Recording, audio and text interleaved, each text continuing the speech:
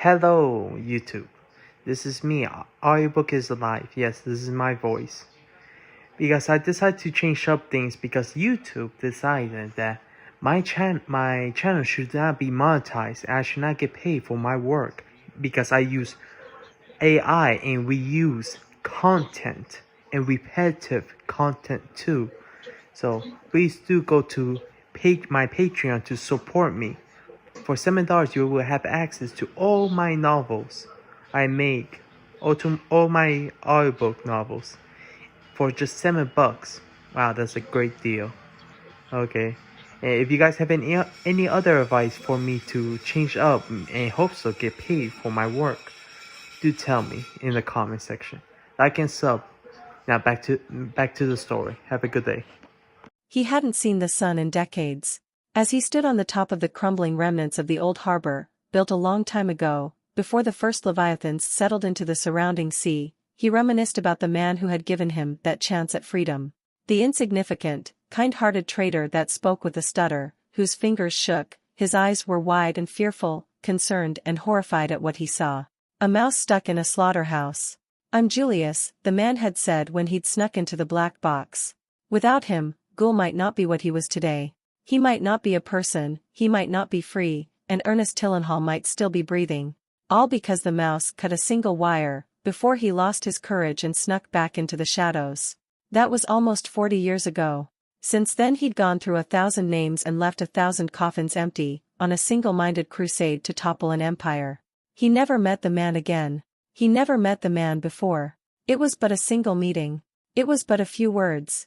But he remembered them. He remembered the name, those eyes, the impression of his imprint upon the human consciousness. He had hopes that he had simply died, that perhaps he'd simply gone in a quiet bed, a good woman in his arms, painlessly.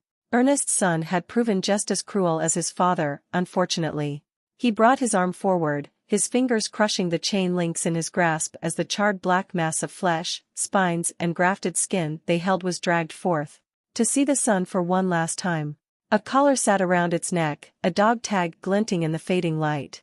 It rasped and whimpered with torn vocal cords, limbless, one spine arching, another jutting out of the side of its ribs, trying to straighten reflexively. Jagged spikes of metal rattled across its back, stabbed into bleeding, slowly repairing flesh. Black skin stretched over wings made out of its own ribs. Ghoul knew its pain. He knew no flame nor dismemberment could possibly compare to the pain of living. The creature wriggled, twisted, leaving charred, melted flesh onto the rotting wooden planks beneath their feet. What remained of its face turned to the golden, fading light of the sun. He didn't need to look into its eyes to know what it felt. He could see its emotions, radiating off its tortured form. Awe, wonder, despair and acceptance. As he bent down and ripped the dog tag off the collar, he felt a faint prickle of forlorn sadness, a wish that things had turned out different. It was with a clear conscience that he let go of the chain links and stepped back. "Rest easy," he whispered. Holocaust's flames shone white for the first time that day. A show of mercy and respect, a quick death that left behind nothing but a pile of crumbling ashes, to be carried off into the sea and wind by the summer breeze. His eyes turned to the dog tag. Julius the traitor. He wouldn't be missed, not truly. But his soul could at least rest knowing what the sun looked like. Knowing that his actions had an impact. That he did not suffer for decades for nothing. Even if little to nothing yet remained of his mind by the time Ghoul ran into him. They had to get going. They had a new member to watch over, the insect woman. "Let's go, before someone decides to investigate the light," he said and turned away as Holocaust nodded, her gaze lingering on the scattering embers of the man who gave them a life without knowing it. "Which of them survived?" he asked, his voice filled with pure ice. Kodak shifted in reply, his jaw clenched as he stared off to the side, a mixture of shame and anger in his eyes wreathed by the shadows of a candle. The manacles around his wrists clinked softly as he squirmed, brushing against the wooden back of his chair. The man's spine was still solid, it seemed. He used to like that, a long time ago. Now, it just showed how much he struggled in reading people, his greatest shortcoming. Ruling through fear was far, far, far more reliable. If Kodak were afraid of him before he fucked everything even further, he might not have pulled that stunt. His metal fingers tapped at the armrest. Trapper, Meerdin, Swiftshot and Galo. Sermon got his head ripped off, Flasher got disemboweled. Meerdin got Trapper and Swiftshot out. Galo played dead until we got to him. He needs a conjurative healer. He'll live, but he can't even fight a rat right now. Look, Ironheart dash. The chairs would burst to splinters in his fingers with a sharp crack, making Kodak flinch, dust and chunks dancing in the air between them like embers in a flame for a tense moment, before retreating to the darkness at their feet. His gaze nailed the incompetent idiot on his chair. He did not blink, nor sneer, nor even make an expression, letting the contempt behind his eyes speak for him. Kodak's eyes lowered.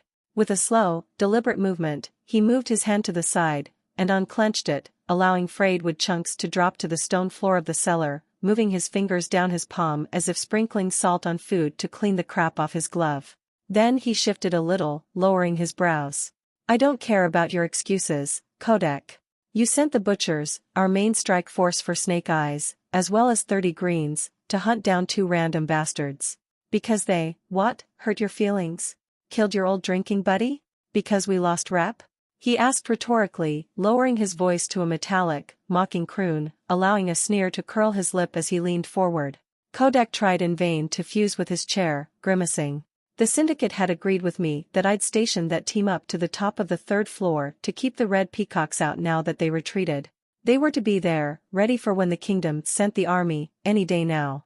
And not even a day after I make that agreement and tell you, you decide to cash in the favor we had with the witch without asking me, and send them in the complete opposite direction. Because you got arrogant. Because you thought, oh, but it's just 2 people, I can deal with them before sending them up to do the real work. Isn't that right? Did you stop to think of consequences? You made me look incompetent. Not in control of one of my own gangs. My position in the syndicate was weakened, because of your fucking stupidity. He snarled. Of course, that wasn't the sole reason he was furious. But that could wait a little. Those thoughts had their time. Now was not it. I'm not here to hear excuses. I'm here to make an example of you. I'm tired of people just not quite listening right when I tell them things. He rumbled, and glanced to the side. Kolak's eyes met his, and he nodded, opening the door and stepping through it. He didn't bother to close it. Kodak would be hard-pressed to run without the tendons in his feet. Besides, there was no point in doing this if nobody saw it. He could see murmuring people outside, ranging from idle curiosity to grim-faced understanding. Kodak's eyes flit to the door as his breaths grew deeper. I swear dash. Do you know, he cut him off in a low tone. About Tillenhall? I assume you know something. Everyone does. They own the hospitals, they own the few healers that live in our little shithole. They own almost every alchemist, all the biolabs, and the sole high-security prison the 3rd floor has is theirs to do with as they please. The cauldron. Nigh impenetrable, discounting 762's team of freaks. But if you must know one more thing about Tillenhall that isn't as widely known, he trailed off. Kolak shoved through the crowd outside and walked in, a naked tattoo-covered woman slung under his arm, limp and moaning strangely, her hair dragging on the floor. Faces on the outskirts twisted, naked horror for some, disgust for others, fear in most. Good. Kodak's eyes jerked to his guard, then to the woman, and widened in horror, in despair. Had he thought he'd forgotten her? What an unflattering assumption. Emiya? Kodak croaked, going to rise from his chair as if in a daze. In a flash, he was above him, and a fist made of steel slammed into his gut, slamming him back into the chair, threw it into the floor. He took one languid step, then reached down, one hand crushing the man's shoulder, the other fisted in his hair as he hauled his heaving, gasping form off the broken wood, clean off the floor, then pushed him down to his knees. One quick movement had the manacles in his own hand behind the man's back, and he pulled them up, ignoring the strangled grunt the man let out. He lowered himself until he was crouching behind him as Kolak made the woman assume a similar position across from them, kneeling, but too limp to show anything of her front, a mass of long hair like a curtain between them, patchy and dropping. Kodak's breaths deepened. His lips were almost to the man's ear. Please, Manos, don't kill her, please. You know me. I know you, why your story. We've saved each other in the factory half a dozen times, one fucking mistake dash. But if you must know one more thing about Tillenhall that isn't as widely known, is that Tillenhall is more inventive with agony than I ever could be. He repeated and finished, ignoring the inane chatter. He nodded to Kolak, and the man's meaty paw grabbed the woman's hair, pulled back. Kodak choked, his breaths growing hysteric at the horrific sight. Mia, no and oh dash. The man choked down a sob, thrashing uselessly with legs that didn't quite work, arms behind his back, before devolving into hysterical screaming about how he was going to kill them all. He ignored it, feeling only a vague sense of vindictive satisfaction. Shame about Mia. Decent woman, really. Bit of a whore, but a fun lass. Unfortunate that she chose to love this fucking idiot. Her face was gone, replaced by a deep furrow of melting flesh and chitin teeth, a long, thin V-shape not unlike a wound that ran from her stomach to the back of her skull. Teeth and tongues and inhuman eyes wriggled and struggled to gargle and speak through the mess. Maggots crawled along the exposed flesh, curled around dead pupils blown wide in agony. Clicking centipede legs twitched and scraped at their own flesh, misfiring nerves and broken instincts. 1,000 mouths tore at their own flesh, fused into her undying body, each bleeding wound left behind replaced by another mouth to feast. Maybe Mia was still in there somewhere. He honestly hoped not. But he'd been too soft for too long. He'd been taking it cautious for too long. With the wolf, the plan, and the gangs he controlled as well. He would consider giving his men some real incentives not to displease him, only to reason that he might get deserters if he scared them too much. He'd consider hiring some of those big-shot hunter specialists, only to say to himself how that might draw some eyes, make people question what on earth he needed so much muscle for. He'd consider pushing harder to find the damn wolf, only to reason to himself that there was only so many things to eat in an oversized factory like this, only so strong the stupid mutt could get, that it wasn't worth the attention because it would inevitably run out of creatures to steal from. Of course it wasn't like he could have ever predicted how absurdly fast the damn thing would become such a menace, nor how on Urgos it learned fucking magic, but the point remained. He was done playing nice. Now, Kodak! He exclaimed, a savage growl in his voice, yanking at the man's hair, his hysterical thrashing all too satisfying. How about a kiss? He yelled, mostly to be heard over the commotion and the screaming, and dragged the man forward by the hair as he began to recoil and scream gibberish, spittle flying everywhere. Blood dripped down Kodak's scalp from the thrashing, the skin of his scalp splitting. Mia's arms twitched, clicks and gurgles intensifying, things squelching and cracking as her torso split open even further, flesh parting, blood dripping from the wounds before turning to sludge and hardening to form brown chitin and clicking mandibles in its path, some eating their own flesh in the endless cycle of self-consumption. One injection and an axe to the face to form this. His admiration of Tillenhall and their insanity continued to rise. He dragged the man forward as Kolak stepped back. Mia jerked, legs twisting with horrific cracks as she launched forward, the flaps of her head snapping shut around Kodak's. He let go of Kodak's hair to let the man drop to the floor with his wife, and jumped back in disgust, checking his coat briefly, before stepping back to enjoy his handiwork, drinking in Kodak's muffled, shrieking cries of agony as his former wife latched on with 100 teeth and 1,000 mandibles to slowly chew through him, jerking and twisting on top of his form. Without much care, he stepped aside, and walked away without looking back. He had so much work to do. The snakes parted before him like a sea of frightened pups. As they should. Oh, they will. They'll either politely shove them out, or finally decide to throw their spears into the theater of war. It all depends on how hard the dove pushes. The crow's been building strength for decades. The 3rd floor is their domain. So I doubt your wayward pet will be in trouble from the White Cloaks. But if they can't push their way down here by force, the dove will do it by stealth. Your pet will be in trouble from their more secretive squads, I believe. The dove might not send any warrior priests, but a few spellblades? A team of assassins or some such to start poking their nose where nobody wants it. That, I imagine, is very likely. Do be careful on all fronts. I won't do your scheming for you. The stranger clicked. He made an affirmative yet thoughtful sound as he racked his brain. The way the stranger said wayward pet might have held an implications in it, if it weren't for his monotone clicks and hisses. As it was, he couldn't tell. Regardless of that, he was, as usual, correct. The dove were famously zealous for hunting down demons, and the crow were infamous for being overly tolerant of them. He could drive some kind of spike there, some conflict, but he could also try to dodge it by misinforming the public to some other direction. But the idea seemed to have picked up steam now. It would be very difficult to make them think it was something else going on, and it was too risky to make them move off a relatively safe train of assumptions into an unknown one. People said it was either some Tillenhall monster or a demon. That was not optimal, but he would take it over someone accidentally starting to spout something a little more dangerous. Like pointing out how the claw marks were so clean it looked like someone polished the inside of each cut to a shining perfection, and drawing conclusions to the most definitive feature of wolves, which was their damn claws and teeth. With the wrong tugs and pushes, they could be whispering something a little too close to the truth to be comfortable. Not worth it. No need to tell me things I already know. Any idea on what the connection between the two women and the dog are? Who they are? Where they went? He wasn't going to rely on the stranger, of course. Tracer was doing an admirable job of mapping out where the hell the trio were going, along what paths and where. It just hadn't been quite enough before, and he doubted it would be enough this time either. After all, somewhere around this 6-mile-wide area was not exactly fucking accurate. Figuring out that they were trying to get to the bottom of the 3rd floor was much more helpful, but still too big and vague. Too many holes to patch, too many paths to make a trap. All he could do was cast an absurdly wide net, and track for anyone else the wolf picked off and killed to try and map its trajectory. An expense he was willing to pay for. The stranger let out some kind of noise, perhaps his version of a sigh. It just sounded like a snake's crumpled hiss. None, I'm afraid. I may have a billion eyes and ears, but you reached for my assistance too late, with too wide a possible area.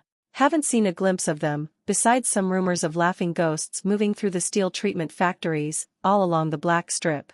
Feel free to check there, but I haven't seen anything there either so far. And you know I cannot reach into the sewers, so if they've gone there, I am afraid you'll need another man entirely. I see.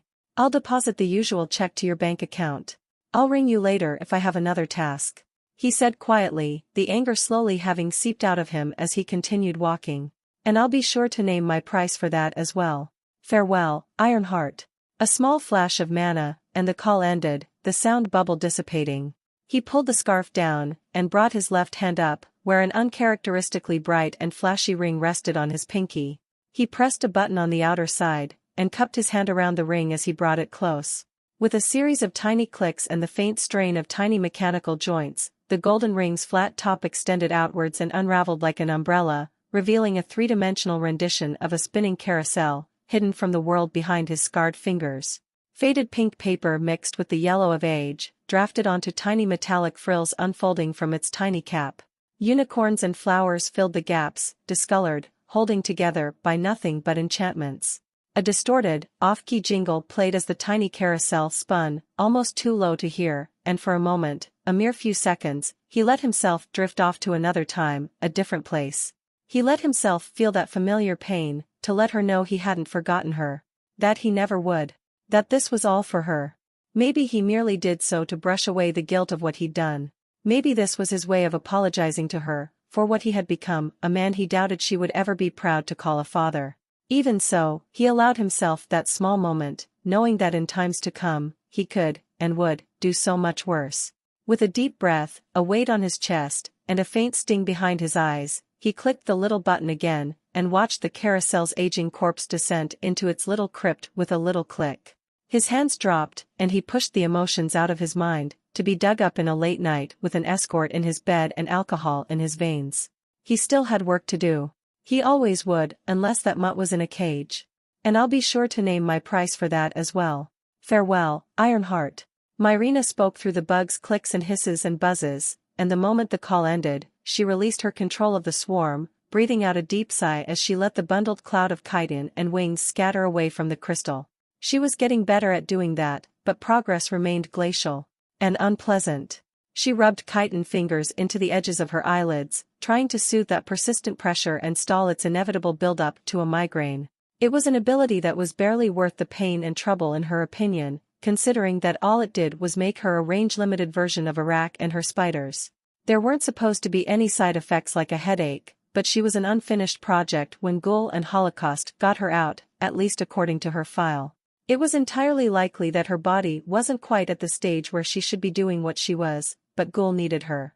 So even if it rankled her to live up to the name Tillenhall had given her, she could endure being Hive controller if it meant they could keep themselves in the loop. Informants were only as good as their paycheck told them to be. The Struggler's Mantle were the only ones whose info she could somewhat trust, but for the most part, it was just her and Ghoul gathering intel. Mostly her. It wasn't like anyone else could do information gathering like her, not in their group. Holocaust was the exact opposite of inconspicuous and currently half comatose, and Ghoul himself was busy all 24 hours of the day, every day. so she would control as many bugs as there were in her range, and use their eyes and ears for their own purposes. She just hoped Ghoul knew what he was doing by telling her to lie to Ironheart. Whatever the hell he wanted a wolf for. She moved a swarm into her workroom, keeping only a few fire beetles on Hollow's body, both to absorb her heat and to notify her if she started thrashing or waking up again. Now, she had a face-to-face meeting to attend. She checked her belts and pouches, her grenades, field generators, her enchantments, the body sleeve spider silk armor, one by one, and then waited for the swarm to settle around her into the most nightmarish image she could come up with. She took her mask off, the falsehood of her humanity, and set it on the table, letting plague and horror make a new one for her. The stranger. A robed, hooded figure, whose face was but a mess of holes and writhing insects with two large black holes for eyes. A persona that she both felt fondness and bitterness towards. Gnats and flies and moths and cockroaches and bees and a million other things settled on her, around her, in the folds of her robes, atop her face. Writhing centipedes covered in spikes and glowing green with acid coiled around her fingers. Arrow wasps lined her mandibles. She closed her eyes. The swarm mixed and swirled, settling into a shape. The stranger opened their eyes, fireflies lighting up on the bottom of the insect-formed pits. A million points of view expanded in her mind, each insect's muddled senses, muffled sounds, thousands of them. She was going to have a horrid migraine later, but for now, the stranger had business to attend to. Be good, Hollow. Myrina murmured under her new mask, and with a flare of mana, the stranger teleported out of their base. Ghoul finally reached the hole in the dungeon's wall, innocuous, mere stone and fading cobbles from a collapsed bridge remaining, and for one last time, leapt up with his hands, 50 feet, and grabbed a hold of the protruding brick. It cracked a little, so he reinforced it with a brief flare of tagma, and nimbly swung himself up. Seemingly abandoned, far out of the way of anything else, and without any way of reaching it beyond climbing or teleporting. It was little wonder they had difficulty finding her den. Elizabeth's pet had given him many boons, thankfully. After all, in the maw of a ghoul, flesh had memory, life force, flesh had inklings of soul. And even if the fuzzy memories would fade all too quickly from his mind, Ghoul knew how to catalog such things in mediums less fickle. He walked forward in the pitch-black tunnel. Reality dismissed his very existence as Tagma stripped him off the world's mind, his passing leaving neither footsteps nor a brush of wind and breath. 101 eyes swerved, rolling, jerking and racing around the quickly widening tunnel, opening to a vast cavern. Forgotten mining facilities and sparse gutted machinery were sprawled across 100 feet forward on the path. Abandoned worker suits, helmets, lights, buckets and carts were sprinkled across the area. Another eye rolled, glaring into the distance, at a construct of mana, an illusion. He took the first half of a step. Reaching into reality's innards with ice-cold fingers, Tagma's thick, cloying essence oozed from his frozen heart. His foot and shoulder twisted as he squeezed himself through a fold in space, one footstep to carry him a mile, so long as he could see it. And he had more than enough eyes to keep everything in sight.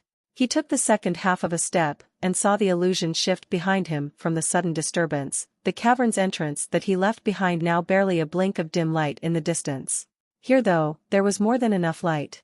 An illusion that hid from the outside, and lit up on the inside. He idly wondered if there was a chance to persuade one of Elizabeth's pets, whichever one made this, to do some work for him. After this visit, he doubted it. Thralls lined the outer walls of the colossal manor, their minds as empty as their eyes, their imprints on the human consciousness all but erased. An eye swerved up, past black steel spires and half-lit windows, tracing runes and a crafted, simple mind, artificial, hovering in the sky. A mana detection field that covered the estate, just beneath the illusion. Alarm circuits, mana conduits racing through the air, blind to human eyes. Convenient, that he did not have mana. Only this bizarre energy he'd dubbed Tagma, a strange opposite to Chi, and a thing that nobody in the world seemed to know even existed. He couldn't complain much. Chi was so much louder than Tagma. So much harder to hide. Another eye rolled up, to the right. The buzz and static of a radio connection struggling to connect, its waves whispering of curt words, spread across his sight, each different frequency another shade in a palette of colors that he could not even describe to himself, much less to others. A 40-foot-tall gate of flower-anthorn textured metal stood in his way, flanked by 4 thralls, both a work of art he didn't care enough to appreciate. Another eye glanced at the electricity racing through each inch of the gates and fences, arcing beneath the surrounding metal surface. He stared at the double doors far beyond the entrance, past the gate. Another step, a yank at space as he felt it fold beneath him, and he was in front of the wooden doors. A kick to the lock sent them inside the manor in the form of 100 broken pieces, and he allowed the world to notice him again, idly watching the mana signals start to flare along invisible, immaterial lines as they tried to warn their creators of an intruder. He took a few steps, just enough to be inside the manor itself, and folded his hands behind his back, waiting. 100 different gadgets, grenades, and artifacts were buried within his new buttoned coat, dimensional storage cuffs and time-freeze bombs, all manner of things that could render this place into rubble within less than 10 seconds. But he wasn't here for that. For the moment, he appreciated the architecture. A long hallway, lined with metal pillars that had been shaped into flower and ocean wave patterns from the top to the bottom, a dark red carpet in the center of the open foyer, and a staircase that split into two, beneath which were iron doors. He stared through them, waiting. It took a mere 10 seconds for the first monster to tumble through one such metal door, a hideous thing not unlike a gargantuan bat mixed with a ram and something vaguely muscled and scaled, fur lining most of the creature and scales covering the weak points. Its flat, triangle-shaped nose flared as it smelled for him, only to give up when nothing entered its nose but broken wood and the vague scent of blood. Two beady eyes locked onto him. It shrieked and dug its wings claws into the floor to lunge forward, only for the mirror-smooth floor to resist its grip and send it forward in more of a lazy jump. Then it raised its wings off the floor, kicked with its legs, and managed to almost fly for about 10 feet. It was a slow, stupid thing. But it wasn't Tillenhall's. So that left one of his suspicions yet unanswered. After another few seconds of the bat creature rushing at him, covering the massive distance of the entrance, it finally got close enough, and folded its wings in a rough imitation of arms, raising them skywards to smash him into the floor. Tagma pulled at his left leg, into the ground, anchoring him. He twisted his waist, idly watching the ton of muscle that was about to hit him, and with a twist of his torso and shoulders, kicked with his right. With speed that most wouldn't see with the naked eye, his leg slammed through the leg-thick wings, through the left side of its chest and shoulder, the point of his foot digging through organs and flesh before tearing free in a sound not unlike an explosion.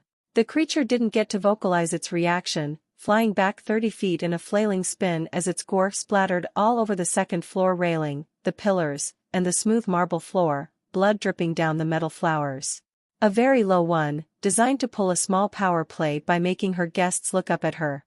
Of course, Ghoul just kicked it onto its side before sitting on its left arm and putting his filthy boots on her desk, legs spread and elbows on his knees, his hands steepled in front of him. Sometimes you have to shoot before you see the target, she easily replied. And sometimes, you have to finish what you shouldn't have started. Ghoul fired back immediately, and she inwardly tensed just a little, before working a long sigh out of her nose as she supported her cheekbone with the back of her hand, doing her best to appear bored. Which meant that she did look bored. She was quite good at acting in her not at all humble opinion. Ghoul, I understand attachment. I understand revenge. But you are not unreasonable, generally speaking. You probably understand that this was an opportunity. The time was ripe, the environment was perfect. You would complete several goals with one lucky swing of circumstance. You knew Holocaust would not care about collateral damage. You knew you could abuse her fear of capture by trying to set her to sleep for maximum results. You knew you could use the distraction to open the way for Ironheart's rats to decipher the portal locks the kingdom uses, at least in the short time they had before the portals started melting and exploding. You knew tensions were just enough to provoke this war you've been after this entire time. You would get your war, you would give Ironheart an opportunity and claim a favor for yourself. He tilted his head, then straightened it, whatever he'd heard quickly losing his interest. You also knew that me and my own, we had no interest in participating in this war, so you wished to see if you could provoke us into fighting the kingdom by making us public enemy number one.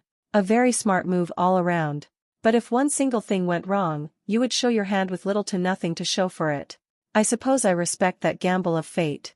Ghoul said, as calm as always, sounding more like he was talking about the weather than a potential war between themselves. She nodded with a bored look on her face, not showing her alarm at just how much the bastard knew. How? Did he have a genuine, clairvoyant, in his pocket? The kingdom had one on commission terms, and even they could barely afford her services for all but the most important of things. None of what he knew was ever mentioned besides face-to-face and mana-channel communication crystals, which were secure enough to make even herself struggle a little in intercepting messages. I am indeed not.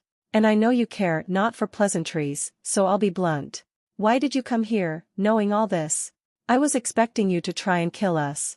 Judging by the fact my boy is still alive, albeit barely, you're more amicable to diplomacy than you usually are with those you might see as enemies. She offered, languidly uncrossing her legs and crossing them once more in the opposite direction, leaning back in her chair and puffing her chest out a little. Force of habit, really. She knew he wouldn't look. She was never sure where his gaze was directed, and trying to use her magical senses to figure out just gave her a headache, but she knew it wasn't on her figure. Salvaging this is possible, despite my desire to be rash, he said, not moving an inch as he spoke. I'll be blunt too, I suppose. I don't particularly want to fight you, not until Tillenhall and everything that house owns is ashes and dust. And your stunt has cost us a lot. So you will repay us. Unless you'd rather we focus on you first. I have 3 simple demands in exchange. He started, and she raised a single eyebrow at him, curled like a cat's back before a strike. Before that, explain your end goal to me. Your condition for all this to have been worth it, a victory. Her second eyebrow joined the first. That's an awful lot to ask for with nothing but vague platitudes to offer me in return. She hummed, glancing down to observe her nails.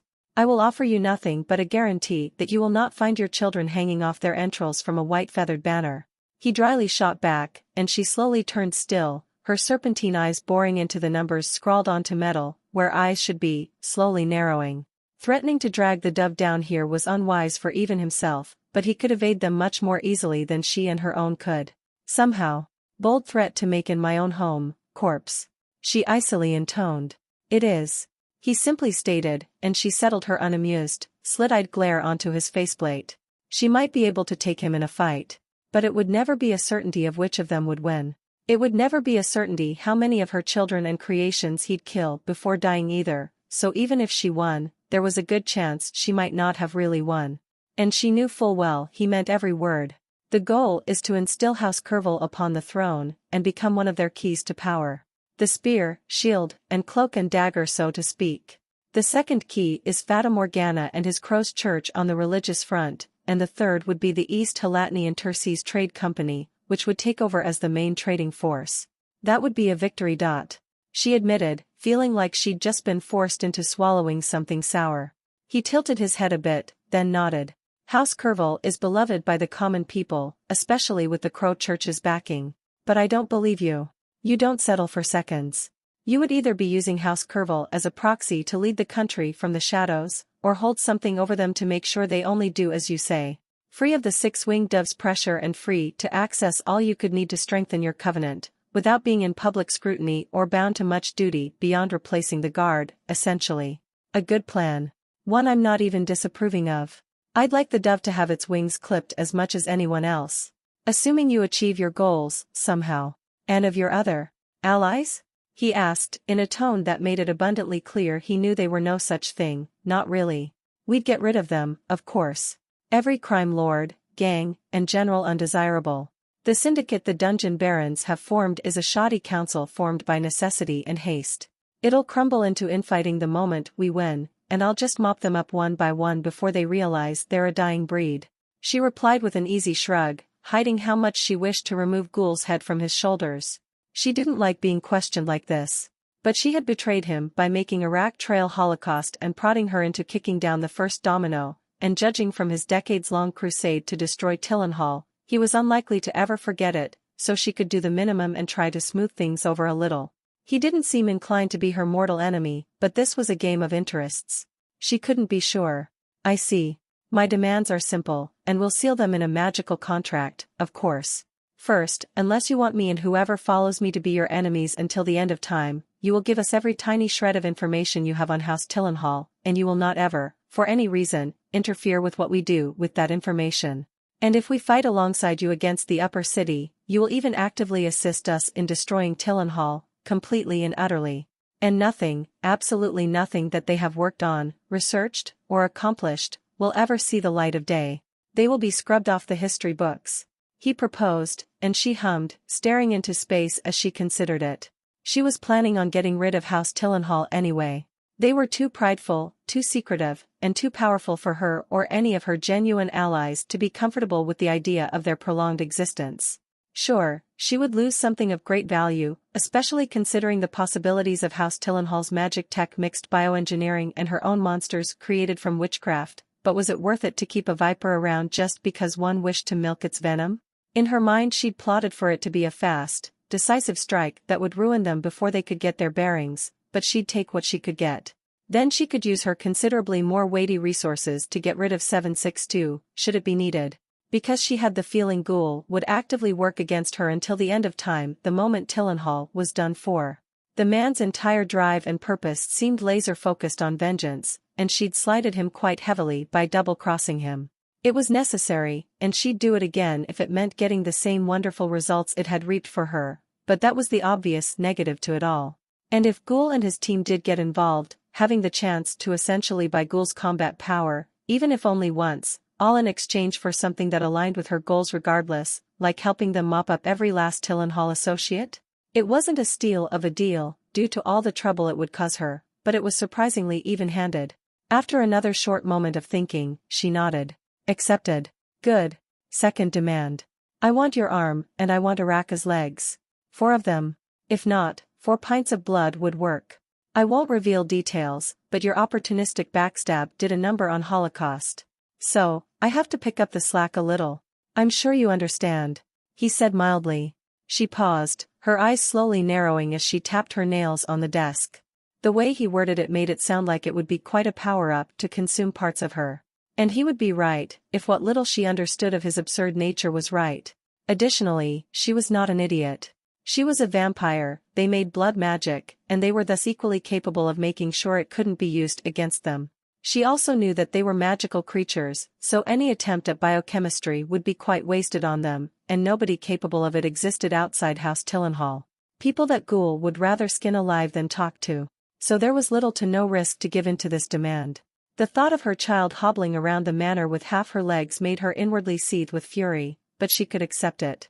They'd grow back in a few days, and amputations were painless with Persilicus around, bless his blood-encrusted leaves. Would this demand satisfy that promise of drinking her blood that you made? She asked, and he nodded. Water under the bridge, so on and so forth. Accepted. Good. Third demand. There will be some people and a beast that will likely come to your attention soon for various reasons. I'll be helping them along, but they must be independent of us. Me, and you. You will help them from the shadows as well, however. Try to curry favor, communicate with them if you please, but do not try to ingratiate them to you, nor try to bring them into your fold, and of course, if they ask, do not let them into your fold. In less formal words, keep your claws off of them, but help them along. All within reason, of course. I do not expect you to show yourself to the world just to keep strangers alive. But a nudge and a prod in the right places can make a lot of difference. Resources and connections, especially. He said, and as if sensing her apprehension somehow, shrugged and continued. This might sound vague, but the contract demon will deal with any details and technicalities, of course. On both ends, until dash. I know how a contract demon works, corpse. She spoke, her voice terse, and he conceded the point with a tilt of his head. One change. You will help us deal with the kingdom and whoever else it might drag down here as muscle, within reason that will be specified, in exchange for our help in extinguishing Tillenhall. No ifs about it. Your wording there seemed rather evasive. Not good enough.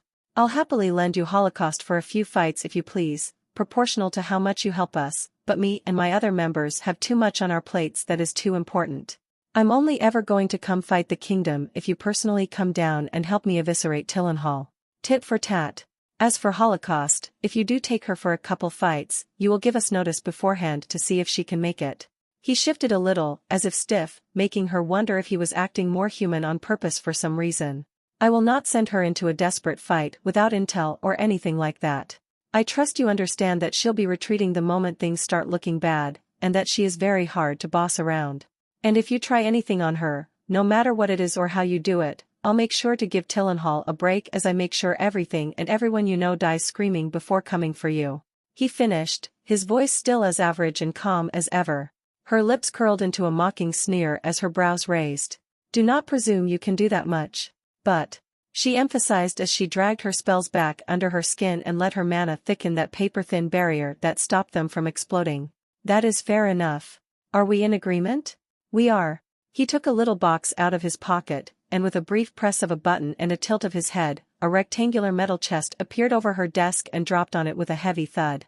Trusting him not to be so stupid as to attack her immediately after hashing out a deal, and recognizing some of those runes on the box, she stayed her hand despite the lack of consent from her end. A mechanism unlatched, and the chest opened and unfolded like a mechanical jewelry box with 100 tiny little cabinets, each unfolding to show something different. She could guess the nature of the objects, considering what he was here to do. The dry eye of a man who died screaming, a lock of children's hair, broken bottle pieces with flecks of blood on them, a roll of rusted chains, 2 hearts, each belonging to souls once bound by oaths, and a dozen more things as odd as the rest. She scoffed as she leaned back in her chair. You want to summon the contract demon here?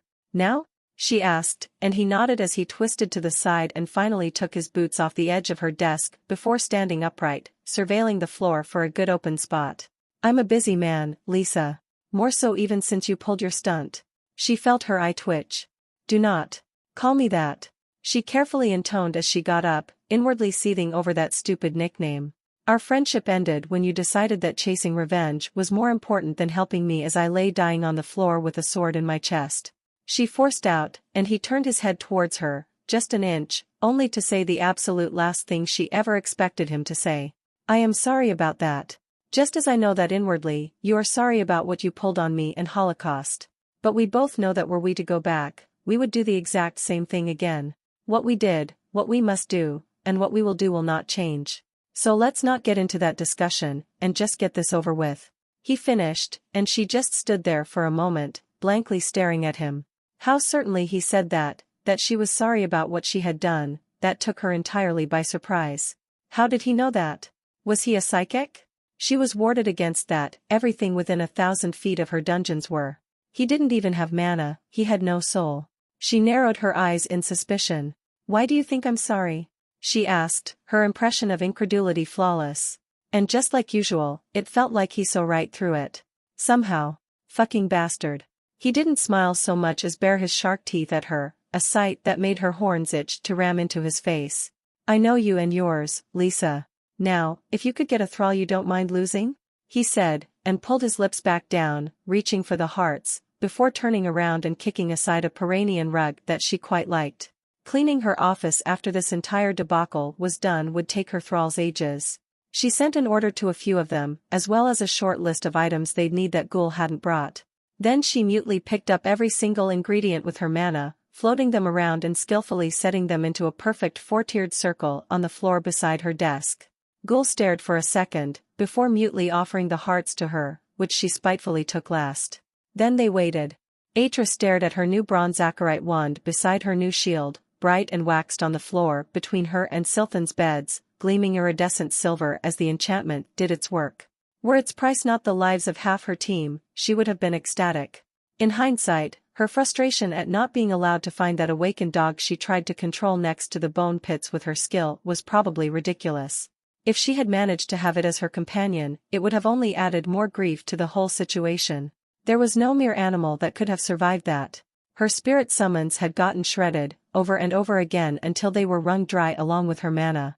A flesh and bone dog? It would have had no chance. She felt stupid now for having been angry about it. Her bright blue hair blocked the windows along the top of the room from sight, and that was fine, because it felt like the cheery golden light outside the Adventurer Guild's rooms was mocking her. Silthan had a similar, empty sort of look on his face, his brown hair as unkempt as the stubble on his jaw, staring down at his mismatched, gore-covered great axe. The bladed end was a buzzsaw glowing orange with heat as it lay idle, red lightning arcing out of the weapon's shaft and blade. Torn right out of an abomination's arm, quite literally. It looked so small on that horrific pile of flesh and screaming metal joints, yet it was almost as tall as Silthan himself as it lay on the floorboards. Normally, he would have a large, proud smile on his face. A factory artifact, on their third tour of the dungeon? A great achievement. But just like her, he did not think the price was worth it. No words were spoken between them, the two empty beds in their room almost accusing in their grim silence. She wondered if when Ankin had begun trying to convince them to move a bit further down, she should have been more adamant in her refusal. More vocal with the fact just because they only made enough money to finish the month and do their maintenance didn't mean they gained nothing. In the end, everyone but her agreed to go a little deeper. It wasn't like they went down for miles, or anywhere close to entering a different floor than the fifth. Not even a tenth of the way to another floor.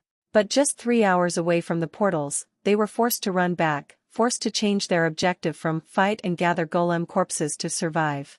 Nakim's fading screams as she got dragged away into the rumbling darkness played in her ears at night like a cackling, mocking melody. She didn't get to see what happened to her. She was glad. She did see what happened to Ankin. She wished she hadn't. Just thinking of the sight, that helplessness as she pounded at the glass, not even scratching it, the sound. It made her eyes tear up and her stomach clench in preparation to heave. A few more minutes passed in silence before Silthen shifted. His eyes met hers as she glanced up at him, equally bloodshot, but not nearly as lost, not nearly as doubtful as her own no doubt seemed. "It's not your fault, you know?" he quietly offered, and she couldn't help but let her face drop into her palm. "I know that. You're projecting. It's not your fault either, you know," she muttered, and after a few moments of silence, Silthen made an acknowledging noise, not exactly agreement. As their leader, he was likely not of the same opinion. Ankin would have called us a bunch of Debbie Downer schmucks for moping around. Silthen mumbled. She felt a tiny smile curl her lips. Then he would have told us to stop grieving a loss and celebrate that we had something to lose in the first place. She muttered, thinking fondly of the man she had thought as vain and materialistic, only to learn of his past and worldview and gain a sense of understanding of his flamboyant, overspending ways. Nakim would have told us to bleed the grief out on the training yard and hold our tears for someone less bitchy, Silthen said, and she snorted, her shoulders shaking in mirth and sadness, tiny sobs mixing with small chuckles as she covered her face with both gauntlets, her shoulders quivering as she hid her tears from the world, palms pressed against her eyes as she fought to stamp down on her emotions with deep, stuttered breaths. "Yeah. Sounds like her," she eked out, her voice breaking twice in the process. She felt bad for crying so much. Silthen knew them for years. She knew them for 6 months. It felt like she didn't have the right to be crying and mourning more than he was, that she was somehow undercutting something she barely got to know before it was gone. She knew them for 6 months, and they were still the only real family she'd ever had.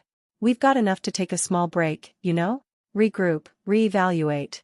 Then, we can get to finding new members for Silk Kin. If you still want to be an adventurer, of course. Or a part of this team at all." Silthen softly offered, and for a moment, she really began to wonder. Was it even worth it, being an adventurer? Were the levels and money worth the risk of losing a friend every time they donned their gear? "It doesn't matter. I don't have enough money to afford the next trip out of here. It's too late to back out now. And I don't want to live in this shithole if I do. I want to get enough money to where the option of leaving for back home is available. I'll decide then," she quietly said, and Silthen shifted. "Of course. And, maybe by then, we'll have a decent enough team to leave together, go back to the labyrinth. Well, not the labyrinth exactly, just any dungeon that's less than the factory." He mumbled, and she mutely nodded. Going from killing stone constructs and living armors to this factory of horrors was like going from swimming in hot water to swimming in magma. "Let's go get that drink that Ankin would have bugged us about. I think he deserves it. Then we can check their storage boxes and see what his will said." Nakim refused to write one. He muttered with a pained smile. "Okay," she replied quietly. She had forgotten about that last part entirely. How long had it been since Silthen had put down a legal will in front of her and asked her to write what she left and to whom, in case she died? It must have been 1 or 2 months ago at most, but it felt like years. As she got up and wiped her tears off to follow him, she idly wondered what Ankin's will might say. Some heartfelt message, some letter to be delivered to a loved one or a past lover. 2.5 hours later she could only stare uncomprehendingly at the paper in her hands, the phrase "too handsome to die, baby" being the only thing written on the empty space, in familiar chicken scratch letters. It didn't even follow the ink lines, written diagonally, half covering the stamp that assured it was genuine. Silthen peeked over her shoulder. Then he started laughing, a slowly increasing, ramping thing, starting from a mild chuckle that upgraded to full-blown laughter over the course of a few seconds. Before, a long time ago, before he was capable of referring to himself as anything more than Warden, without a pronoun nor a mind capable of disobeying, he used to know what to do. A trap snapped shut in the distance, accompanied by the short cry of its prey. The prisoners needed to remember that he was around. To remember that Compound 4's warden was ready for them. To hear his chains rattle and scrape against the floor, hear the sound echo across the hallways so they knew to cower in their corners as he continued his eternal march, in endless circles. Another trap snapped shut, followed closely by a second, a third, each with their own sound of something fleshy snapping or tearing. Trapper shifted, leaning the torso of his armor forward, stiffly, his Magitech core flexing with his will to move the wooden gears inside his body, which in turn moved his limbs. Another snap. A tiny spark of satisfaction. It was the closest he could get to that engineered euphoria he once felt whenever his traps would catch an escaping prisoner. He watched the level he just gained without an ounce of emotion. The desire to be part of something bigger again was a permanent fixture of his existence by now. Part of something deeper, something more than whatever he had going on, working with people he didn't know or remember the names of, following the orders of a weak-eyed man that paid him with coins he did not know nor care about the value of. An administrator to a prison and its warden can be many things. Weak and indecisive was not in that list. So why did he follow? A pair of golden orbs flit into mind, full of steel unyielding, of potential infinite, fearless and savage and wild, gazing at him as if he was but an annoyance, yanking his trap off its arm with enough force to shatter it with a look of contempt that asked, "Is that it?" There was a certain air about that creature, an air of importance and destiny that he knew he'd never find again. An idea formed, a slow desire building within him. He rose with a cacophony of rattling chains and bear traps. He turned. He walked away from the landfill, leaving a dozen different types of traps behind for the scavengers to find and provide him with some level progress, uncaring of their fate, whether man or beast. They never gave levels like manually fighting and killing did, not even close, and he didn't know why, but he didn't much care either. He just liked the satisfaction that even without his eye on them, there were prisoners being caught and killed by his traps, in whatever place he decided his prison would be that night. Some idle part of Catherine thought that maybe with a bit of time, she could get used to peeking over fur and seeing nothing but bottomless abyss after bottomless abyss, that sudden lurch in her stomach and that mental gasp of mortal fear would stop happening. By the time their trip had gone on for an hour and the creature had started to pant and struggle with scraping down anything and everything it saw and could reach, its arms starting to shake a little, she realized that fear probably wouldn't fade anytime soon. If anything, the more tired the monster got, the more the fear grew that it would slip and send them all falling to their deaths. She hated every second of their descent. Every time the thing leapt across a gap, or simply swung to the side to grab onto a piece of metal more flat, it made her choke on air and let out sounds she didn't even know she could make, her bladder feeling increasingly loose. She knew there was a tentacle around her waist that had proven it could lift her with relative ease, so if she somehow slipped her grip, it would probably not let her fall, but there was a spiked fucking tentacle around her waist and that didn't help. Fear of the unknown was a powerful thing, but seeing the unknown up close and personal was honestly worse. It gave her time to note all the absurd things covering the beast, how its forearm was almost as thick as Imhriel's thigh and with enough definition to notice through its thick fur, how there were spikes on its arms and shoulders that would jerk away every time she'd accidentally brush against them like they had a mind of their own, how there were two very human arms on it and the one on the right wasn't holding Scruffy, so it was free to grab stuff and make their descent smoother, which made it impossible to forget that it was there because she kept seeing the damn thing creeping into her field of vision when she least expected it. Then after a particularly rough landing on a hanging carpet of decorative chain never meant to hold the equivalent of 3 people made her let out another mortifying sound, Imhriel reached forward with a hiss of pain to comfortingly pat her back, rub her shoulder. "Just trust him, all right? He knows his limits. I think. He wouldn't be doing this if he didn't think he could do it without killing all 3 of us."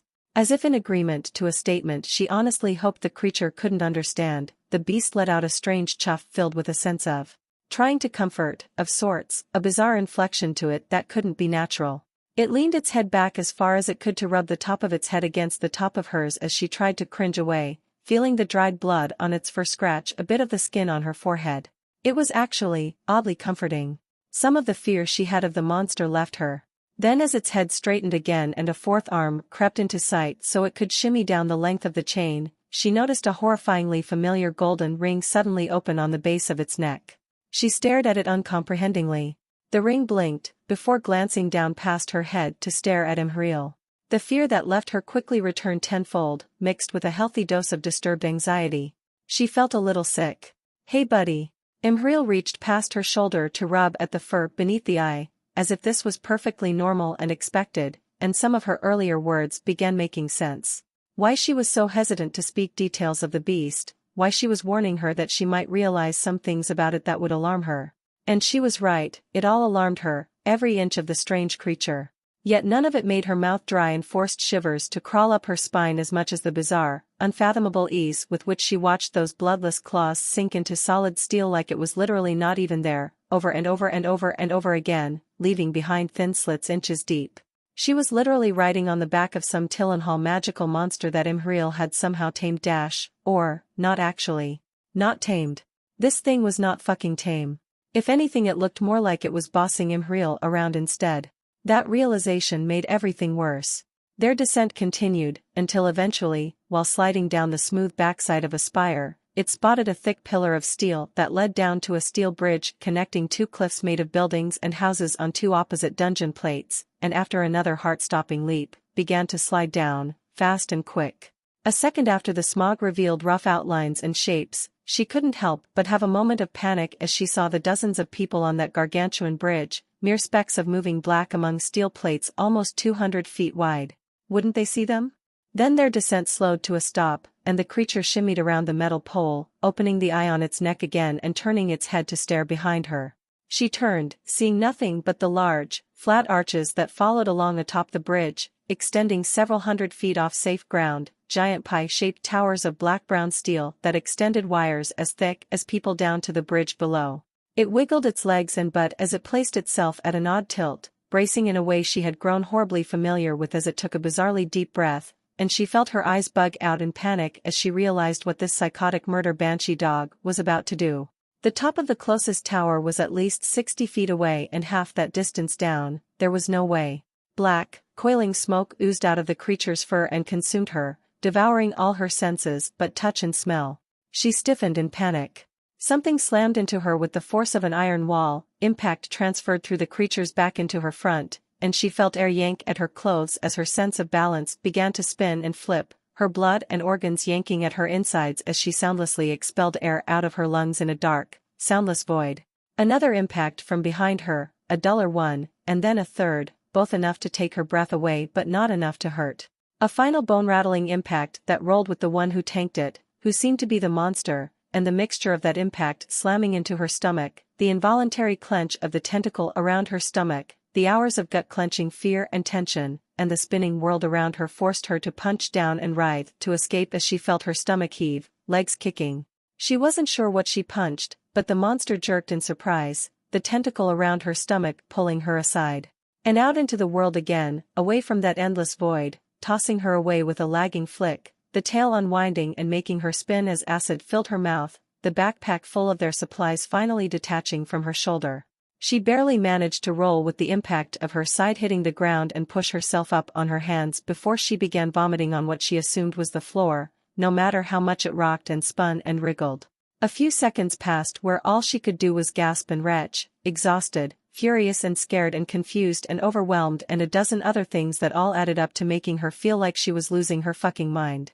Rushed footsteps neared, and a hand tried to clumsily gather her hair, before two smaller ones joined in to keep her black locks away from yesterday's dinner.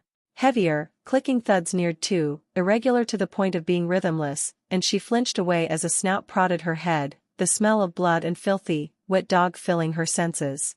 A soft whine that somehow sounded like a question, followed by a lick to her forehead that had her cringing away even more as the last remnants of spit and acid trickled out of her mouth. Her arms were trembling. She's nauseous. So am I, honestly. Just because you don't get dizzy somehow, you cheating Fleabag, doesn't mean we don't. Em mumbled tiredly, as if it could understand her, and at this point, who fucking knows, maybe it did. Maybe it could teach Catherine how to count properly, because why the fuck not? It's not like this whole situation could get any more absurd than it already was. Imhriel's hand abruptly retreated. Then, a horrid, scratching, scraping noise entered her ears, like a growling, rasping smoker trying to whistle while taking a deep breath as he talked. As it talked. Iamri Theo. Her head snapped up, wide-eyed, ignoring the fact that Em was wearing a mask with claw marks at the eyes from wherever she got it from, to focus on the beast a little too large to be called a dog, more of a small bear. A lithe, snake centipede-like bear that was holding Imhriel's wrist with one of its human arms. The furry arm then dragged Imhriel's hand back on Catherine's head as she gaped, and the thing let out a questioning chuff as it tilted its head, eyes on her friend as Imhriel made a sound she usually did when she was cringing particularly hard or grimacing in guilt. "Ah, that's, Catherine. You with a hadash. Catherine," Imhriel repeated, lifting her hand and patting her on the head. She faintly smelled toast as she blinked rapidly at the sight of her friend kneeling by her side, patting her head like a dog as the mutant creature held it by the wrist while she repeated Catherine's name so the monster could struggle to learn how to say it. It was fucking talking. Or, learning to. Trying to? She lurched away from them, stumbling to her feet and swaying backwards. "Fushin, few what he am I just wabugfian?" She mumbled out, not even what she was even saying herself, just pure gibberish, and despite knowing how it was likely not a good idea to be drunkenly stumbling away from her only allies on top of a giant superstructure hundreds of feet away from safe ground, she turned around, spat the taste of stomach acid out of her mouth, and tried not to sprawl herself out on the metal under their feet while she fought with her trench coat, not bothering to understand what the sounds behind her meant. After a few seconds of struggling to remember how sleeves and button clips worked, she tripped over her own feet, and found herself saved from meeting the floor by two giant tails. She almost rolled away and kicked them before thinking better of it and aborting the motion before it began, worried she'd roll right off the fucking tower, and after M shooed her monster friend away, she was left chest down on the floor, watching lights and distant life thrum in the distance over the edge of the tower's flat roof, breathing slow and heavy. Cat, are you okay?" M whispered gingerly, a supportive hand on her shoulder. She grimaced at the burn in her throat, and said the truth. "No," she rasped, and was met with silence as the hand tightened and began to rub at her arm, letting her regain a piece of her senses. I need to sleep the shock off. And water. I need water," she mumbled, and Imhriel let out an okay before getting up and rushing off to their supplies to get some. The monster thing then padded closer, sensing its opportunity, nosing at the back of her head and ruffling her hair as she grimaced. It let out a small, short, concerned whine that was more dog-like than anything else she'd heard so far, then immediately ruined it by trying to say her name questioningly in that bone-scrapingly horrendous mockery of speech that made her skin try to detach and squirm away from her flesh, making her feel faintly sick again. Then, just because it seemed like it was not done making her equal parts thankful and terrified and immensely uncomfortable, it plopped down next to her, throwing two arms and tails over her back, its snout over her neck. A snout she had watched literally tear people apart limb from limb. Good riddance to those guys, of course, but it was just. Were she not freezing, and were it less warm than what felt like a radiator on full blast, she would have immediately struggled out of its grip. As it was, she just gave up. She couldn't deal with this, she just gave up. It wasn't going to eat her, it was warm, and no matter how many nightmares it would give her, she was probably safer near it than away from it right now. Em certainly trusted it. She'd told her how it had saved her a half-dozen times for no discernible reason, so maybe she had a good reason to do so as well. Imhriel rushed back, and quickly gave her a small cup of water. "Just rinse your mouth out on this. I'm going to throw away most of our small cutlery stuff, they're taking too much space, so don't worry about this getting dirty, we're leaving it up here." She drank, swished the water around her mouth, finding it odd while laying sideways, and spat it back out into the cup, then set it down on the floor. The cup was emptied quickly on the metal roof, the water thrown away from them, then washed with a small bit of water, refilled, and given to her to drink, Imhriel's motions surprisingly swift and sure as she did all that. She felt like she was back to being sick in Irithiel's mansion, M fussing over her as she fought through a sickness. Except she wasn't sick, she was laying on cold metal rather than a bed, and her blanket was made of fur and caked in dried blood and gore. At least it was exceedingly warm. It got warmer when M laid down on the other side of her. Then Scruffy wriggled into place between them. Then the monster decided to act as a literal blanket on their shitty cuddle pile, carefully wriggling into place to place its upper body on Imhriel's stomach, its flanks on their legs, and its massive tails curled over Catherine's upper body, curling over her head, its numerous arms mostly dedicated to curling over them to keep them in place and warm them. She was so absurdly exhausted, yet she couldn't properly sleep for the first hour or so, so high up from safe ground, in such a strange place, covered by a monster that was currently vastly contributing to both her physical comfort and her mental discomfort until the oddity of the mixed feeling was what kept her worried. But as their breaths all slowly synchronized for some reason, the metal beneath them warmed, and her nostrils got used to the stench of wet dog and blood, she eventually became too physically comfortable and much too tired to resist the allure of sleep. The new human, the one with the black hair, was still scared of it. Which was actually good to some extent. It meant she knew who was in charge, but it was also a bit annoying, having her flinch even in her sleep whenever it shifted. Fortunately, the wolf also did not need as much sleep as its humans. It wasn't sure how it felt about having an extra 2 humans in its pack. Honestly, it was quite annoyed, even if the sensation of sleeping in a pile was incredibly nostalgic and calming to the more primal parts of its brain. Dealing with 1 human was alright, it could handle that. 3 was just too much. Still, it was a bit late by now to reject the new humans, especially now that it had very thoroughly marked them with its scent during their shared nap, so it decided to spend some of its time checking on its symbols while it rested. You have progressed on your path. Hound of the Keeper, level 29, level 32. Attributes: Strength, +3. Speed, +7. Dexterity, +2. Endurance, +12. Perception, +7. Resolve, +3. Intelligence, +8. Soul, +3. Attribute points available, 3. What? It did not have that many attribute points. When did it put 2 in dexterity and why? Deciding quickly that its intelligence would have to wait a bit, despite its large benefits, it quickly put its points in and let the other level-ups flit by its side, hoping for an explanation, because something about its attribute point distribution was suddenly confusing. It wasn't good at math, but did the numbers the squiggly symbols represented even add up to 32 levels? Speed, +8. Endurance, +14. Mana perception, has leveled up. Level 15, level 16. Mana manipulation, has leveled up. Level 17, level 18. Echoes of Oblivion, has leveled up. Level 22, level 23. Blood Rush, has leveled up. Level 18, level 19. Logotexnia, has leveled up. Level 17, level 18.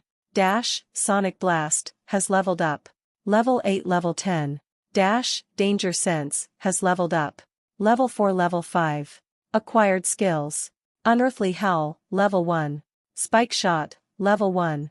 It paused, and after a bit of mental squinting, the symbols provided it more information. Unearthly Howl. A skill with range that had no limit besides how loud it could go, which was a lot if it used logotexnia. Every level up would make the emotions invoked more potent, with the baseline being the howl it made when going down to pick up its human. It idly wondered if it could level this high enough to make humans drop dead out of sheer terror. That would be pretty funny, actually, if the skill wasn't completely indiscriminate. But best of all, it didn't have to be near the edge of its mind with fury and panic to make that sound again. Spike Shot was much simpler. It added a bit of force and accuracy to its shots with its spikes with each level. Nice, but nothing as immensely useful as the first.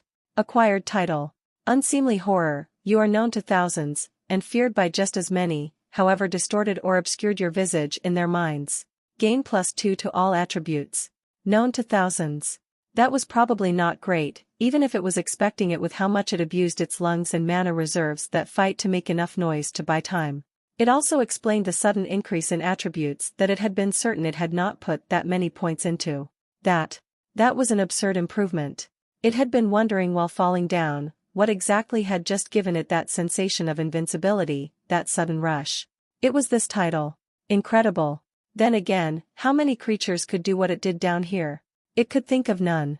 It felt like preening with pride. With nothing else to do, it turned its mind towards more wide-reaching problems. It needed to find something unique, it needed to hunt something. It couldn't grow complacent. First, it spent a solid hour trying to come up with any kind of significant improvement beyond small touches, until it eventually remembered the roof tumor insect.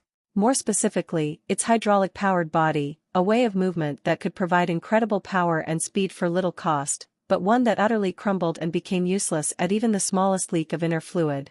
Using the same insect's expanding slime veins, however, it theorized that it could make some kind of inner layer of that special fat which it could use nerves to shock into expanding and contracting. If it lined the inside of a chitinous limb with that, blocking any cracks and leaks that might occur to the appendages would not be terribly difficult. Less abstractly, it wanted that roof tumor's legs. Or at least 2 of them on each side. Their reach was not great, unfortunately, barely able to reach a foot away from its snout from their positions, because no matter how much space it gave the sheath that hid their immense bulk around its waist and stomach, there just wasn't enough room to make them bigger without making them a detriment. Then it tried to mimic combat movements. They were easy. Backhanded slashes audibly whistled and cracked through the air with explosive power, and when it would bunch the limbs up along its waist and stab forward with them, they had enough power in the movement that when they reached their max range, it felt its whole body move a little as the limbs tugged its waist forward. Climbing. Well, it didn't have anything to climb up right now, and it was going to slide down using its claws, so it left that for later. They were flexible enough to help, it didn't need to test that. Satisfied, it went to put them back into their sheaths. It was surprisingly infuriating. The sheath had no muscle, just being a pocket of lubricants and shock-absorbing scar tissue from the spearhead shark, and so while the legs folded effortlessly into a compact shape, wiggling them back into the pouch-like sheath on its stomach was difficult. Not because it was cautious of poking a hole into its pouch or stomach or anything, it was way too tough to be able to hurt itself like that without its devourer-empowered teeth, even if it tried. It just couldn't quite wiggle them back into the very specific position it had grown them into, which was the only way to make them fit. It took 10 minutes to finally get it right, and by then, it was barely containing its snarls of frustration. It mentally noted to move the eyes under its ribs up a little and make the pouch a little stretchier, then turned around. The black-haired human, Catherine, was staring at it, wide-eyed. It chuffed in acknowledgement. Catherine slumped back down on the floor with a strange wheeze, and curled back into a ball, the scent of her fear still present in the breeze. She'd grow out of it like Emriel did, it wasn't terribly concerned. Now, to hunt. It wasn't going to sit around and guard its pack all the time. It had goals, and it was smart enough to realize that they would only slow it down in many environments and the like, slow its growth sometimes. So it wasn't going to play guard dog. If they couldn't handle themselves, they'd just have to learn how to do it, and if they got in trouble, the wolf would just run to help them. It was dangerous, yes, and they could die in the future from this, which it did not want to happen, but that was just life. It could take the risk of losing them if it meant they would grow enough to where it didn't have to worry about it, and its own growth wouldn't be stunted by their presence. It wasn't quite what it was hoping for, but being practical about it, there was no way it could both traverse the human nest and hunt prey with humans on its back. It would make it too heavy, make it tire much faster, and would just be overall useless, because it didn't need its pack to hunt for food. So it could leave them somewhere, hunt, and go back real quick. It was a good way to operate until it found a place to use as its own nest. Preferably somewhere close to the burning rivers, away from the humans. It moved to the edge, hooked its nails to it as it swung its body over the side, and carefully slid down the massive tower's darkest wall. It was so incredibly hungry, it had no idea how it hadn't noticed until now. Perhaps too busy changing itself. It killed so many humans and didn't even get to eat a single one, because it wanted to rush away before more humans arrived to make everything more difficult, like how it ended up being captured by the burning rivers the last time it made such a racket. It was a little frustrated about letting so much meat go to waste. It spotted a working human lift beside the bridge, heading straight down, which meant it could go as deep down as that thing went, and have an easy way of getting back up when it decided to roll up the other way. So, despite its trepidation, it slid down to the bridge's railing, then slunk over the railing, careful not to let any human see it, crept down a complex, multi-layered cage of metal rods on the outer part of the bridge, and slid down the giant pillars of metal supporting the ridiculously oversized structure. It was glad it did so, because it ended up seeing something it hadn't seen much of before now. Water.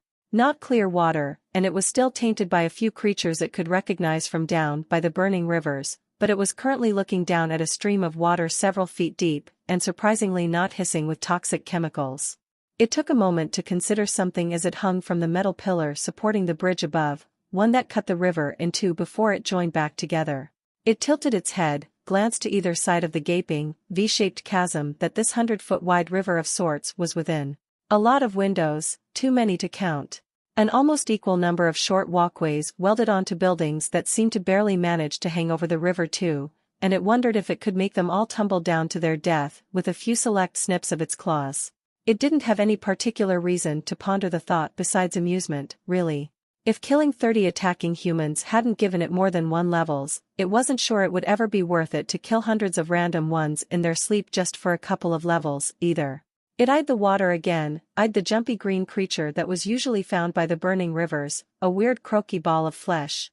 It idly watched the bits of glowing moss, the small, dark shapes beneath the water as they followed the calm, barely moving stream, the uneven rock and metal plates around the river eventually cutting off about 200 feet away to plummet onto a lower level, the water following in a lazy drop as it overflowed from the artificial dam, trying to keep it in place.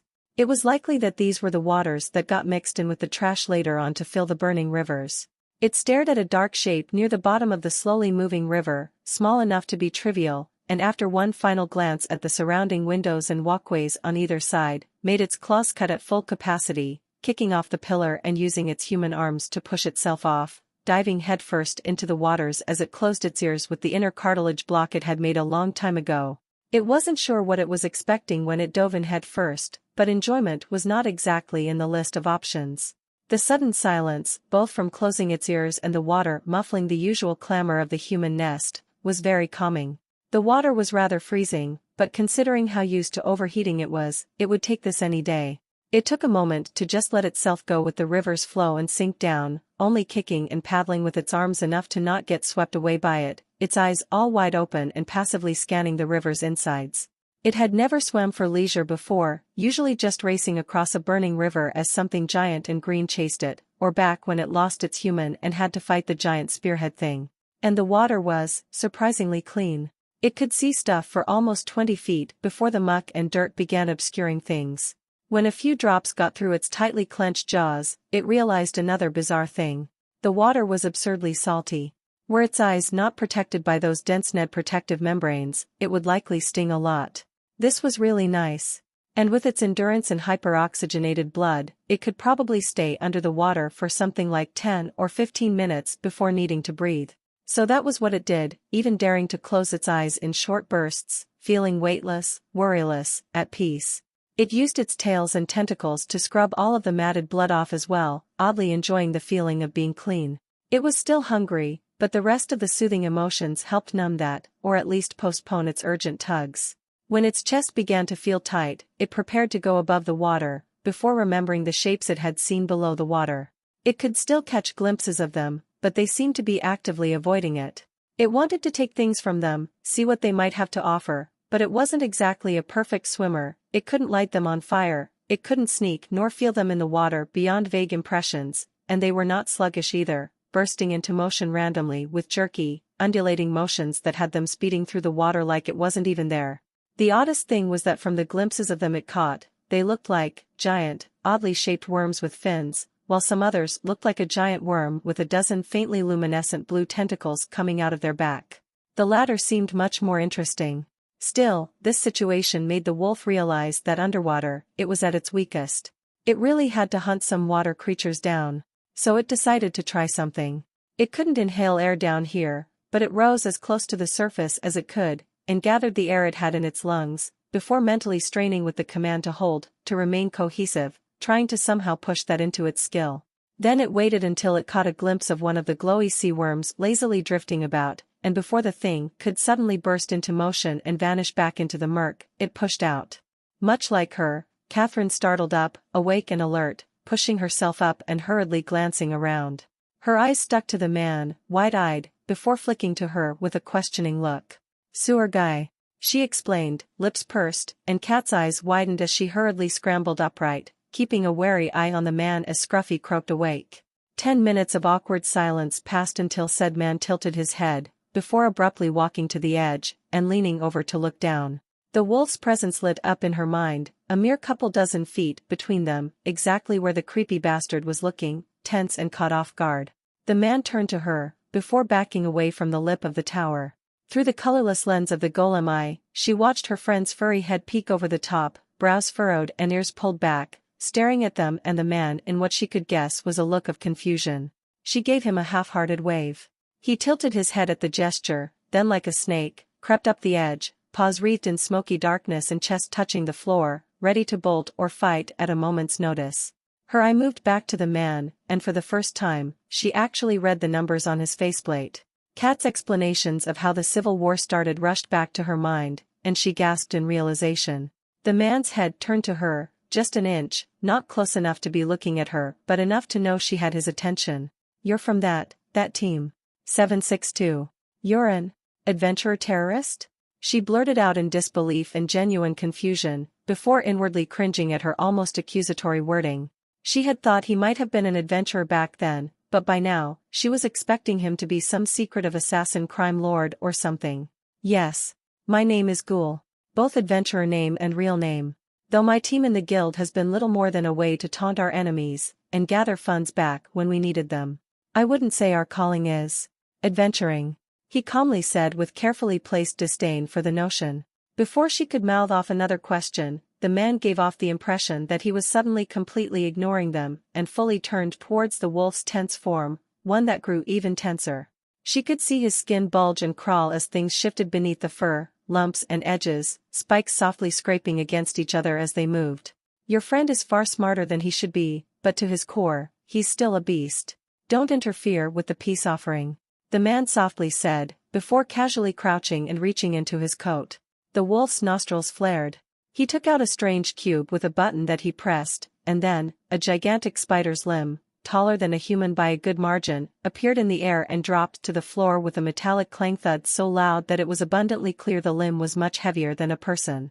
She gaped at the sheer fucking size of the thing, dreading to imagine how large whatever monster he'd torn that out of must have been. Then with a casual flick of his finger, Ghoul sent the whole thing sliding across the flat top of the tower, until it slid to a halt right in front of the wolf. Yellow eyes flicked down to the limb, then up to the man. Narrowed. Then slowly, he began to sniff the limb, clear distaste appearing in the way his nose scrunched, yet regardless, he bit down and began crunching through the chitin, eyes still nailed to the man, but significantly more relaxed in its posture. Ghoul rose up again, and put his arms behind his back. She was kind of surprised that worked, and she wasn't sure why, either. "Why the peace offering?" she asked tentatively. "Curiosity and practicality. I want to see if a wolf can glean anything out of a vampire's leg, and he was still scared of me due to our first meeting." He talked as if he was about to continue, before he snapped his jaw shut, and his head jerked to Catherine. The wolf paused too, raising his head to stare at Catherine as well. It took her a moment to brush past the shock of hearing that giant spider leg belonged to a vampire to realize what Ghoul had just said, and she couldn't help the sharp, involuntary inhale that it triggered as she turned to her right. Catherine was still as a statue, not even breathing, eyes wide and slowly trailing over every inch of the wolf that stared back at her with a tilted head and a confused squint. Kat's eyes slowly slid to the floor, staring through it with a 1,000-yard stare. She could almost hear the puzzle pieces clicking together in her friend's mind, and all she could do was rush to think of a way to salvage this. Her jaw slackened as she slowly shifted the eye to gaze up at Ghoul. "It is hard to properly communicate with the wolf when it can't understand me, or its own pack, for that matter. In exchange for this spell book, that I trust you know the function of, you will make telepathic bonds for everyone present here. Then, I'll tell you in detail why I'm bothering with your group, and why I'm being so exceedingly generous." She moved her jaw, nothing came out. She tried again. This, books like this are worth more than a manor," she croaked out, staggering back a step, and hurriedly snapping the book into her storage ring. "Pocket change." Ghoul responded, and she could only let out a disbelieving laugh wheeze. "Holy shit. What the fuck do you want us for that's worth this much?" she asked, wondering what insanity he wanted to propose. "I don't like repeating myself, and we'll have to explain this to the wolf too. But, fine. To give you the bare bones of it, I want you to be our peers. Our allies, but not our subordinates. We need equals. Not for fighting the war, or whatever else you're thinking, but for two goals. Destroying the Tillenhall family, and their allies. We can handle the main event ourselves, if barely. But I do not have anyone to trust the second to, and judging by the fact the ones hunting you for are the same Tillenhall allies that have to be destroyed, at least in the third floor, our interests align. There is more, of course, but I cannot share that. Technically, all I need you to do is exactly what you've been doing, but more. Keep living, keep fighting, keep growing, until you can stand by our side. The only difference is that I want you to be our closest ally, in the near and far future, instead of nameless nobodies prowling the darkness. You probably have wondered why I'm helping you all so much. It's because loyalty to people and creatures like us. Ghoul gestured to the wolf with his chin. As thick as steel and twice as unbending like yours, is nigh impossible to find, and so is a wolf. Especially one that is sane, smart, and able to be reasoned with. He took a step back, and gestured to the ring with one of his hands. So put your hand on that rune, and make us a bond so we can include your team leader, I suppose, into this discussion. Do note that beasts do not think with spoken words though, and try to get used to thinking like a monster or an animal, or else the bond will be useless and incomprehensible. Ghoul said, without an ounce of deceit, in a near-perfect monotone. She took a minute to digest everything, in disbelief over it all, but with everything that had happened recently, the mere month or two that had passed which felt like years, it was not the biggest surprise, neither the most impossible thing she'd had to accept. And the chance to be able to get out of this odd limbo of theirs, with the wolf leading but being unable to actually communicate to them and vice versa, they had a chance of fixing that here, even if it would take a bit of getting used to, if Ghoul was to be believed. She squared her shoulders. The book flashed back into her hand, still open. A repulsion field came to life beneath it, holding it in place as she put her hand on the rune circle, sending a small pulse of mana through it. The paper withered under her burned skin. Her mind cracked open like an egg, and through the cracks of its shell, 1,000 pages of information rushed in, her world melting into symbols and the faint taste of purple as hands clamped down on her shoulders to stabilize her. It didn't like this.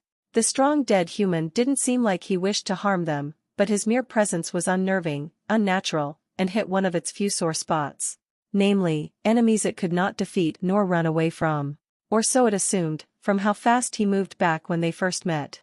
It did not like relying on the docileness or benevolence of someone or something, trusting that they just wouldn't strike out, despite the fact they could do so, and easily kill the wolf and its pack. Its human did something with the paper binder and almost fell on the floor, and the scared one was there to keep her in place as the wolf tensed, the insectoid leg forgotten on the floor beneath it. The dead human was not aiming his faceblade in its direction, staring at Emriel instead, but still, it did not feel comfortable in his presence. Its human took a deep, sudden gasp, and stiffened, straightening with the Catherine human's help. Then Emriel made some kind of joyous yipping, high-pitched and careless, and it mildly relaxed at the sound, tilting its head in puzzlement as it glanced from her to the dead human, and the strange paper binder he'd given her. She made a bunch of bizarre hand gestures with her hand in front of her own face, staggered a little, then straightened again, before ripping the metal mask off and letting it drop to the floor. She turned to the wolf, and walked to it as quickly as she could, a brisk walk. It let out a low grumble full of confusion, sitting back on its hind legs. Then she crouched down to its height, and began making the same bizarre sequence of hand signals in front of its head, her fingers exuding mana and leaving lines behind, floating in the air in shapes that twisted like writhing worms and felt like they were making it dizzy just to feel. It stared at her in confusion, tense. It felt the familiar sensation of something prodding at its mind, not trying to break through, but asking. A choice was once more presented to it, one without information or anything more than a vague notion of yes or no, and it stiffened. Was this control? A choice. A choice that had to do with control, maybe? Suspicion and anger rose within it. However, it was two thoughts that made it calm down. One, this was not a choice born out of the ether, this was something the human had presented. It's human that had also just done, whatever the air symbols were, to herself. And two, the last time it accepted, it got one of its most useful tools. So after a few seconds of Emriel sitting in front of it and patiently waiting as it glared at her in suspicion, it accepted. It felt a bizarre sensation, like a hollow tunnel made of mental energy and thought, suddenly forming in its mind, linking them together. Emriel's lips spread wide, baring her teeth at it, and it tensed further, suspicion rising. Too many mixed signals. Humans turned their lips up when happy, but baring their teeth while their lips curled up didn't make sense. Was she just happily threatening it? That didn't make sense. Baring her teeth without snarling, while staring at its eyes so intently with the big yellow one she had, its mechanical, jerky motions a tad too organic to not be disturbing. Was she trying to tell it to back off, despite approaching it first? What? Or maybe she was. Why was she baring her teeth? It was simultaneously confused at this sudden turn of events and more than a little annoyed. Maybe she had no idea what she was doing. Humans were terrible at body language, after all. From a more charitable point of view, this could be some bizarre mix of signals that only another human would understand, and the thought made it fractionally relax. Something was sent through the link, and harmlessly bounced off its mental walls, making any such relaxation flee instantly. It backed up, and growled lowly in warning as it puffed up, its mind wandering back to the tight cage in that room full of animals, to the sensation of slowly turning into a puppet in its own body down by the tunnels, wondering if there was something she was trying to do here. It ignored the way Catherine tensed, her hand going to her sword as her fear rose enough for the wolf to smell it in the air, despite her actions making its hair fractionally spike across its back in caution and warning, the starting eddies of suspicion taking root in its heart.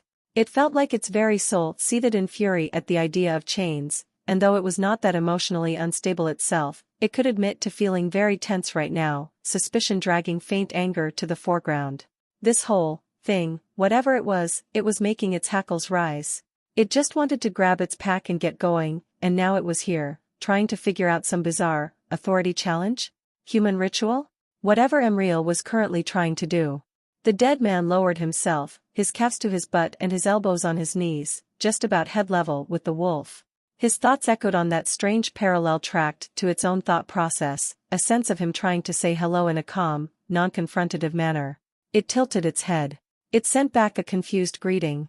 The man clicked his tongue. A complicated bundle of ideas came over the connection it had to Emriel, the dead but alive human sending ideas of his own pack, his own group.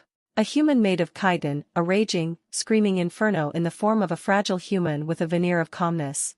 It was followed by a request of an alliance, of sorts, mutual cooperation between their two packs. He sent ideas of protection, distant and from shadows, and thoughts of the wolf's pack killing people in return for it. He specified people that were already hunting it, then for the first time, mentioned the cause of all this, the one thing it had yet to figure out. Why it was being hunted in the first place. Or rather, by who? The dead man sent him a crisp mental image of a man with a long face, black-brown hair peppered with white streaks, his face aged but not frail nor meek. He was attached to the idea of authority and the wolf's pursuers, their master. It sent back a simple question, attached to the image of this man. Why was he hunting it? The dead man sent him back a rough thought of ignorance. He didn't know why, but he did know who.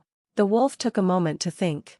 So the dead human was offering protection in exchange for them killing the people hunting them? That wasn't even a question, it was taking that deal. It was planning on getting rid of all of them the moment it could take a moment to breathe and recoup. The problem was getting that moment. It was nigh impossible, not until it reached the burning rivers. It carefully bundled those thoughts into a small mental ball, and pushed it through the connection, to Emriel, who would then send it to everyone else in a bizarre network that it wasn't sure it entirely appreciated, even if the only permanent connection was with her, and not the rest of them. It was still hesitant about the two new humans seeing its thoughts when it sent something over. Regardless, the dead man's jaw shifted, black fingernails rising to scratch his chin. An image of metal and glass face masks for its humans. The idea of metamorphosis, of a butterfly breaking through its cocoon, attached to Emriel and to the sheer power it would bring to her. Then, another image of some kind of bundle of golden metal circles with engravings on their center, attached to the power of value, followed by the concept of trade and various bundles of information, animals and biology, things so foreign and wide-reaching they made it salivate in pure need. Humans would trade shiny stuff for a nigh limitless amount of options, creatures, food, things it could incorporate into itself. The human answered its following question before it could actually pose it. And he did not leave out details. It was an awkward few minutes as the man slowly sent information to it, and the wolf simply digested it. It learned of more floors to the human nest, beneath the burning rivers, inhabited by golems like the one it had fought, but limitless, endless. It saw abominations and vague images of machinery, of crystals that could be exchanged for shining pieces of metal that the humans for some, utterly incomprehensible reason, valued highly. Highly enough to trade the metal pieces for animals, things like the spiked lizard roughly shaped like a dog, like things with wings and feathers and magical crystals growing out of their backs, and a dozen other examples the dead man provided. Then he offered even more. Magic enhancers, items of convenience, odd rituals of power. It took something like 10 silent minutes to fully grasp everything the dead man had shared, 10 minutes to fully understand its position and plot some kind of path, or course of action. During the entire duration, not once did witness of divinity pop up and tell the wolf that he was lying, which made it a lot easier to trust him. It accepted his deal. The dead man rose, nodded, and turned to Emriel. Now the wolf was the spectator, and Emriel was the one conversing with him. Still, she took care to send their conversation over as it happened. The rough understanding the wolf got was that her metamorphosis, or cocoon, was ready, and the dead man wanted to take them to it. It would have understood far more had Emriel not been cluttering half her thoughts with the mental equivalent of human sounds. But if it would make her stronger, it had no reason to disagree, so it went back to crunching through the leg the dead man had given it as a peace offering. Whatever this was from, it doubted it would give the wolf much. Insects had many legs, and this huge one was a bit too similar to the roof tumors to expect anything good out of it. Still, free essence as it idly listened in on the mental conversation between its own human and the dead one. Eventually, the dead man turned, and took out a strange metal stick from his coat. The stick unfolded, gears and wires extending it to be just a little wider than the wolf's shoulders, one side flat and the other with a half-exposed line of crystals. He put it on the floor, and clicked a button on the right side, stepping back. A strange sound rose, like the hum of electrics gradually building up to a whine, until, eventually, it audibly popped like a bubble, leaving behind a perfectly rectangular cut in space, was the best way it could describe it. It stared curiously, and moved to observe it from the side. It was like a mirror that reflected back a completely different environment, its edge a swirling rainbow, and the reflection within far too stable. It was so unnatural. Like it was just a doorway to another place, completely two-dimensional. The place it led to was another factor to add to its confusion. It leaned closer and turned to the front, head tilted and ears peeled back. Its vibrational senses weren't working in there. In fact, they didn't pick up anything at all unusual. It leaned forward a bit more to see the full structure of the room, one of dark gray stone and blood from what little it could glean from candlelight and scent, with 6 giant metal poles arranged in a wide circle, slightly curved inwards towards the center, where a circle of bizarre symbols drawn in blood lay. Its eyes followed up the poles, and it grew a little more confused than before. 12 humans hung suspended in a tight circle above the center of the circle by their feet, gagged and blindfolded and most definitely alive, lightly swinging from their squirming. The dead human gestured forward, and after a brief flare of Emriel sending apprehension and a request of support, to which it sent back affirmation, she walked in. It sent a glance behind to make sure the small human and the black-haired one were behind it, and then it turned around and walked in, wondering where on earth the cocoon was and what all this strangeness was for.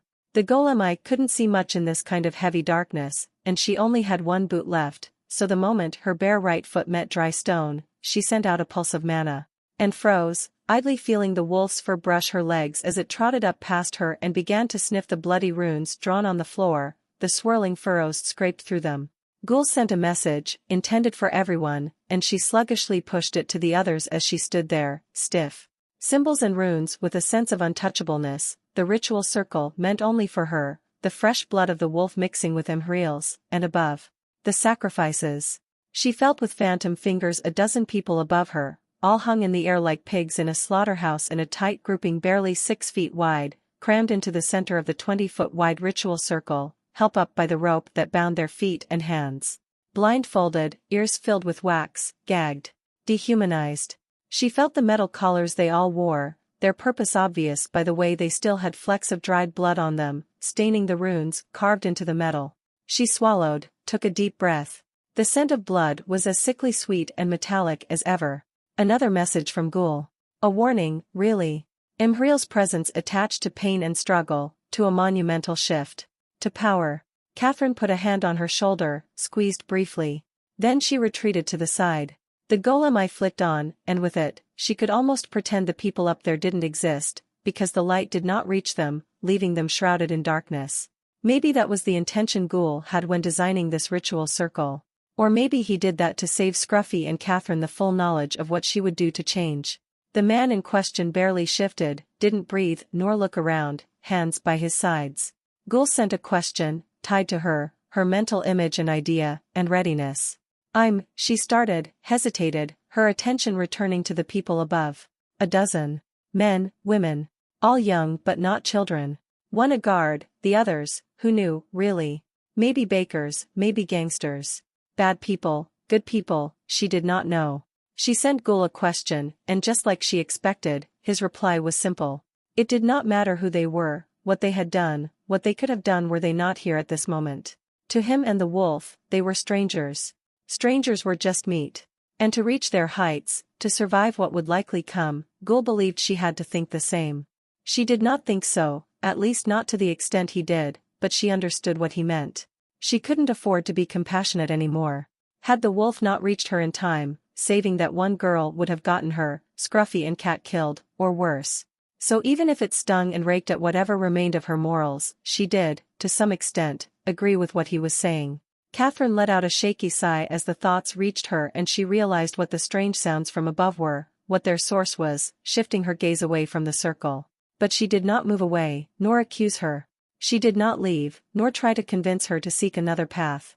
Ghoul sent a message to Catherine and Scruffy specifically, one bereft of compassion but with a sense of bridging a large gap of power, of his assistance to help Catherine keep up with Imhriel and the wolf, and an offer to learn things to Scruffy, beside an idea of a genius woman covered in chitin.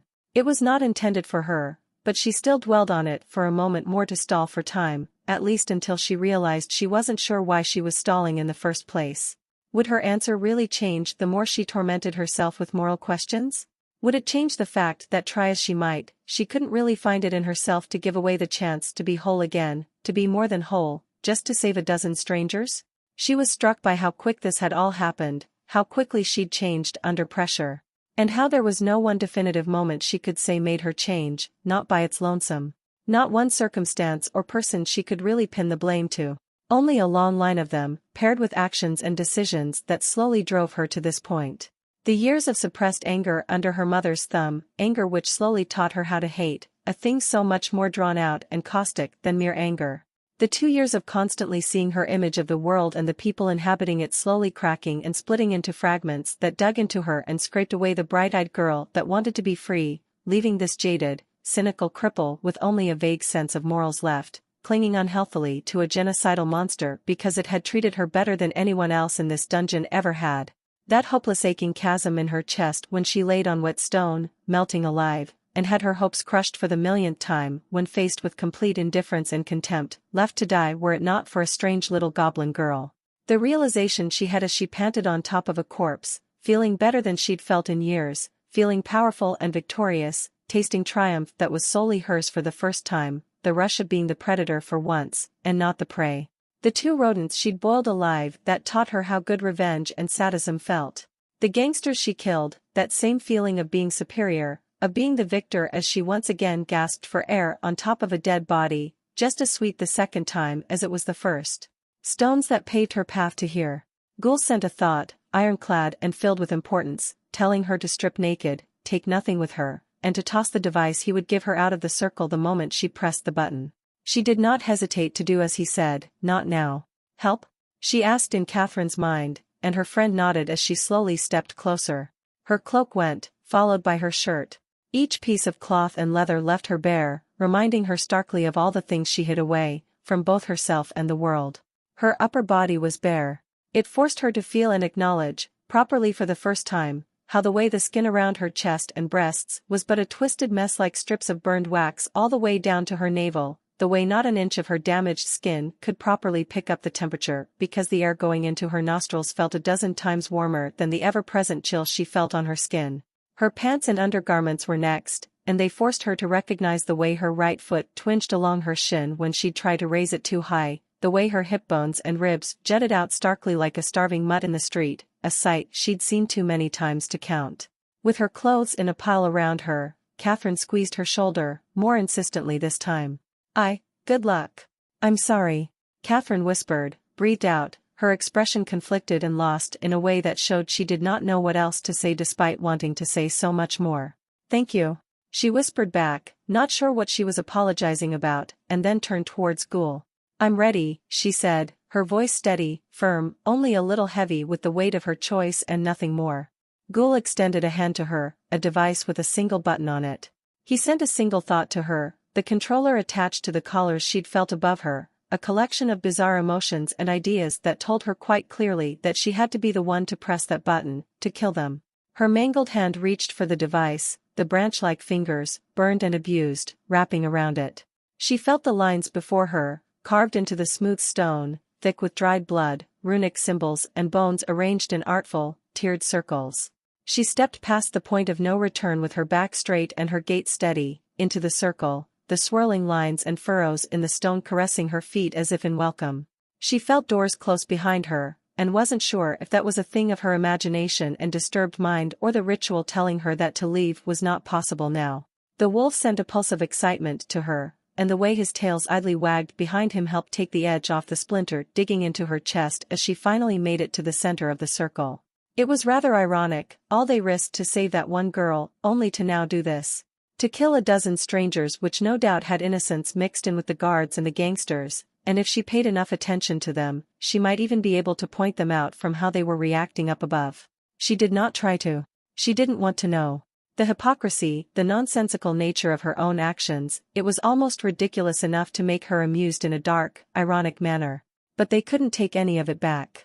She wasn't sure she would, regardless. And she'd come too far to back out now. Too close to finally being whole again. It hurt, what she was about to do, but the notion of not doing it hurt even more. Ghoul shifted, a device in his hand again, his other hand open before him to catch whatever it was he was about to summon. Click it. He calmly ordered. With a deep shuddering breath and with a chest tight with guilt, her thumb clicked the button before she could second-guess herself further. The first thing she heard was a strange sound, like someone sharpening a knife mixed with the whistle of wind passing through the shutters of a broken window. Then, shuffling, choking, gurgling. Despite her better judgment, she sent out small, quick pulses of mana, enough to not feel so hopelessly blind but not strong enough to give her details of what was happening above. Even if she knew, she didn't want to feel it. She was a coward that way. The symbols at her feet seemed to grip at her flesh, keeping her pinned in place, her awareness expanding to match the circle's influence, the ritual circle becoming her and her becoming the ritual circle, a fixture. The first drops of blood rained down on her, the liquid seeming to pulse and curve midair to land on the upturned crown of her head, trickling down her face, her cheeks, her chest, every scar and injury, pooling in her sockets, before overflowing, tears of blood twisting on her ribcage into bizarre shapes like living snakes as they continued downwards. Each string of slime, a dizzying caress, the brush of a warm, living blanket being pulled over her squirming skin, come to chase away that ever-present chill. She felt those above weaken in their struggles, their lifeblood forming soft fingers that felt at her flesh, broken hands clasping over every inch of her. She tried to breathe slowly, calmly, but she felt her thoughts fuzzing, context and presence slipping, her soul grasping for something old and twisted as the first whispers of starved ecstasy began to dig into her, making her back arch, her mouth open in a gasp. Flashes of light and sound danced around the edges of her mind, and she stiffened, trembling in place. The blood of a vampire and a shadow. Someone spoke, and she felt their offering, a small trickle of brackish blood along the outer circle, sinking into the symbols carved in space, into her veins, melting into a phantom presence of age and ceaseless struggle that loomed over her, intertwining with her. A creeping shadow, a misbegotten lonely wretch, splitting itself into a million so it would never be alone. A dozen flashing, fleeting memories of darkness and a locked metal door. A message prodded at her mind, a warning of power and pain. She knew. He warned her already. The blood of the sacrifices reached her feet, spreading over the inner circle, the symbols and runes flaring and melting into the floor, the cold stone beneath her warming, breathing with her. The blood of a wolf. Another offering, a steady trickle of blood, bringing with it the scent of death and carnage, of ceaseless, tireless change, of freedom.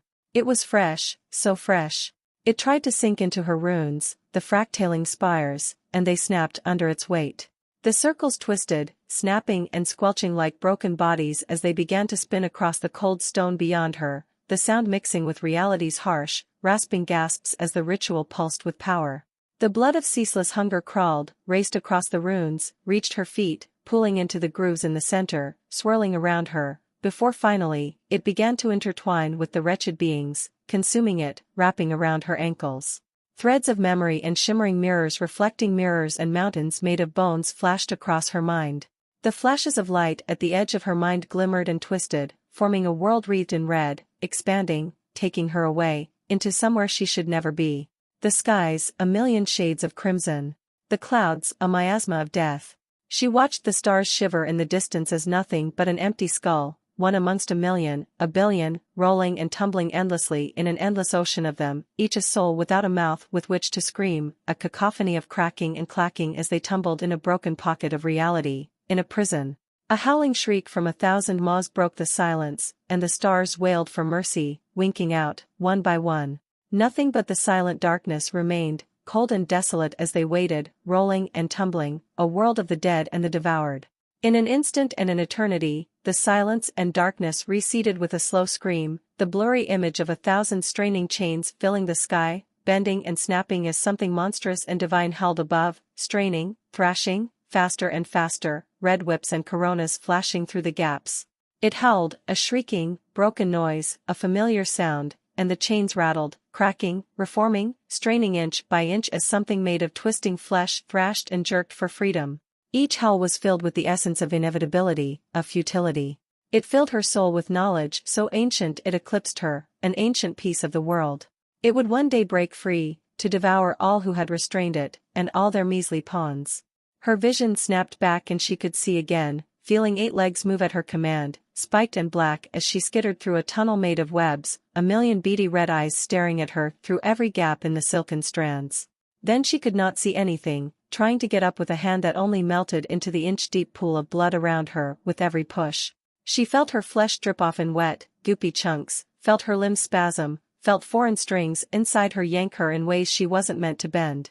Her knee snapped backwards as she tried to rise, and she tried to shuffle upright, or even just away from this place, only to feel a wet, sticky tide of crimson broil and froth out of her mouth. Sounds faded in. Is she really okay? This looks like it's killing her. She is not okay at the moment.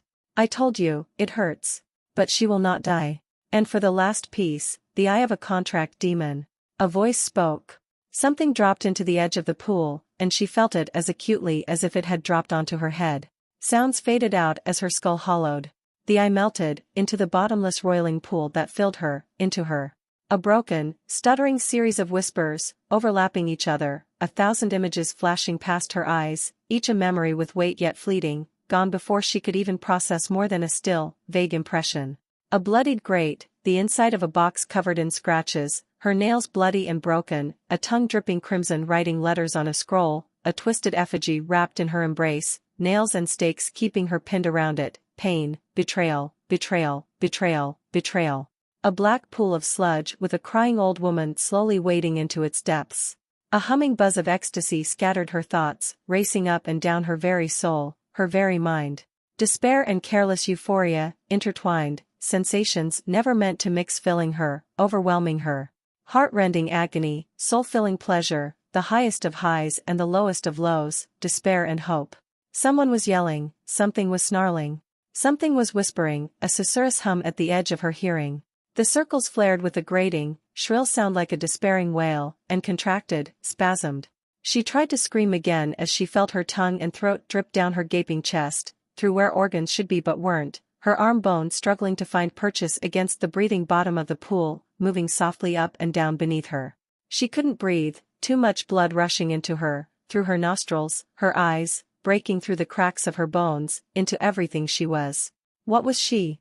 The second, third, and fourth circle activated below her, the spider legs finally sinking down into the depths. The blood rushing around her, inside her, twisted, trying to curl into a ball. Her spine snapped as her torso spun into a spiral, her legs crumpled like paper, breaking, twisting. Her neck was wrenched backwards as tendrils of blood coiled around her, tighter, tighter, into a ball, a cocoon, each contortion and tear-making equal ecstasy and agony overwhelm her.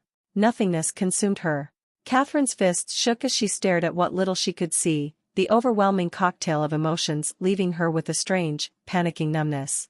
She couldn't see clearly, none of it, but she could see enough to be disturbed, to wonder if her friend was ever shaped like that. Her breaths came hard and fast, and her eyes flit to the left, to the half-dozen glowing eyes illuminating Ghoul's silhouette in the pitch-black darkness. The wolf, the wretched beast, snarled and shuddered, a mass of glaring eyes and tense limbs, glowering at Ghoul and barely restraining itself from jumping into the circle. She just tried to focus on breathing right, on the simple, logical facts of all of this, even as what little she could see from within the circle and its glowing runes looked like Imhriel was writhing and twisting horrifically. That shriek echoed in her head. Ghoul would not have gone through all this trouble just to kill Imhriel by fucking up his ritual. He had warned them of this. Pain and power. Then the sphere of roiling blood that had encased Imhriel began to sink into the puddle of blood on the floor, a puddle that couldn't possibly be as deep as the bloody sphere was tall, yet it still continued to submerge. She took 2 hurried steps forward without realizing. A hand of steel clamped down on her arm and yanked her back, a little. Her head whipped to the side, staring up at the faint reflection of gold on the edge of Ghoul's metal headplate. Her eyes flicked to the wolf, half its eyes on Ghoul, the others on the ritual. It wasn't moving or attacking. Not running either. Imhriel? Imhriel's hand was out, up to the elbow now, and she grimaced at what she could see. The blood made it difficult to be sure, but the smooth bumps, the curving, dripping spikes that randomly dotted her forearm that looked suspiciously like clumps of wet fur? Whatever Imhriel looked like now, that arm was not human. The wolf seemed to understand Ghoul's idea more than she did, because even when it began to slow and tilt its head, pretty much bouncing in place in anticipation, it didn't take one step inside the ritual circle. The elbow was freed, and she flinched as she watched those clawed fingers slam into the puddle, sending a wild spray with enough force for a few drops to pepper her face as far away as she was. No sound of breaking stone, somehow. Was there even stone under the blood anymore? She pursed her lips, annoyance and concern battling for space in her head. She wanted to help, but she couldn't. She wasn't much stronger than the average street thug, even if she had much better training due to House Kervil's generous employment, but she wasn't delusional. Imhriel was, bizarrely enough, stronger than her ever since they'd reunited. And that was before she turned into whatever she just turned into. So she just observed, even if it grated her. Imhriel's hand looked more like a thick paw covered in harsh edges and plates, with small lines and patches of other textures she couldn't see from afar. The final joint of each finger was just one long line on the lower side, barely curving downwards into a sharp point. After the sharp point, it was a backwards line all the way up to the upper side, giving a sort of slanted axe-head look to each finger. It looked vicious. More for grabbing and grappling and crushing than actually cutting.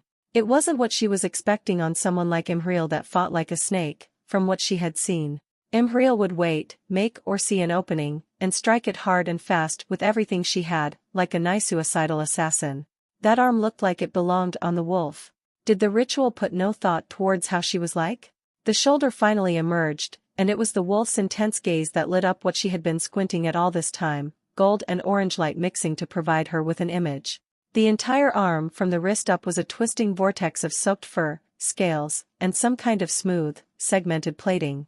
Chitin, she could guess, from those huge spider legs. The muscles were off too, like someone who didn't know anatomy tried to draw them, strange bumps and misplaced or duplicated muscles covering the entire arm. The shoulder slowly turned into something like gnarled leather as it neared her collarbone, the texture slowly turning to smooth skin near her neck, the delt covered in small, cone-shaped little spikes.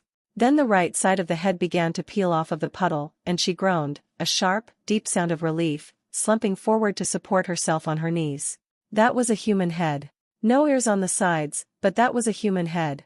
She'd half expected some six-armed monstrosity to crawl out of that puddle and start talking to her like the wolf did, and then she'd probably just give up on life making sense forever. Oh, thank gods. She breathed out, breathing low and deep. So, it was just the right arm. That was completely fine by her. M deserved to be mobile and able again. It even looked strong as hell. That was good. An excited yip whine followed by a strangely low-pitched snarl made her raise her head, and she paid more attention. Imhriel didn't look the same, snarling and straining to pull her hair out of the pit. Her eye shape was more hawkish, her brows more angular. There were spots on her face that had scales or randomly shaped plates, even a bit of fur coming out beside her right eye, just around her cheekbone.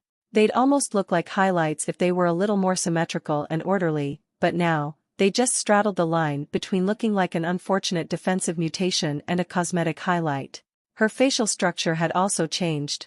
Cheekbones were a bit higher, her jaw was a little more angular, her eyes somehow even bigger than they had been before, to the point it looked a little eerie, even when they stayed firmly shut.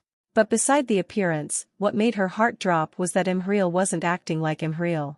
Imhriel wouldn't be thrashing and pulling like an animal in a pit of quicksand, wouldn't be snarling with a vocal range human throats just didn't have.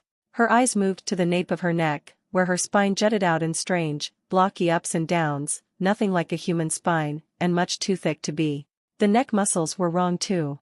The front two tendons to pull the head down were there, but they were also on every other side of her neck, standing out against her skin as she tried to remove her hair from the puddle.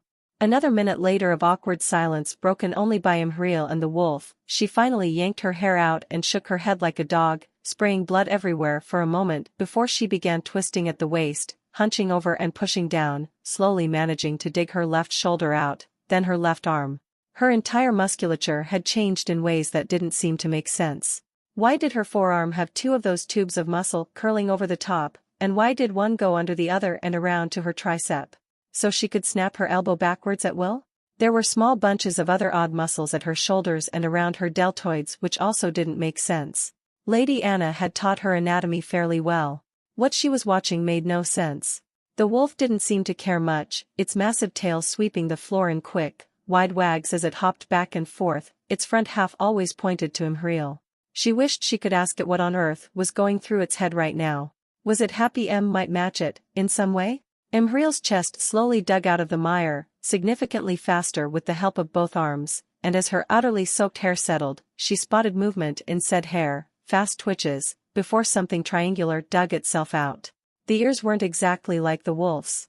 They were furred, but much thinner and more maneuverable, judging by the way they erratically spasmed to free themselves of her hair. They were also a fair bit longer. Her chest had a modest bulge where breasts might once have been, but it was just a flat plane now, half covered by a crooked V-shape of scales on one side and a bunch of segmented chitin plates on the other. The puddle quickly reached Imhriel's stomach, which presented more inhuman musculature that made her so utterly confused. The muscle definition, born more out of a lack of fat than exercise, helped her see it all. Her abdominals weren't the classic, blocky pairs, instead being pairs of downward tilting rectangles forming rough chevron shapes, almost a dozen of them. The muscles on her waist and sides looked like ropes with skin over them, more than obliques. The addition of half-random seeming patches of scales, plates and fur did not help with the aesthetic. She didn't look monstrous, not really, the sight wasn't nearly as horrifying as the wolf when he wasn't hiding everything. She just looked inhuman. Strangely twisted. A particularly violent, snarling twist made her realize she may have spoken too soon about M not being a six-armed monstrosity. She wasn't sure what she saw, but she saw something behind Imhriel's back twist, watched some of her frontal chest muscles contract as if pulling something around her. Ghoul had said something about a dragon vampire or something as he emptied a large jar of blood into the circle, so she assumed it was wings. When Imhriel had dug herself out enough to reach her hips, her snake-like middle shifting to free the hip bones as she flattened herself forward, Catherine assumed she was right, to some extent. It looked like bulky, muscled wings mixed with a spider's leg, without the membrane or the little bones in the interim, just one large mass that seemed to dig itself out from beneath her shoulder blades and fold its tips near the base of her back. They were huge. Maybe it was morbid curiosity or just impatience, but nevertheless, she began to circle opposite the wolf, trying to get a better image. With most of herself out of the mud-like floor, Imhriel's body language had more room to unnerve her. There was more room for the inhuman musculature to contract and pull things in just the right way to make something instinctive in herself a little squeamish, nothing like watching the wolf move but enough to make her uneasy. With a struggling groan and a pull full of quivering tension, the tips of the spider-like wings freed themselves, snapping up into the air with a spray of blood, into the darkness where she couldn't catch many details. She did catch the glint of the light reflecting off something that moved where it shouldn't, and only when the wings slammed down into the puddle to help Imhriel dig her thighs and legs out did she realize what she was looking at. Hands at the tip of the wings, where nothing but a thin bone should be. The palms alone were larger than Catherine's head, each finger almost 2 feet long, the last joints nothing but bleached blades of bone that seemed to refuse to let blood cling to them. She gulped, suddenly worried that they had been lied to by Ghoul. That maybe this was all some ploy to turn Imhriel into a monster. It wouldn't be out of character with how terribly their lives had gone up to this point, but she still held hope. Ghoul had told them how this would go. Imhriel would be feral, for a little bit. Hungry, rabid. That was the wolf's job to deal with. Still, as long legs covered by patchwork biological armor rose, segmented plates and coarse fur and large scales, she felt somehow responsible. Complicit, in a sense. She didn't have much time to ruminate or stew in her guilt before another monstrous detail came to sight as she circled behind M. A tail, rigidly stuck behind her leg as it stretched down to the floor with tension, barely squirming. Her eyes followed the appendage, noting that it looked more like Imriel's spine decided to continue far past where it should have stopped, something like a blocky whip just barely covered with everything except human skin. Her eyes roamed up to the bizarre, twisting muscles on Imriel's back, only a pair of bat-wing-shaped muscles on her upper back looking even vaguely familiar. Imriel suddenly threw herself backwards, back flat to the floor as all four arms scraped for purchase in the blood, slowly working her knees out of it, panting, eyes still closed. After digging her shins halfway out, Imriel tensed her legs and arms, throwing herself upright with a frustrated cry, quickly pushing down with her hands and twisting. Then she was free. Or so Catherine thought until M twisted around to grab her squirming tail in all four hands, plant her feet down, and pull. The way those bony knife fingers jutted out where they clenched like gigantic urchins clamped onto the tail made it easy to remind herself this might not be Imriel at all, even if only for a bit. It looked painful, but only a familiar, determined sneer lay on Imriel's face. The tail came out, and out, and out, until it was almost 7 or something feet long, and finally, Imriel lurched back with a barely audible pop, her tail in her hands. The wing arms snapped backwards to catch her before she could hit the floor, and Catherine felt faintly sick at the sight. Arms, 3-jointed and not bending right, like someone took a wing, stripped it, covered it in a wild mash of armor and fur, and added 2 gigantic hands at the tips. But, no, they didn't look like wings, they didn't look like spider legs, and they didn't move like arms, despite looking like they were some kind of hybrid of all three. It just looked wrong in that sickening way that was hard to look away from. Imriel straightened, slumped forward, staggered in place, the ears on her head twitching manically as she panted. A humanoid arm, the only one that Imriel had, the left, extended down to the pool.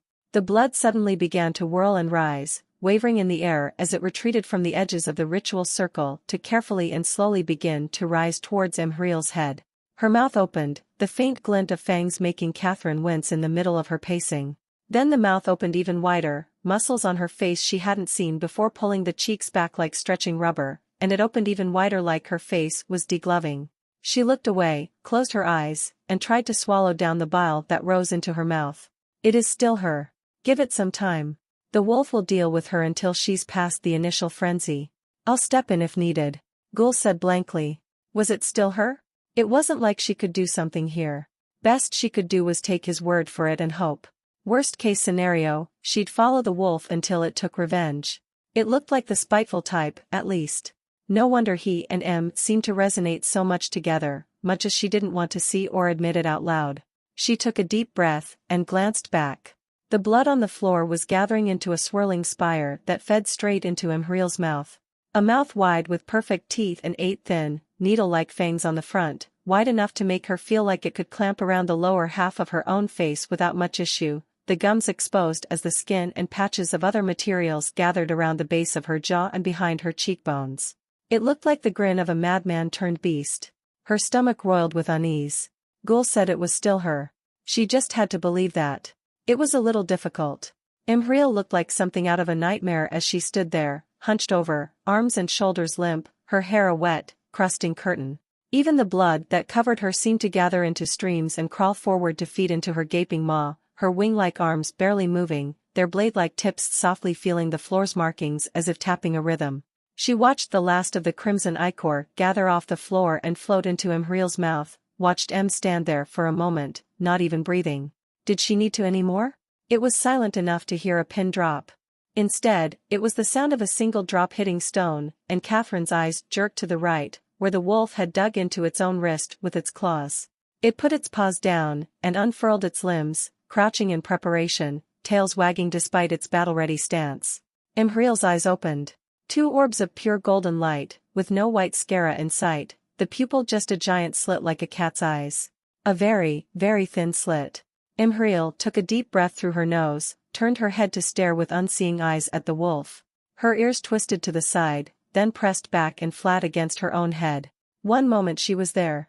The next, she'd practically teleported to the wolf with a jerky blur of motion, and all Catherine saw was a tangled yarn of snarling limbs tumbling off into the darkness as they collided. Her jaw dropped. Did you expect the wolf to give its blood without struggle? Ghoul asked, something that might have sounded amused if he didn't sound so bored. Yes. She numbly breathed out, watching the flashes of golden light tumbling and striking at each other, snarls and thudding impacts making her flinch. Shouldn't we? They're not in danger. The wolf is in the mood for some play fighting before it gives up its blood.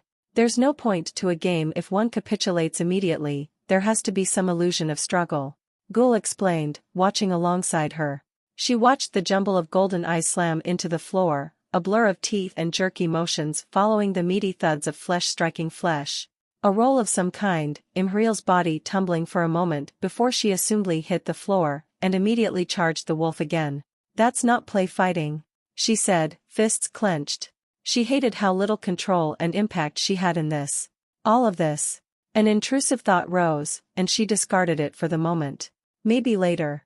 Maybe when she got a little more used to this insanity. As if to accentuate her doubts of this being some kind of casual fight, the wolf lurched, dragged, then a moment later, was thrown into the metal poles around the ritual, bowling them over, the aftershock of its impact snuffing out the candles entirely. Something tapped her shoulder, and a small, thin pipe was pressed into her hand before she could react. Flashlight. Shame to miss such a show. Ghoul casually explained without sounding like he cared at all or felt any such shame about missing the fucking show, and she backed away in caution, before she found the button and clicked it. Pale, weak light shone in a wide cone, barely enough to see. The wolf was getting destroyed. Imhriel was keeping it off the ground, battering it around then stabbing at it with those bladed fingers, trying to latch onto its bleeding wrist, only for the wolf to constantly twist it out of the way, throw her off, and then just charge into her like a mindless brute, only using its limbs to grapple and smack Imhriel away. But it was getting hit more and more, getting more and more careless. As the seconds turned to a solid minute, and Imhriel's snarls began to sound more enraged and more savage than even the wolf's, she quickly realized that while Imhriel was flagging, the wolf barely seemed to notice anything. It wasn't dodging anything except the right arm by now, as if it had tested how hard M could hit and wasn't worried. And even though it barely dodged anymore, she could still only barely follow them with the light, they moved so damn fast. She watched Imhriel slam her wings claws into its unprotected throat, and the sudden stop made her feel like she just watched M try to punch through solid steel. It wasn't even feeling the strikes. She just wasn't doing any damage to it. The wolf was letting her tire herself out, wagging its tails between whips and smiling a wolfen grin between snarls. She could see it now. Ghoul was right. It was playing. Until it wasn't. Imhriel charged in again and for once, the wolf didn't let her. A ball of air exploded on Imhriel's left foot mid-charge, a tail slammed into her shoulder.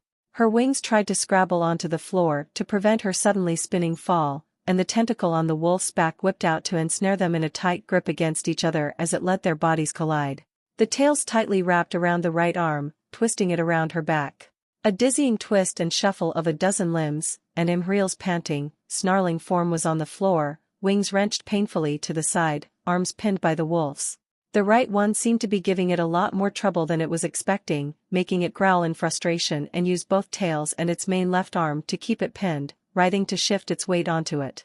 Then it jammed its bleeding wrist into Imhriel's mouth, and settled down on top of her as she struggled to free herself, biting down on the arm and futilely punching its ribs with the other arm.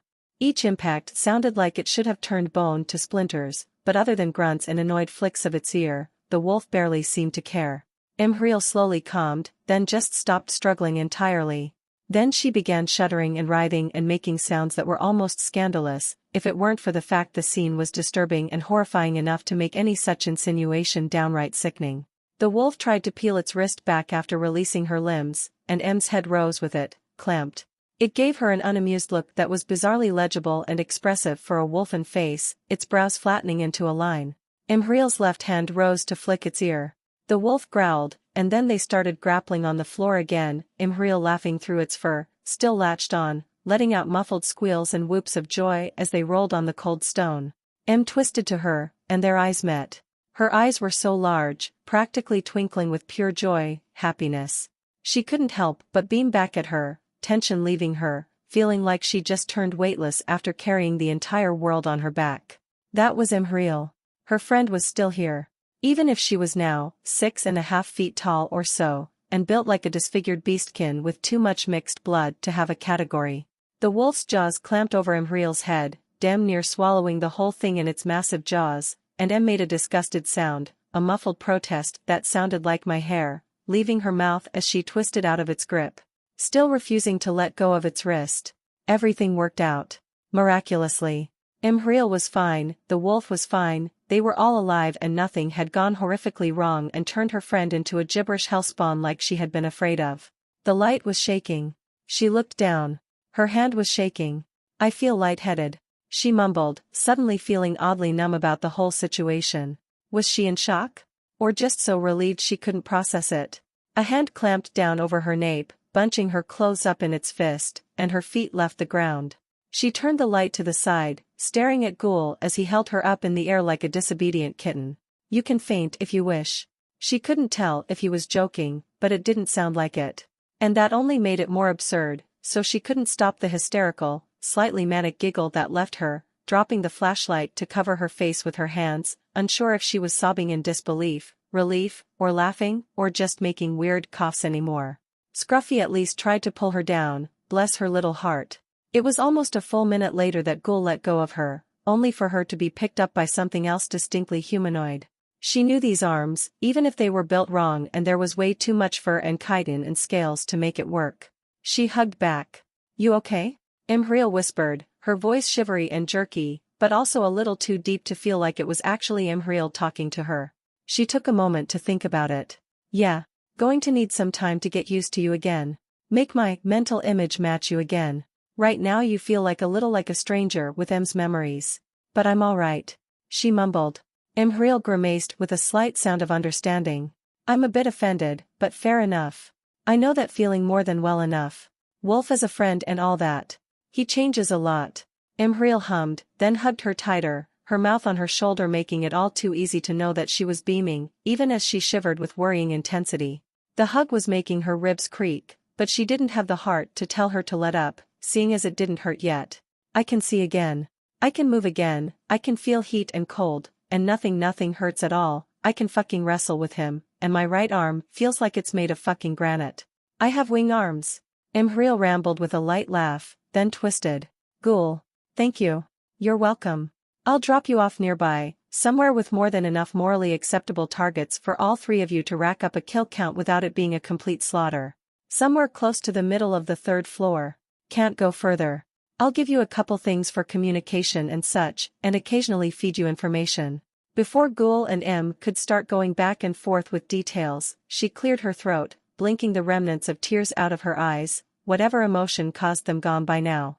Can you put me down first? She asked. There was no reply for a moment.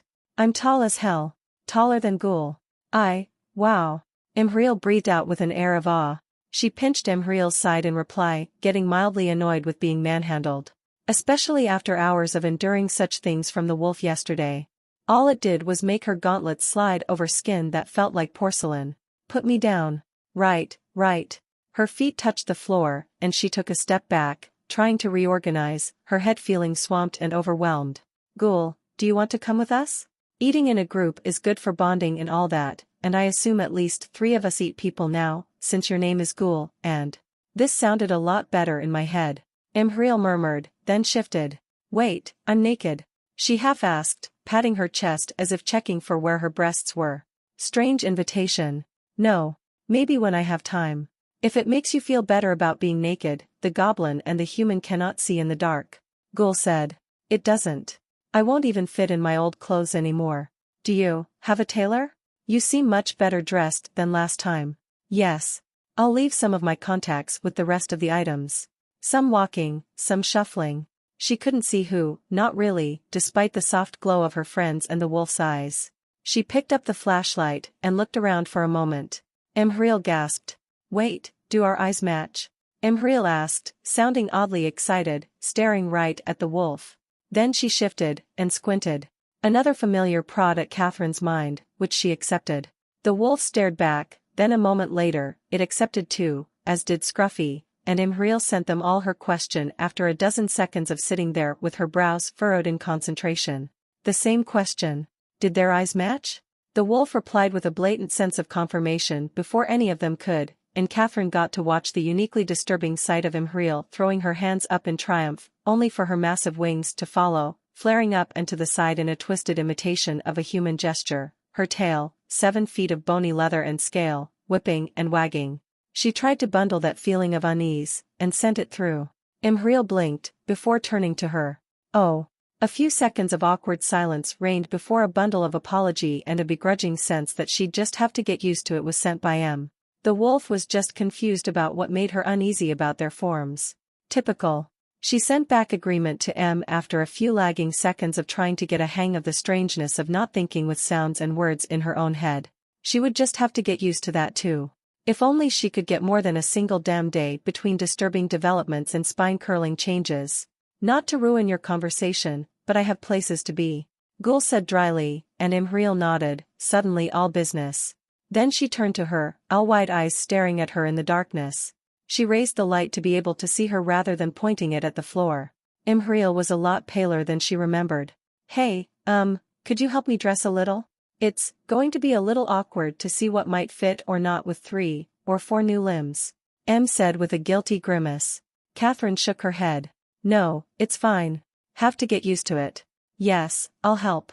She said, a little more hesitantly than she would have liked, then sent a message through the link. Scruffy, hold the flashlight on us? The wolf sent annoyance at the human sounds, but she couldn't care at the moment. Scruffy sent back agreement as she stepped forward, and after the flashlight swapped hands, she joined M in seeing which of her clothes could still be worn. She tripped on something that moved and pushed her foot to the side, likely Imhriel's new tail, and a giant, twisted palm slapped itself down on her chest to stop her fall, one she instinctively grabbed onto before freezing up, staring at the foot, something long blades just an inch or two away from her neck. Sorry. M rushed, pushing her back and upright a bit. Not used to having a tail yet, it just moves on its own. She shrugged, and her wings moved with the motion. So do these. She added, clicking the claws on her other wing together to emphasize. Catherine stiffly nodded as she pushed off of the limb, finding it as unbending as iron, and swallowed, emptying whatever feelings were still inside her. She cleared her throat, and without another word, sidestepped the new appendages a little, not wishing to get any closer to them than she had to, and bent down to rifle through the heap with M. The cloak and underwear might be serviceable. Dart launcher and mask too, maybe. It would be a bit hard without ears on the side to catch the fabric strips. Imhriel's left hand, the human one, reached for her wrist, then took her hand. It helped. You're squeezing way too tight. She murmured as she unfolded the cloak with one arm, well practiced. She'd have thought that suddenly growing a bit over half a foot would have just made her feel taller, but it actually just made the entire world around her feel discomfortingly smaller. It would take some getting used to. All of this would, she imagined. Despite having drank more than her fair fill just a few minutes ago, she was already starting to feel like she wanted a bit of blood. That would probably get annoying fast. She lifted her right arm, slowly turning it, flexing her fingers. It was hideous, bulky, and it looked like it was made to pull people's guts out of their stomachs. She loved it. It felt strong, and it was. Axe-head-shaped talons made of white bone at her fingertips, with the bottom side stretching forwards, before fading into a plated gauntlet of black chitin past the claws. Just past the wrist, it shifted into a mess of different materials. But it wasn't as random as it looked. Patches of fur sat just around her wrist, elbow and shoulder joints to allow her maximum mobility. Her lower forearm had a slanted triangle of thick scales, but from there, it was a spinning mess of faintly iridescent black scales, chitin, and fur, like someone took strips of each material then twisted them up with a clockwise vortex before gluing them to the muscular limb all the way up to the shoulder. There was not a hint of skin to be seen. Kat said it would unbalance her with how thick it was, so she'd have to put a bit of weight on her left side, likely some kind of pauldron, but that would be fine. She shifted her head away and turned to look at her right shoulder. It was not difficult at all.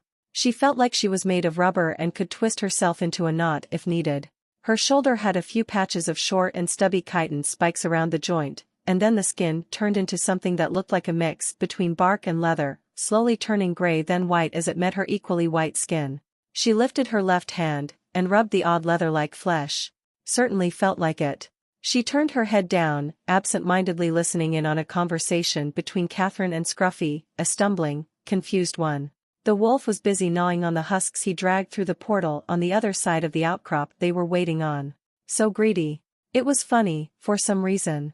Her attention turned back to her chest, which, well, she was not particularly attached to whatever bust she had, but it was odd to see and feel parts of herself so suddenly different. It was like someone made a breastplate of black scales and chitin and just covered her with it, except it was patchy and the scales sank into her skin along the edges before fading. And there was some padding behind this armor, like scar tissue or fat or something, even if there was nothing salacious behind it. It didn't feel like the humanoid mind was wired well to such things. If she hadn't been wanting this so much, she'd probably feel oddly sick and repulsed by it all. But in a way, it covered her modesty better than a bra would. Which was good, because her old one didn't fit, and her bottom underwear barely did. She brought her left hand forward a bit to examine it in the scarce yellow light from the lanterns below. Her skin was ridiculously pale. Not corpse pale, but literally fresh fallen snow pale.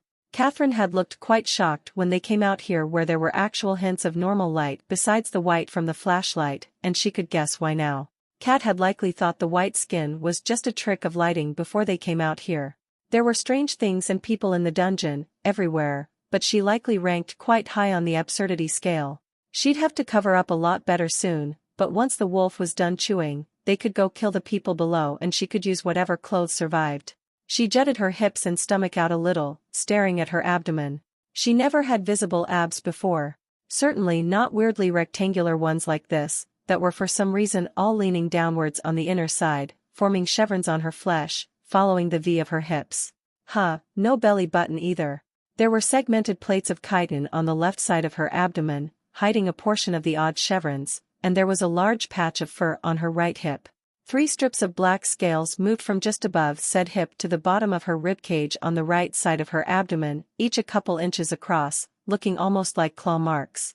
For all she remembered of whatever bizarre visions she had during that ritual, they might be. She twisted her torso to the side to look at the rope-like muscles on her waist and the side of her ribs, which were curiously devoid of rigid materials, only strips and winding patches of fur, then turned even further to look at the base of her back, and the 7-foot-long black tail extending out of it. It was extremely flexible and actually helped with her balance a lot, thankfully, or otherwise it would be nothing but a pain in the ass tipped with a bony spike at the end. Just to get it out of the way, she tightly wrapped the patchy tail around her own neck like a scarf. Her spine, whatever she could see of it past her waist-length pitch black hair, looked solid. Oddly blocky, but thick and strong. It took a moment to realize she had essentially twisted her upper body around without moving her lower, and she blinked in surprise for a moment, before experimentally trying to turn even further, keeping her feet pinned to the ground. She ended up with her shoulders parallel to her hips on the wrong side, seeing and feeling the muscles on her waist and chest pull and strain to keep her like this as she stared in mute amazement at her waist, which looked like a twisted, narrow stretch of fabric. That looked disturbing, even to her. How was she even doing this? Somehow, it didn't hurt. Strained and burned a bit, like keeping a difficult stretch going for too long, but it was as if she didn't have any organs to pull and stretch. Wait, did she have organs? She had lungs, and she had a heart for sure. She couldn't be sure of the rest though. She also had a nice butt now, and her hips were a bit wider. Which was nice for her self-esteem, she supposed, but it didn't really matter. She twisted her upper torso to face the right way again, and bent forward to examine her legs. They were strangely armored, compared to her torso, which was much more important in her opinion. But then again, looking for sense in this kind of thing seemed nonsensical in itself. Her left outer thigh was covered in large black scales all the way up to her hip bone, while the inner thigh had a few flat plates of chitin, but was mostly just white skin. Her right outer thigh was covered in 2 half-circles of bent, lumpy chitin plates mixed along with fur, up to just below her upper thigh, while her inner thigh was covered in a large patch of black scales, all the way down to her knee. Both knees were covered in thin, almost skin-conforming plates, not quite as thick or angular as the rest, and her shins were covered in horizontally aligned V-shaped plates, each about 2 inches thick and curving around to the side. There were some negligible patches and sprinklings of fur and scales on her calves, again looking more like ribbons or like something monstrous was about to burst out of her skin rather than randomly placed. She didn't know if that was a good thing or not. It looked almost purposeful, but, well, if she had some kind of transformation ability, it would show up in her system screen, and she was curious regardless, so she stopped ogling at herself and glanced over the rocky lip of the outcrop they were on to make sure nobody would be coming out of the safe house anytime soon. Which, they shouldn't, because according to Ghoul, his associate that they would meet soon had killed the gangster's boss a few minutes prior, and they were to wait for him to return, however long it took.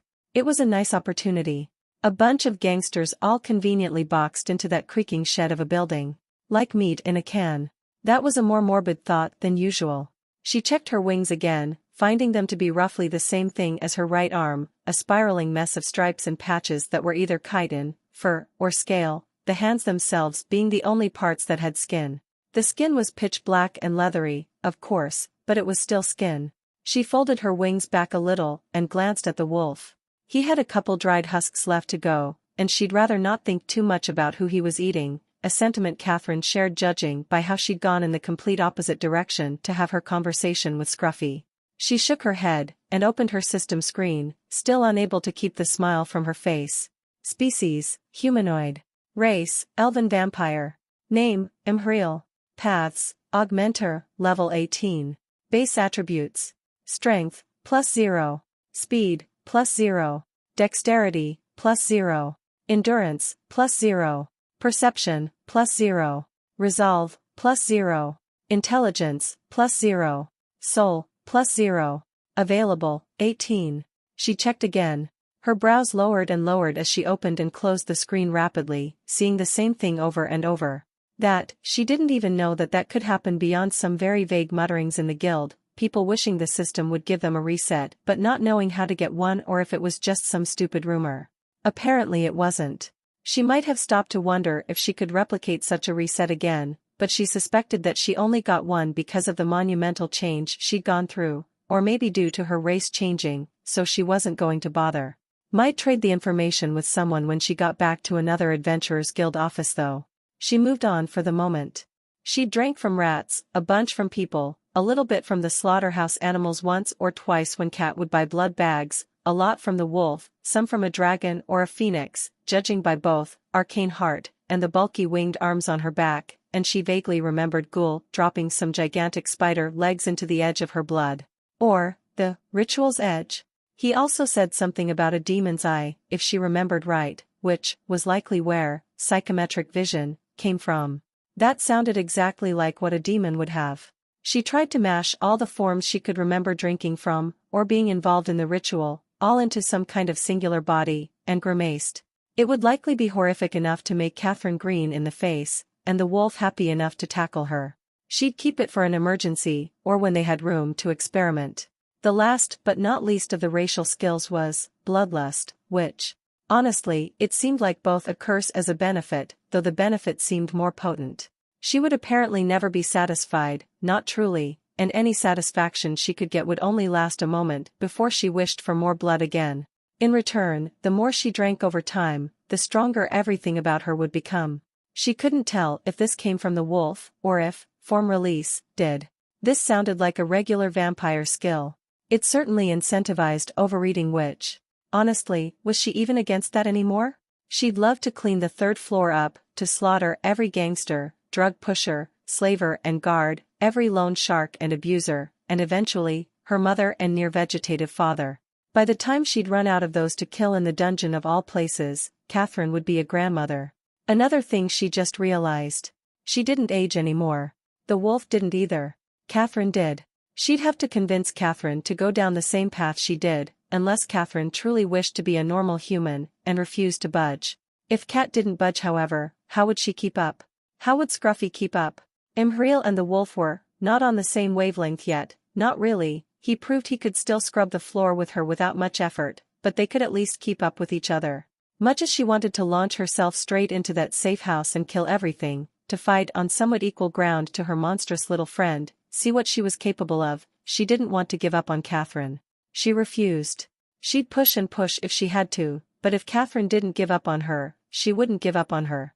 That meant that the fight they were waiting to get into should probably change directions a little. Be more focused on Catherine. She had no idea what to do with Scruffy, honestly. Soon, she'd likely die if she stayed with them. Something Ghoul mentioned came to mind, and she frowned. She could give Scruffy to him and his team, to learn from the woman of Chitin. He had suggested it.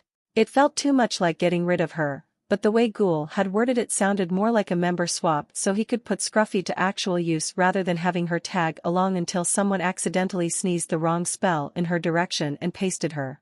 And from what she had observed, Scruffy was not stupid. She loved to mess with that clock she bought her, and in Catherine's apartment, she'd started poking at the heating box almost immediately. She'd also worked in that waste facility for a decent while, she could guess. Maybe that chitin woman that Ghoul hadn't named could teach Scruffy a way to put that curiosity and interest to use. She knew that she herself definitely couldn't. It would be better for Scruffy to go with Ghoul's team, and even though letting her go would hurt a bit, because she honestly really enjoyed having her around, things were just heating up too much, too fast. Scruffy could not tag along with them for long and survive. Well, she had the dimensional ring, and she had the crystal. She could tell Ghoul anytime. And with her telepathy, Scruffy could probably talk for herself now, finally, or try for an approximation of it. She let the rest of the symbols fade past her sight, checking for any other significant changes. Acquired skills. Magic resistance, level 5. Mental resistance, level 6. Poison resistance, level 13. Pain resistance, level 26. Illumina, level 8. Spark burst, level 21. Haste, level 21. Mana perception, level 24. Mana manipulation, level 26. Mana tank, level 9. Mana conduit, level 13. Mana touch, level 14. Tough skin, level 9. Infection resistance, level 4. Disease resistance, level 2. Telemantic construct, level 18. Telepathic link, level 1. Telepathic message, level 1. Telepathic bond, level 1. Acquired traits. Enduring, 1/5. You have felt the chill of death multiple times, and survived. You are slightly tougher. Acquired titles. Wolf-blooded, your hunger will never truly be satisfied, and you are destined for conflict and struggle. You are tougher, and your limits are more malleable than most, should your will be found to match your needs. Dragon-blooded, you and your flight are destined to reach for the top where you belong, whether consciously, unconsciously, by circumstance, or by necessity. Your hide is made of iron, and your magic is as pure can be, regardless of yourself. She lost the vampiric trait, which made sense. And she got 2 titles. Sure, they sounded just as much like curses as they did blessings, but the curse-like parts were already things she was probably heading for. You and your flight caught her eye. A gathering of dragons was called a flight, like how a gathering of crows was called a murder. A flight of dragons, a murder of crows. Did that mean that this title would only work on any draconic companions she had? She hoped so. She was a bit iffy on having a title that nudged or dictated destiny for her entire group. She wasn't sure what it meant by saying her magic would be pure, but that sounded positive as well. Maybe it meant efficiency? Impurities in the world's mana tended to make things inefficient. Interesting, but she had more things to check. She brought up the attributes again. Base attributes. Strength, +0. Speed, +0. Dexterity, +0. Endurance, +0. Perception, +0. Resolve, +0. Intelligence, +0. Soul, +0. Available, 18. She already felt stronger than ever, and she still had 18 points to put into things. She felt like making excited squeeze sounds, like a 10-year-old. But she had to put thought into this. She'd likely never again go through another change so monumental that the system would give her a reset. She couldn't believe her luck in getting this one in the first place. Resets were so rare they were basically a rumor in the guild, from what she remembered. She wasn't sure what to go for. Her magic remained her greatest weapon. She could throw herself into a melee now, especially if the dragon-blooded title was accurate about her skin being made of iron. But even if she put 6 points into strength and speed, she doubted her strikes would do as much damage as a well-charged spark burst, detonated against a weak point. It was one thing to stab straight through someone's torso or punch someone's ribs to splinters, which was arguably survivable if she missed the heart. It was another to make someone's torso explode like a bag of gore. There was no surviving that, not if something was alive in the first place. And with how the points worked, according to the literature, it was always better to focus on one's natural strong points. A flat 10% increase to something someone sucked at was a wasted point, whereas if tossed onto something one was good at, it could have much higher yield. She wasn't sure if the 10% example was accurate, a rule, or an example, but she agreed with it. Play to your strengths instead of wasting points trying to circumvent shoring up your weaknesses naturally. So what were her strengths, really? Magic was the biggest one. She could probably detonate someone into little gibbets now by just shoving her hand against their ribs and using spark burst, assuming they didn't have too much endurance or magic resistance, or some other esoteric effect to protect them. She was probably about as strong as Catherine right now, physically, and probably a bit faster, without any spells or attributes in the way. Her soul felt vast and powerful, but it wasn't like she had a frame of reference there. She could have a soul weaker than Scruffy's for all she knew. So maybe making it bigger by putting some points into the soul attribute would be nice, allowing her to regenerate mana even faster. Speed and strength were a possibility too, but she could get speed from haste, without huge costs now that she had Augmenter as a path, and while strength was useful, she couldn't really come up with too many ways it would benefit her in a fight. She wasn't a brute, she didn't want to be getting into fistfights if she could avoid it, and if she did get into one, her right arm should be enough. Resolve was not really something she needed. She had plenty by herself. Dexterity. Dexterity might actually be useful. She was always clumsy. And even though she felt more aware and in control of her body than she had in a long time, it could really help her to be able to be pinpoint accurate with her movements and be able to twist herself around even more. If she combined haste with a field of mana touch and had a bit of dexterity, she could probably dance circles around most opponents without even trying. She was no wolf. She couldn't tank the amount of damage he could.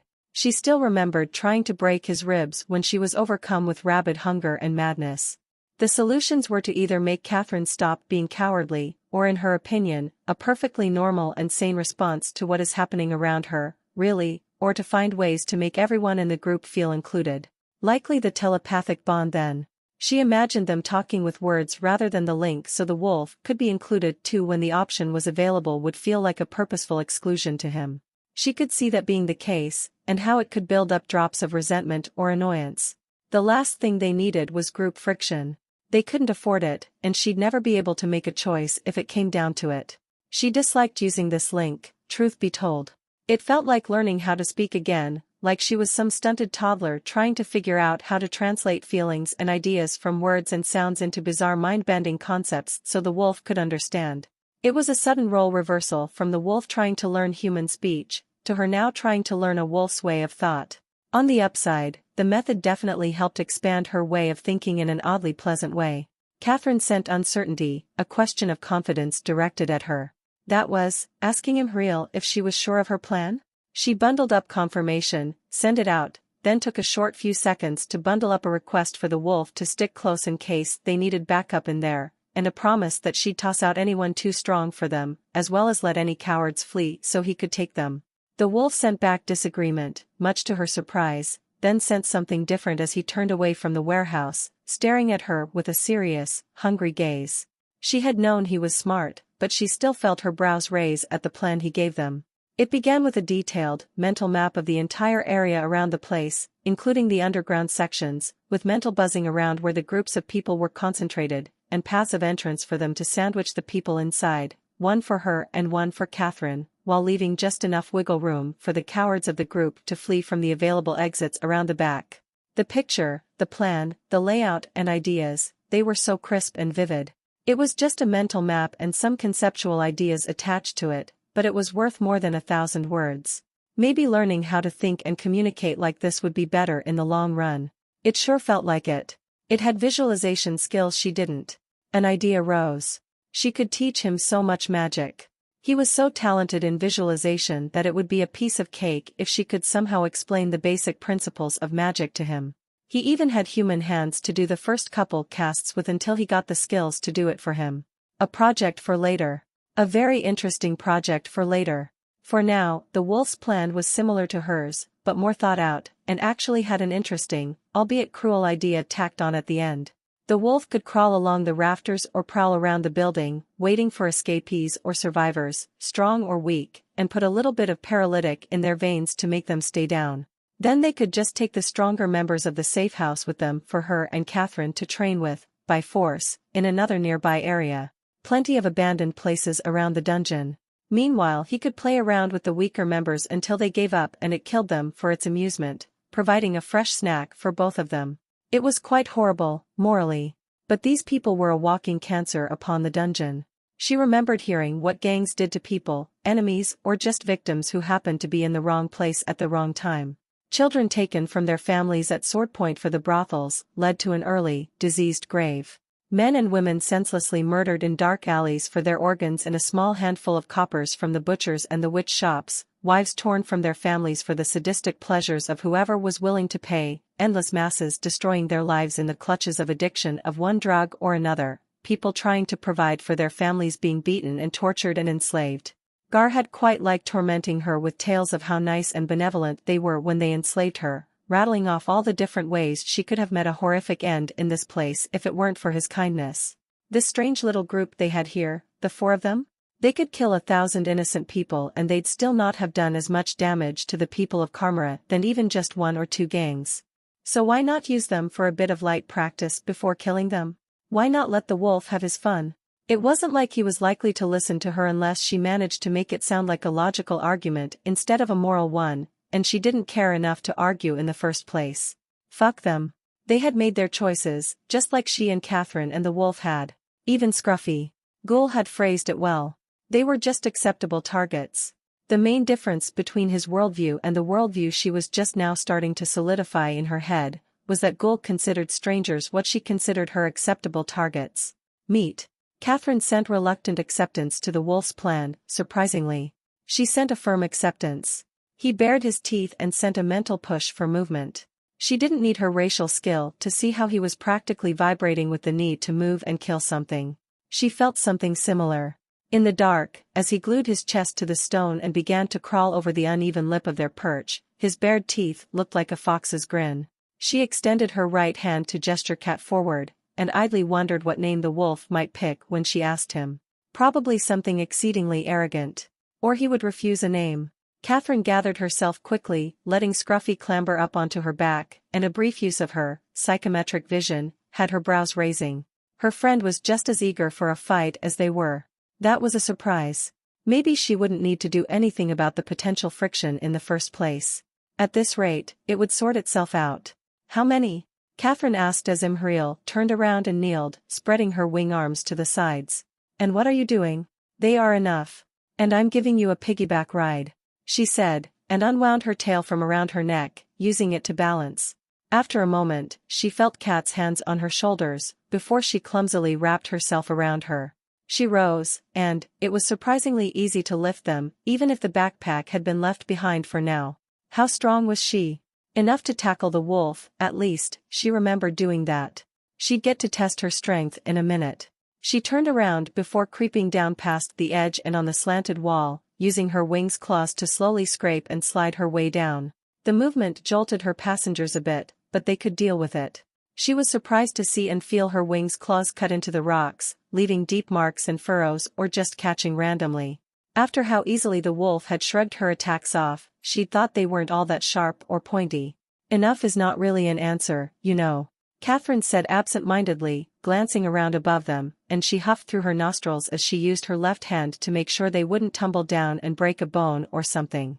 It was hard to balance like this, with so much weight on her back, even if the rock wall was slanted forwards.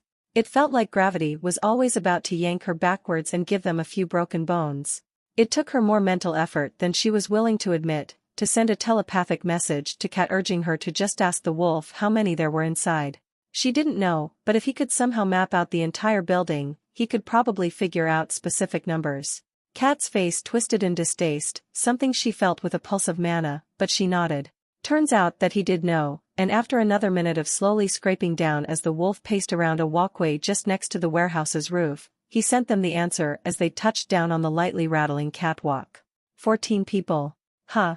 Something told her that Ghoul knew they would pick this course of action instead of bringing the wolf with them inside to kill everything, because there was no way just 14 people in a random warehouse would be enough to not be a slaughter if the wolf was involved. Either that, or they were fairly strong people and were not random at all. She wasn't sure she liked either possibility, honestly. It felt jittery and twitchy, like there was some electricity inside its muscles buzzing away and not letting it relax. It hadn't incorporated that weird water worm's biology yet, so it was mostly just a need to move, to do something. The fact it wouldn't be fighting had a lot to do with that. It had been very excited to fight side by side with its human for the first time, and judging by their tumbling earlier, she could somewhat keep up now. But it understood the need for the Catherine human to fight and get her own growth in, and if it involved itself, there wouldn't be a fight, not really. It wasn't like it would gain anything from fighting these humans. They all walked like they were a threat, but it didn't really feel like any of them were, not really.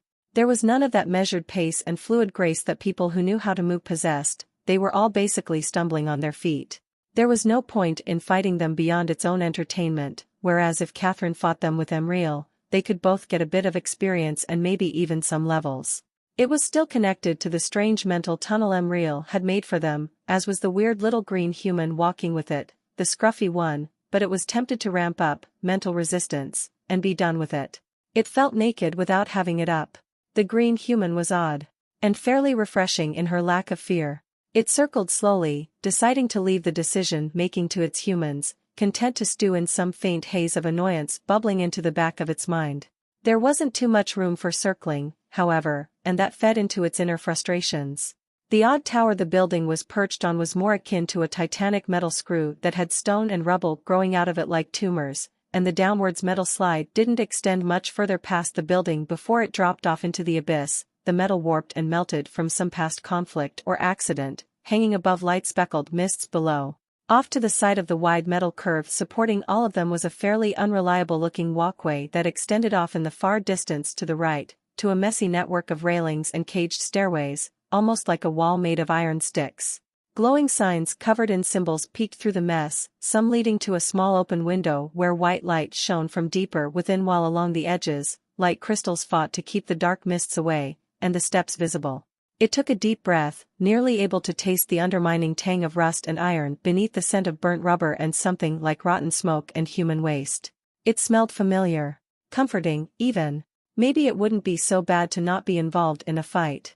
It wouldn't be that exciting anyway, not against weak humans like this. And it would get its pound of flesh regardless. Emriel feasted on blood, not flesh. Besides, their prey was cornered. A few might still try to run out of the side entrances or windows or just jump off the roof hatch because of fear, but they didn't really have anywhere to go. Running up the corkscrewing path would be like running up a steep metal hill, running down would send them to the abyss after 100 feet, and running to the walkway that ran off to the side over the abyss would be unsafe. There wouldn't be a chase, even if some of the humans inside ran away. It let out a long exhale, and felt the green human's hand pat its head, scratch a bit behind its ear. That felt bizarrely nice. It felt its leg twitch, and that immediately soured the experience, making it move its head out of reach as its ears tugged backwards, resuming its half-hearted patrol. It was a mild thing, but it didn't like not having control of itself or its limbs. Reflex or not, it was uncomfortable and made it, snarly for a lack of a better expression to the mood it was put in by the brief experience. It slowed to a stroll, smelling the oddly sweet smoke in the wind, flitting through the sponge-like planks boarding up the windows, twitching its ears to catch human sounds it could try to mimic. The humans inside did not think to put someone outside on lookout, so it passed by its two pack members as they huddled in a dark corner, making their human gibbering as they planned for how to engage the people inside. Emriel glanced at it, and made some kind of hand wag. A human greeting, as far as it had observed. It wagged its tail a bit in acknowledgement as it continued prowling around. Impatience and restlessness were slowly blooming. The spiral around the tower they were on was mercifully gigantic, so neither was the slope too steep nor the sides too thin. Still, it was annoying to not have much space around. Even if a human escaped, they wouldn't get to run. No chase, no action, no fight. Boring. It wasn't sure what one of these things was doing up here. It had only ever seen one metallic person before, and it had been deep inside the human nest's guts. Did the tunnels send this one? It could understand how even to itself, that sounded more than a little dubious, but what else was it supposed to think? It escaped the tunnels once, twice, and now it had what was likely a human that had been consumed by the metal, stalking it. It tuned into the fight happening a mere 24 feet behind it. From a cursory look, they seemed to be struggling, but winning, which was perfect in its opinion. It didn't want to interrupt them, it didn't want the green human or Catherine near one of these metal men creatures, and it certainly was in the mood for a good fight now. So, it stopped peeking over the edge of the small wall of rotting crates, and went to the other side, not bothering to hide as it strolled to the edge, eyes nailed to the puppet-like creature. The yellow eye jerked to the side a little from where the thing had been looking, and focused on the wolf. It sat on the edge and waited for the metal man to charge forward, gathering air into its throat in preparation, just to see how much damage it could do with one blast. Unlike what it had been expecting, the hooded figure stopped cold, and without an ounce of hesitation, turned around, and tripled its speed, rushing away. For a moment, it just blinked at the figure's back, bewildered. Then it growled, and strained its will, mentally projecting for the skill it was using to keep the ball together for as long as possible. It spit the ball forward, and turned to the right, leaping down onto the metal stairs that led to the bridge with a deafening crash and a precarious wobble, pivoting with its lower body to kick off the railing and down the flight of stairs. It turned its head right as it slid to a stop in front of the narrow bridge, and witnessed Sonic Blast detonate above the bridge with a sharp crack of air halfway across the bridge, sending the hooded figure down and back into the bridge's segmented plate-like sections, denting them as it bounced and rolled backwards, barely managing to stay on the bridge thanks to the mangled railings. Sharp shrieks and creaks and clunks continued for a moment as the sound traveled back to the wolf, bolts and fragments of chain peppering the mists below as the bridge rocked violently from side to side in front of the wolf, the cables groaning on either side of it. It wasn't enthused about crossing the threshold from the stable metal platform it was on and onto the rocking bridge, but it didn't feel letting the metal man thing run would be a good choice. Mostly because it couldn't understand why it would run just from seeing it. The last of its kind the wolf had fought had been extremely tough and mindless. It activated Blood Rush and lunged forward with a burst of sparks as its claws raked through metal for more traction. For the second time, not even 3 bounds onto the bridge, its eyes widened in bewilderment when the cloaked figure stumbled upwards, jerkily, and without an ounce of hesitation, threw themselves over the wavering railing in a smooth motion, tumbling out of sight. It slid to a stop and grabbed onto the railing, raising itself over it as if it was a human, and barely caught the metal ball of limbs in yellow circles tumbling through the slowly shifting smog clouds below, its tattered covering trailing after it, slowly enough to seem weightless, detached from its heavy form.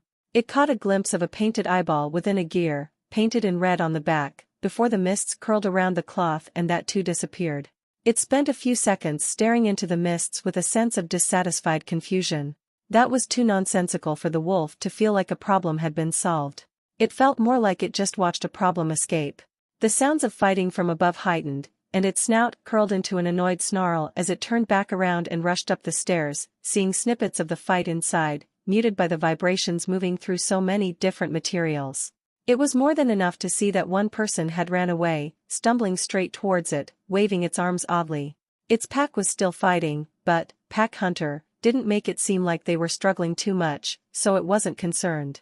It paused near the top of the stairs, and decided to wait for the human to come to it instead, hoping his blood might wash off the taste of failure. She sent requests to the wolf to get an update on the positions of the people inside, but he was blocking them all, so after a moment of hesitation, she decided to let him be and do whatever it was he was doing.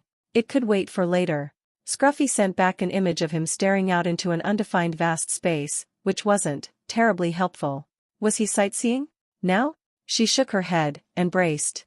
Her left hand was pressed against the shoddy front doors of the building, right where the locks were, gathering a substantial spark burst, and her right was reared back to slam into the first person she saw. Catherine was waiting on the opposite door for her cue. She formed another spell on her right hand, charging up an Illumina for a short but violent flare. A third prepared itself in the back of her mind, haste, charging with a slight boost. She let go of her first spell, and the doors exploded inwards, folding and breaking in half as they showered the inner occupants in dust and splinters.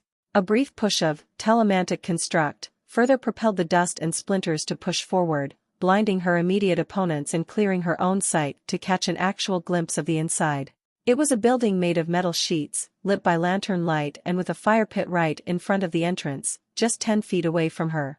4 people were around it, their hands occupied with something she couldn't see through the splinters, in the middle of turning around. The one closest to her, with his back turned to her, would be the first unfortunate she would use to test how strong her right arm was. She straightened her fingers to the best of her ability, and lunged 10 feet forwards by kicking forth and using her arm wings to propel her, slapping against the patch of cobbles outside. She felt ribs and organs snap and part before her hand like it was nothing but jelly. Her elbow sank through the man's half-turned torso, her claws slamming into the ribs on the other side and finally stopping as he jerked and went limp. Distantly, she realized this guy likely had nothing in endurance. His flesh felt like firm pudding. Her wing arms had a similar range of movement to actual wings, so she couldn't exactly move them over her shoulders to kill the other three, so she twisted her body to the right, tearing her arm out of the convulsing gangster's body, a mass of gore in her fist, and thrust her left shoulder forward, bending her back so the wing could swing. Or, unfold, rather. It zipped forward like a loaded spring, 5 thin blade-like claws spearing through a gangster in the middle of yelling as he stumbled backwards over his seat, and carrying him for another foot before her wingspan maxed out at 12 feet, momentum pushing the man off her claws and to tumble into a metal table. Catherine burst through the back door by kicking it open, and immediately, someone whirled on her. She couldn't afford to pay attention to Catherine too, but, Pack Hunter, made her feel how she moved with that dagger, nothing but efficient strokes and cuts and thrusts. 2 down, 2 in front of her. Catherine dealing with another, and 8 or so people in her peripheral vision scrambling upright or unsheathing weapons. One thing that she felt quite keenly was the blood. She could feel it, smell and taste it. She tugged it with blood dominion. It felt like stretching a muscle she never knew was so sore. It felt good. She began to exude mana, a steady stream. A sword flashed towards her wing from the left, and she folded it just enough to let it fly back before she grabbed onto the hand holding it, and spun, tossing him to the group coming in from the right. Something slammed into the fire pit, washing her with fire and ash, and she felt right at home. She jerked out of the way of a punch, feeling like they were all fighting through molasses while she was as free as the wind, and with a jerk of her right shoulders, a head went flying. A metal arrow cracked through the air and into her wing, sticking into the bone, and she briefly grunted from the pain of it embedding into the bone. It was a nice reminder that she was still fragile, even if she was strong and fast. Cat! She barked, mentally pushing Illumina through the mental link and then placing the spell between herself and the group of 6 rushing at her. Distantly, she noted how the wolf's form flared up somewhere behind her, far further than he should be. Catherine jerked around, throwing her hands over her head, and Imhriel simply looked away, turning around as she hopped back. Illumina flashed for a fraction of a second, and she heard the shouts turn into screams as retinas burned and reflected light rendered even those who were not looking into stumbling buffoons, at least for a while. Someone rattled the rusted doorknob of a side door, before falling outside in a half-run, retreating. In fact, everyone was retreating. Most just couldn't find an exit or weren't trying to. The main reaction to getting blinded seemed to be roughly flailing in her direction to ward her off as they scrambled away from her. Illumina was such a cheat spell when used right. She spun out of the way of a wide swing from a spear that looked more like a sharpened fire poker. Catherine fought 2 people on the corner of her vision, one flailing and the other stumbling with squinted, teary eyes. She could have easily killed them and moved on, but she was just beating on them. She suppressed the urge to snap at her to kill them when the swipe of the spear abruptly changed direction and thrust at her throat, but it was too slow, and it was so impossible to misjudge distance when she could feel every last millimeter of space around her as if she was touching it with her fingers. She ducked her shoulder under it and leaned away, then used her right wing to slap the floor and keep herself upright when she realized she had leaned way too far. Grabbing the 10-foot-long spear with her right arm, she yanked it past her, its wielder dropping face-first into the remnants of the fire pit with a cry. Not knowing how to use a spear whatsoever, she simply spun it and put her whole weight and all her strength into impaling its previous wielder through the back, wincing at his animalistic howl as he began to writhe on the floor, feebly trying to reach the spear as his blood crawled towards her. Someone in a dark corner shouted something, then they rushed up the stairs to the half-floor above. She caught a glimpse of a metal bow glinting in the lantern light behind the men as she darted forward over the dying man at her feet, placing herself between a gangster and the bow as cover, arm wings wide open in a no doubt nightmarish sight. The arrow cracked forward again, this time through the gangster she was using as cover, weaving between his ribs with impossible accuracy to shoot straight for her head, and she jerked to the right, lowering her left shoulder, throwing a foot in front of her, to slow down. Even so, she felt its flared edges cut into the corner of her brow as it flew past, and she idly realized that even if these were manageable opponents, she should not be underestimating them so much, nor being so arrogant just because she felt invincible. A few inches to the side and a little slower in her reaction, and she would have had an arrow through her eye. Another odd sensation rose from her brow, a sense of control and hyper-awareness that surprised her too much to delve into. Her wing arms had much better reach, so she spun her torso to the left, unfurling her right wing. Half stumbling and half crouched as the men in front of her were, 2 of them already dead and 4 blind and retreating, it wasn't too hard to use her wing as an awkward broom and throw them out of the way of the archer. He didn't look like much. If anything, he looked like some middle-aged man with a cleft chin. But his eyes were sharp and severe, locked onto her with unsettling confidence. How did he not get blinded? He had notched another arrow already, and aimed it to the side, a little too far to the left to be aiming at her wing. At Catherine. She jerked her head to the left as she zipped forward, imbuing Catherine with a strong haste buff as she pushed a warning to her. She hooked her right arm to the floor, doing the same with her wings, before wrenching all of them down, throwing herself forward like an arrow, preparing a repulsion field next to the standing archer. Something brushed along her mana field, coming from above and in front of her, the tips of boots breaking through in rapid descent. The bow was almost in line with her, so she used the repulsion field to throw it to the side, and lifted her left arm to launch 2 darts that punched into the archer's stomach. The arrow went flying midway through the motion as the archer jerked with a muted cry of pain, and she only had a brief moment to panic for her friend before a short sword slapped the arrow away in the corner of her vision, shattering into a dozen pieces as Catherine quick-stepped away from the fragments. The boots lowered, followed by muscular legs, and she threw a large chunk of mana into a stronger haste cast. The sudden burst of added speed let her dart under her falling assailant, and she brought her arms forward until her wrists were touching, her shoulder blades shifting forward in ways that she felt should be agonizing, all to line her wings up to the archer that had fallen against the wall, struggling to reach for another arrow. Her arm wings both unfolded from her back, 10 fingers with blade-like claws ramming through the man's arms and raised leg to spear through his torso and into the metal wall behind him. With a sound like a whimpered, wheezing snarl, his eyes widened as they met hers.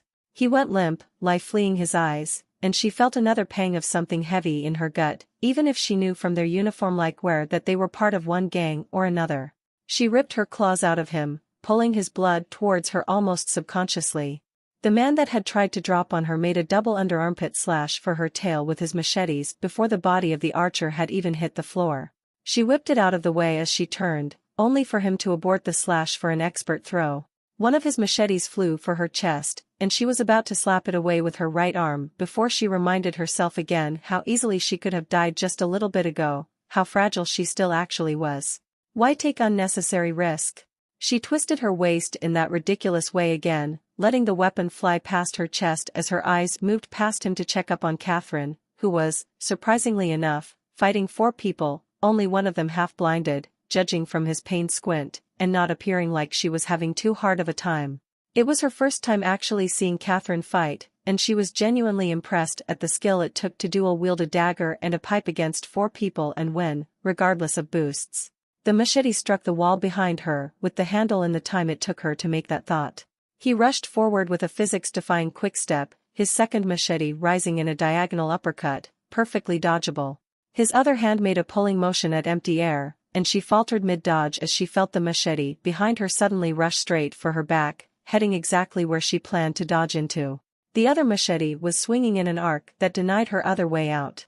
She realized she was boxed in, despite being significantly faster, and after a moment of freezing, she spun, and used her right arm to slap away the machete from the flat side, sending it off to the side.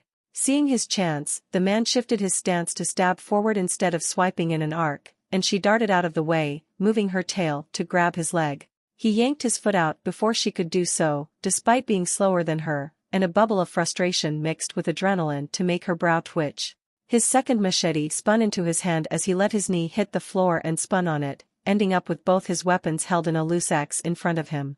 She jumped back, over writhing bodies, and sidestepped stumbling blind people, grabbing them and throwing them over each other to put more distance between her and the bizarre man with the machetes. She unwound one of her wings to slam into someone to her right who was trying to sneak up on her with a giant axe, cutting a deep, wide furrow through his stomach and up his neck, his choked scream turning into a gurgle as he stumbled back and toppled to the floor. She tried to ignore the feeling of his innards spilling out of his stomach, maintaining her field of mana. For the first time, she got enough of a gap to catch an actual glimpse of the man wielding the machetes as he followed her, hopping and twisting through the mess of bodies and corpses as if he was making it a dance. He barely looked like an adult, yet his eyes had less humanity in them than the golem eye she used to wear on her neck. It was how she imagined Ghoul's eyes to look. A dull brown, cold and sharp. His clothes were more put together than the gangster's too, a simple brown short sleeve and tight, elastic pants supported by a belt, from which 2 sheaths hung for his weapons. That was about as much observation as she could make before he kicked the remnants of the fire pit at her, and she blasted a hasty, spark burst at him and the burning coals to force both back, mind reeling. She wasn't in severe danger, but she doubted she could beat him in melee, and she needed just a second or two to think about her options instead of flailing. Catherine was almost done with the rest of the gangsters, impressively enough, but she didn't care about them more than she did the immediate threat in front of her. She didn't get that second or two she wished, and trying to use telemantic construct on a moving target was rather futile. So she laid a trap for where she expected him to be as her wings slammed into the floor and threw her away from another double swipe. She had 12 feet of reach, he had maybe 3.5. And there were only 2 ways for him to reach her. He went for the second one that she expected, throwing both machetes at her, one center mass and the other to her left as he lowered his center of gravity and zigzagged towards her, his eyes not straying from hers. She recognized a similar trick to what the archer had done, pretending to have a bad throw to hit something behind her. If Pack Hunter wasn't including them, she would have dodged both and given Catherine a machete to the back of the neck. As it was, she dodged out of the way of the one aimed at her center of mass, and grabbed the second machete by the blade with her right hand, trusting the thick plates to withstand what looked like an ordinary blade, before twisting it and slamming the handle into her knee to break it, something she was surprised actually worked, even if just barely. Judging by how the faint sense of mana she could feel inside the weapon abruptly vanished, she had been right in her assumption. He could only move the weapons because of some kind of enchantment, otherwise, he would be throwing and returning all manner of other weapons and debris strewn about the floor. He recalled the other one, and lunged low as she tossed the broken blade in her hand aside. Despite his entrance, he liked having contact with the ground. Everyone did when moving at such speeds. To deny him that, she activated the trap, one repulsion field slamming sheer force into his stomach with just enough power to get his bottom half off the floor, and she whipped her tail at the back of his head, snapping her right arm towards him with her spin. His right hand got in the way of her tail, breaking the bones within with a series of sharp cracks, and he rolled with the momentum and sudden change with shocking ease, tucking himself into a tight roll that placed nothing vital in her strike path. She didn't need something vital. She reached for his foot instead of her intended punch target that was now awkwardly far, and narrowly avoided a lightning-fast kick to her head. She tried to grab his leg and he hit the floor with his other foot to spin like a top and flip himself to his feet, dodging her. She could probably overpower him by just throwing her entire mana pool at him, but something about how he fought bothered her. He wasn't faster than her. Yet, as she twisted to hit him with her wing and its claws, backing up, he dodged the strike, tilted his body, and managed to narrowly avoid another whip of her tail by twisting his hip out of the way, damn near managing to cut the tip off with a counter-strike. She thrust an open hand to him, a simple spark burst at her palm, watching him intently as she cast another haste spell on herself, throwing a monstrous amount of mana into it. The world slowed to a complete crawl, and her equally monstrous mana regeneration was the only reason she wasn't dry of mana right now. She could tune her perception, mentally, to speed up, but she didn't want to at this moment. She slowly cast spark burst, and noted how by the time her hand had actually thrust forward, he was already dodging out of the way. What bothered her about how he fought seemed so simple in hindsight. He seemed to dodge before she even began to move. She activated psychometric vision, her slowed perception of time allowing her skill to do its work in technical fast-forward. Tightness around the eyes suggests mild emotional response. Is feeling muted grief. Expects to die by the end of this fight. Accepts death. Injured right hand. Wishes to kill at least one of the assailants before he dies. Had some attachment to the unnamed archer. She focused more on his movement, squinting.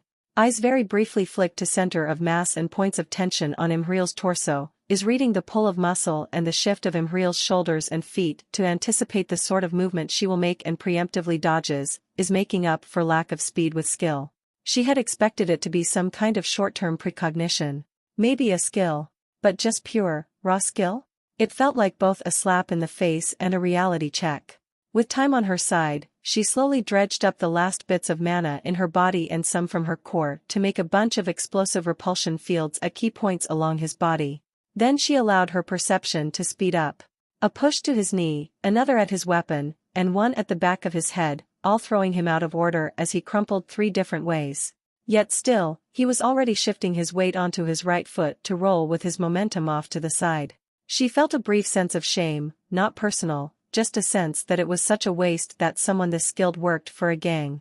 Then she hopped back, took a slight running start, and dashed forward to slam her right first into his downturned face in a vicious uppercut. She felt bone crack and fold inwards from the force, and her lips formed a grim line as she watched the force of her blow distort his flesh in a clear wave, felt one of his eyes pop like a grape against her knuckle. She let time flow fast enough to almost be normal, just to save herself the slow-motion look, and winced as he folded backwards, the two-way momentum making him spin once in place, legs kicking up high into the air before crumpling down with the rest of him, dead. She shook her right hand free from all the gore that had accumulated along the scales and fur, unconcerned with the single thud Catherine seemed to be beating to a pulp behind her, the high perception almost enough to allow her to judge distance and movements from sheer hearing. She stood there and stared at the man's corpse, someone who, if they had the same tools she did, would have absolutely destroyed her without a shadow of a doubt. Her eyes flicked to the side where a man with a metal bow might have managed to kill her had she not dodged. Her hand rose to the small cut she remembered being there, and frowned when she noticed it was already gone. She watched the blood slowly crawl across the room on the floor, gathering around her feet in a lazy swirl, as easy and natural to control as breathing air. She'd come in here expecting something different. Something more like one-sided slaughter.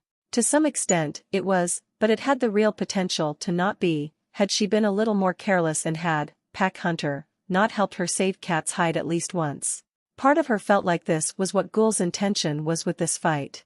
Something seemingly easy so she could let herself get arrogant and high of her newfound power, only for one or two seemingly random people to put a slight scrape on that image and remind her not to be stupid in the future. A dash of humility here where she could afford to make some mistakes, rather than a chance to indulge. She wasn't sure if she should be thankful or angry at him. She was leaning towards being thankful. Had she gone into a real tough fight without learning that lesson, again, she'd probably have died or gotten really injured. Though getting injured had a much less potent kick to it now. She glanced aside to Catherine who was panting and wiping sweat off her brow. Catherine had dealt with just as many gangsters as she had, though admittedly, she handled the 2 most dangerous ones. And Catherine had that same sense of discipline and stiff efficiency. Kat glanced at her, saw her examining gaze, and sent a sense of confusion at her, a mental what? You know how to fight. Kat's brows furrowed faintly in puzzlement, staring around at the moaning and groaning bodies around them, those that Kat had been too soft-hearted to kill. You did most of the work by blinding them, Catherine said. She shook her head. No, I mean that the way you move, the way your feet place themselves, it's the way you move, really. It feels like you know what you're doing even if I'm not sure I can point to why, exactly. You know how to fight. And she paused, licked her lips. She thought back to how she fought. She fought dirty. She fought with tricks, she used people as shields against their allies, she fought for surprise, and she did her damn best to keep any fair fighting to a minimum. She'd stumbled and missed repeatedly, as well as pretty much freezing at least once, even if only for a moment. Having fought in mostly close range, as a sort of self-test today, she couldn't say she was enthused about her performance, even if the machete-wielding guy was immensely skilled. Getting into melees felt inevitable. She was suited for close range and supportive mayhem, which was likely why fighting like this felt so off to her, despite how good it felt, how she could still feel some remaining jitters of adrenaline in her limbs. Brawling like this was doable, but she would have felt so much more comfortable fighting behind the wolf, dashing in and out with quick executions and flashing balls of light in people's faces at critical moments to make any cohesion and resistance crumble. If Kat had the same powers and spells she had, what kind of damage could she do? I don't know how to fight. Instead of offering some kind of reassurance or denial, Kat nodded, and she blinked in surprise, lifting her gaze off the wall to stare at her. I saw the punch. You gave me a boost too, remember? Which, I did not know you could do with merely line of sight, so that would have been nice to know beforehand. I assumed it was touch only. Kat commented, shaking her wrist a little as if to loosen it, and continued before Imhriel could sputter out a defense about how she was kind of blind for a while, so she'd just gotten used to tapping things to boost them. Anyway, you don't know how to properly drive force into the target, your hips are stiff and your stance is either too narrow or too wide. Whenever I could catch a glimpse of you, you had some moments of brilliance where I think I saw you maneuver yourself between people to use them as shields, and you somehow dodged a few attacks I felt like you had no way of knowing were coming, but I'm not sure if that's experience or because you have skills you haven't told me about. You know, we still haven't sat down and discussed what we can each do, as a team. Both you and me, and the wolf. Catherine pointed out, and she opened her mouth to object, only to realize that beyond some offhand remarks while traveling about her spells, she hadn't actually sat down and asked Ket what her path or even her skills were, or told her everything she could do. Yeah, that's true. Fair. I'll hound the wolf to sit down and explain his skills to us once we get somewhere quiet. We can have a group planning session. Sorry about the boost thing, she said with a mild chuckle, unsure of how to word it. Say, can you point to a couple people who haven't been blinded entirely that we could take with us and use for practice? I'll kill the rest. Though you should kill someone too, just to desensitize yourself and not freeze up when it becomes necessary to do it, she added with a falsely mild tone, and grimaced at how the whole sentence just sounded off and manipulative. Catherine shook her head. I can kill. I'd just really rather not. You and the wolf can deal with that. Catherine said in a tone that made it clear she didn't intend on arguing about it, and she smiled a little at the assertiveness. Good for her. The Catherine she knew from before the dungeon would not have said that, not in that tone. Also, while practicing with weak strangers might get us some level progression due to their very real desire to kill or hurt us and escape, I think we'd have more luck just having me train you. I know what I'm doing, as you said, Catherine said, and shrugged, her trench coat bobbing up from the motion. I'd like that, she said with a genuine smile, and summoned her dagger. Now, which ones might be able to actually see us? Could you tie them up? She asked, jutting her chin at the selection of 7 living people they had ended up with. Catherine took a deep breath, and moved forward, pointing to one, and then another. Then she shook her head, and brushed past her to make some bindings from the clothes of the corpses, whipping out a plain dagger and sawing at wet cloth. The smell made her feel like there was a black hole in her stomach, and she idly floated up a tendril of blood to slowly push into her half-open mouth in a sedate sip as she moved up to an unconscious man to slit his throat, once again ignoring the tiny pang of nauseated unease it set off in her gut. A familiar chuff came from where the doors used to stand, and she turned towards him with a smile, sending a mental prod through their private bond as he licked the blood off his own snout in a sight she found to be oddly cute. Her message didn't catch, for a lack of a better word. She tried again, and it did, whatever he had been doing to block her being momentarily lowered. So she began to slowly ask some basic things, about how exactly they were going to find some quiet place to cool off in, while he sent back some strange images and events that made her distinctly uneasy. She could have sworn she'd seen that symbol on the cloak somewhere. And golems did not run, ever. Nor commit suicide, assuming it died from that fall, which it should.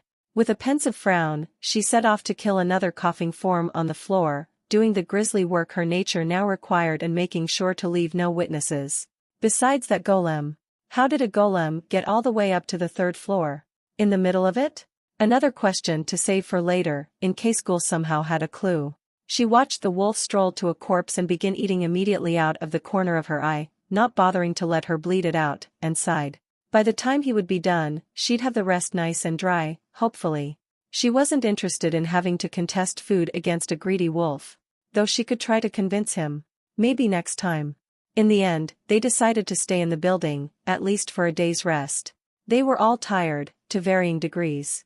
But it wasn't that long ago that its pack was woken up by Ghoul, followed by a ritual and a fight, all exhausting in their own ways, so its humans were quite content to play with their catch, alternating from one search it didn't understand or care about to another, unearthing things from the floor, the walls, and from just plain old chests strewn about the place. Then play fighting amongst themselves and their captures.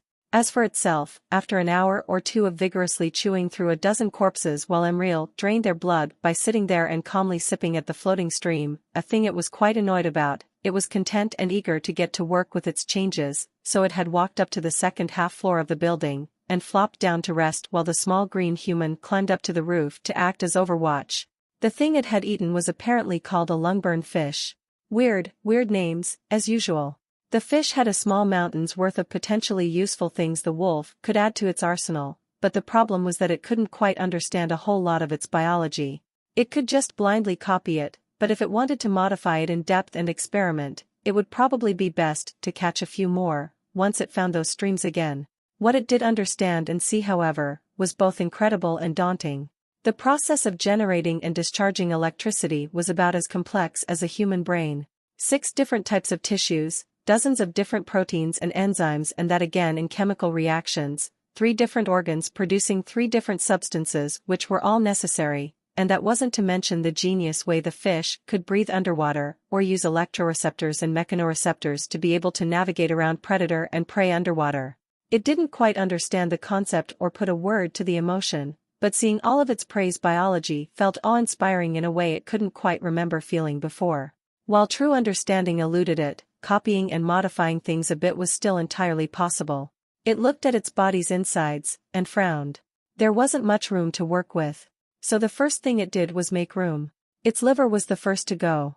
The liver was a fairly useful organ, but it was large, bulky, and without the wolf ever having to worry about poisons that wouldn't at the very least explode when meeting open air, and its adaptive mana cells working with its immune system to give it immunity to poisons the more it was exposed to them, as well as not having any need for bile and stomach acids, it just wasn't needed. It was the largest solid organ in its body as well. It removed toxins from the body's blood supply, maintained healthy blood sugar levels, regulated blood clotting, and performed something like a dozen other vital but small functions. It was the only reason it hadn't removed it up until now, but more than half those functions were redundant or replaceable. The essence drained from having those few useful functions regulated by nothing but devourer was also not much more than simply having to fuel the organ itself, so it didn't really lose much.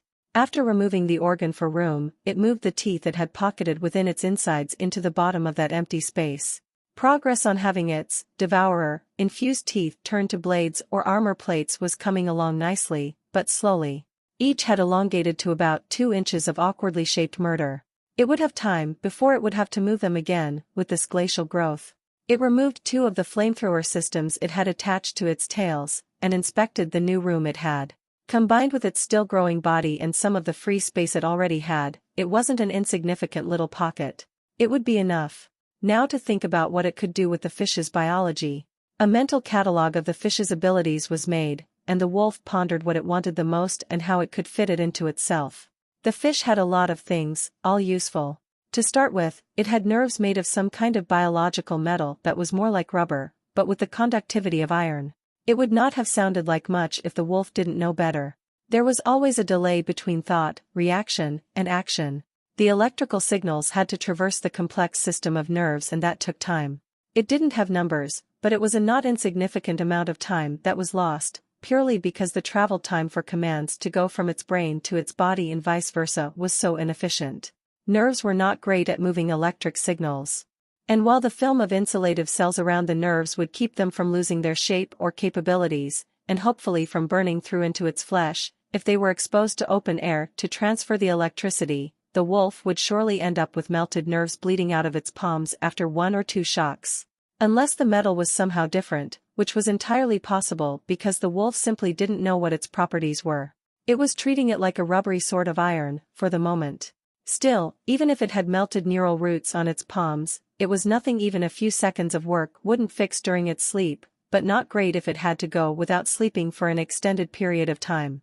There was some worry of a shock penetrating the insulative layer and zapping its entire nervous system, but the fish's biology had seemed to account for that as well, with multiple stopgap measures in the form of insulative cell bundles sitting near a lot of the roots of the fish's body, ready to form barricades against a returning force that would exceed some kind of capacity.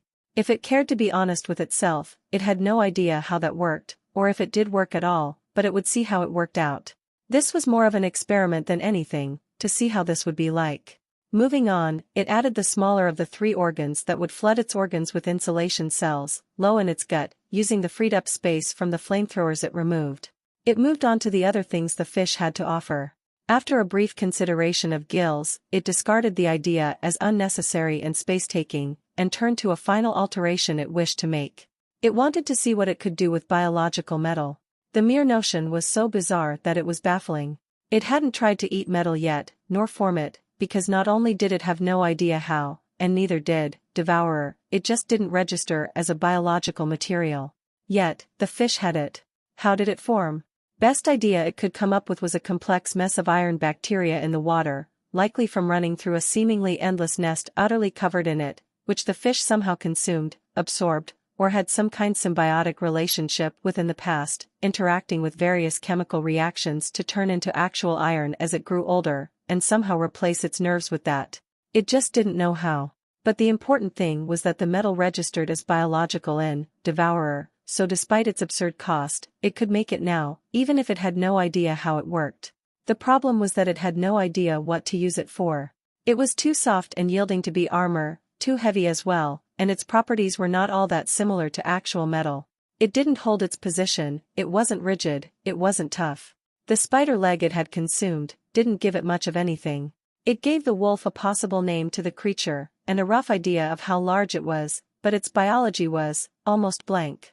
Even the chitin seemed like a blank slate that was biological enough to be registered by the skill, but not enough so for there to be any genetic data in it. It was bizarre, like trying to look into its own teeth. Without any other ideas forthcoming, it decided to confirm its changes, update its template for regeneration purposes, and sleep away the singular hour they would take to happen. Singular hour they would take to happen. Devourer seemed to be speeding up constantly. It ended up sleeping for 6 hours, and woke up feeling like it should have slept a dozen more, stumbling to its feet and stretching with a yawn. Its brain slowly came up to speed, and it raised a vaguely humanoid arm, squinting at its palm. It couldn't actually see the nerves, even if it knew that it had covered its palm in them. Clenching and unclenching a fist, it tilted its head. The sensation was strange. It felt like half the feeling in its body's insides, just vanished. It could still feel pain, because its body's tissues were still loaded with pain receptors, and the signals would still travel, better than ever now, but it was just like it didn't have insides. It curled its elbow, twisted its spine, and felt like something was missing. Very odd, but it could get used to it, especially with much more responsive its body felt. It felt like when Emriel would give it a huge boost, body and mind becoming one single thing without intermediary messages to slow things down. It glanced down at the floor, and after a brief moment of consideration, scratched out a small clump of metal. One human arm held the nugget up for scrutiny, and its front arms snipped off the jagged edges with phasing claws, rounding it to something that would not tear at its throat as it went down. A passing consideration to try and sculpt it into some shape or object rose, but it pushed it away. A prod at its mind, and after another moment of pleasantly surprised incredulity, it lowered its mental walls as Emriel hung upside down from the roof hatch like one of those weird squeaky flying things that hung around the spires by the burning river, baring her teeth at it. Weird human. The next prod took almost half a minute to arrive as Catherine kept grumbling below, slurping at her little pot. The slowness of communication was grating, but it endured because it had no other choice. When Emriel's message did arrive, it immediately disregarded it.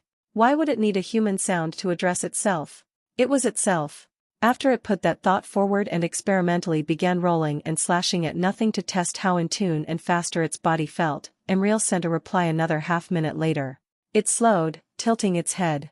It made sense, in a way. They had to address it somehow, and their whole communication and thought system worked on sounds. Unique sounds, but sounds all the same. As it thought, Emriel experimentally poked the ladder, and after no shock met her, she slowly slithered down the ladder, closing the hatch behind her, ragged cloaks and ill-fitting coverings softly rustling as she moved down to its level. "Hey Cat, time to have a chat?" Emriel asked over the railing. "Okay," Catherine replied. It sent back what it wanted to be called. Emriel turned to it, wide-eyed, before bursting into another happy fit of yipping, stumbling past it. It tilted its head. What was so amusing or happiness-inducing about the hungry wolf that will always hunt?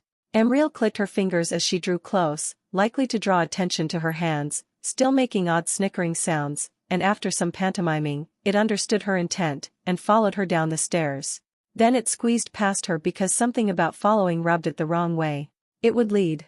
Scruffy slid aside as it neared and hovered next to the fire, and Emriel walked past to sit by the waning little fire of clothes and broken boxes, patting the space next to her. Not having anything else to do besides to kill the man in the corner, which could wait, it trotted up to the fire, and sat on its haunches, pushing the same unique sound for itself back at her with a questioning lilt. It took a morose 2 minutes for her to reply, during which it decided to just curl up on the floor and watch the pretty fire. Her reply was a bit odd. Humans apparently like to summarize their unique name sounds into a single word, a small but continuous sound. Which was true, as far as it could tell. Scruffy, Catherine, Emriel. Plenty of humans had called it a lot of things, all one word. Mutt, Fleabag, Gutters Come, even Doggy from some of the nicer ones. So it began to ask her what those meant, trying to bring back muffled memories of gruff voices, distorted and hazy, and pushing them to her. Mutt was apparently a dog with bad breeding. Which, it could see why they might have made that assumption. It had been an inch away from death back then, for a while. Fleabag was apparently a reference to having insects or ticks in its fur and a generally weak appearance. Frankly, it liked that one. Mostly because of how it reminded the wolf of where it had started, and where it was now. Every time someone would say it, it could remember where it had been, a bag of bones covered in parasitic insects, dying, and compare it to itself now, several dozen times heavier, bigger than any other dog it had seen so far, and able to slaughter humans by the dozens if it wanted to. An extra bit of push to grow even stronger, and a reminder of how pathetic it once had been. In the middle of Emriel, trying to figure out how to word the next human sound and translate it, it pushed back its chosen name sound. It felt both humans go still and turn to stare at it. It cracked open an eye on its hip, examining the odd expressions on their faces. He wants to be called Fleabag. Catherine murmured, voice strange. The wolf wants its name to be Fleabag. I mean it's quite fohaha dash. Emriel burst out into uproarious, joyous yipping, collapsing on her back, and it rose back up on its haunches, jutting its chest out in pride with a low, wavering howl, trying to mimic the hiccup-sounding noise. It didn't succeed, but Catherine started making the yipping sound too, a more subdued version, so they were both very happy with its chosen name as well. Not that it cared, it would have chosen it even if they found it annoying, but it was an added benefit. Fleabag. It asked why humans bared their teeth, why their body language made no sense, and found the rough gist of it explained, a backwards thought process with too much nuance for the wolf to ever be able to grasp or truly understand. It learned the confusing action of laughing, the happy yipping its pack did. It learned of how humans laughed for a dozen different reasons, all dependent on tone, tiny expressions, and a myriad more confusing conditions that it decided were too much trouble to try and interpret. Eventually, it sat back down and stared at the smoldering embers of the fire, the only faint light left behind, Catherine laying on her side in a similar pose on the opposite end with Emriel curled up to its back for warmth. And it continued asking, receiving endless answers to its endless questions, images and sensations. It saw trees. It saw flowers and leaves and green grass. A dusty expanse of sand interspersed with mountains, sent from Catherine, tainted with resentment and pain. It learned what years and hours and months and seasons were, things so irrelevant to itself but so interesting. It learned about music and why the humans listened to it. It learned what the sea was. It took 3 hours for them to ask a simple question that made several dozen things click. Did it know what it was? Of course it did, and it said so. Then they explained why its existence was apparently seen as a scourge upon the world itself by most if not all humans, how some kind of supposedly perfect human they called the Oracle had declared that not a single wolf existed whose heart beat or whose body drew breath, how it was the first in almost 1,000 years to be heard of. Emriel tried to use that as a springboard to explain why it should stop eating random humans and only target certain groups to avoid drawing more ire, and it half listened, a bit stunned and struggling to comprehend that time frame. Moreover, it was difficult to comprehend that besides these 3 humans, and Ghoul's pack, the entire world was an enemy to it, and it specifically. It was difficult to not feel that urgency again, that urge to grow stronger and stronger, because it had once thought that maybe if it grew strong enough, it could live a nice, exciting, fulfilling life. If things were how its pack had described it, that would never come until it was invincible and undeniable. The world would be its enemy until either one or the other gave up. And the one thing the wolf didn't do, ever, was give up. By the time Emriel had gotten to the question she initially wanted to ask, what its skills and abilities were, it was too mentally exhausted to care to answer, and so were they, having spent 5 hours in a constant back and forth with its pack, getting to know them by the taint and taste of their thoughts, their experiences. Eventually, it had enough, and simply shoved back the notion of sleep to its pack, forcibly dragged Catherine over to join the sleeping pile, then extricated itself and grabbed a hold of their male captive, dragging him out the back of the building as he stirred awake. A snack to gnaw on while it kept a lookout. They'd gotten their respite, their day of rest. Tomorrow, they'd cross the bridge if it could still hold them, and keep descending. As it snapped the slowly awakening human's neck and pulped his neck in its jaws, using the tentacle in its back to drag the corpse along and mark a circle of blood around the building as it paced and ate, it lost itself in thought, occasionally tilting its head up to stare at the snaking fog. It wondered how dangerous it would be to try and get to the surface of the human nest and see the sky. It wondered how plausible it was that it might be able to clear the nest of humans entirely. How strong it might get from that. Because despite what Emriel said, it didn't believe it would be ignored so long as it just targeted the right groups of humans, not if what she said about how the wolf and its long-lost kin were seen was true. It would just have to wait and see. "Where is Emriel?" the man asked Catherine, his gaze flitting from her friend to her. She blinked at him once, twice. Then she almost burst out laughing from sheer incredulousness, but made do with nary more than a cough.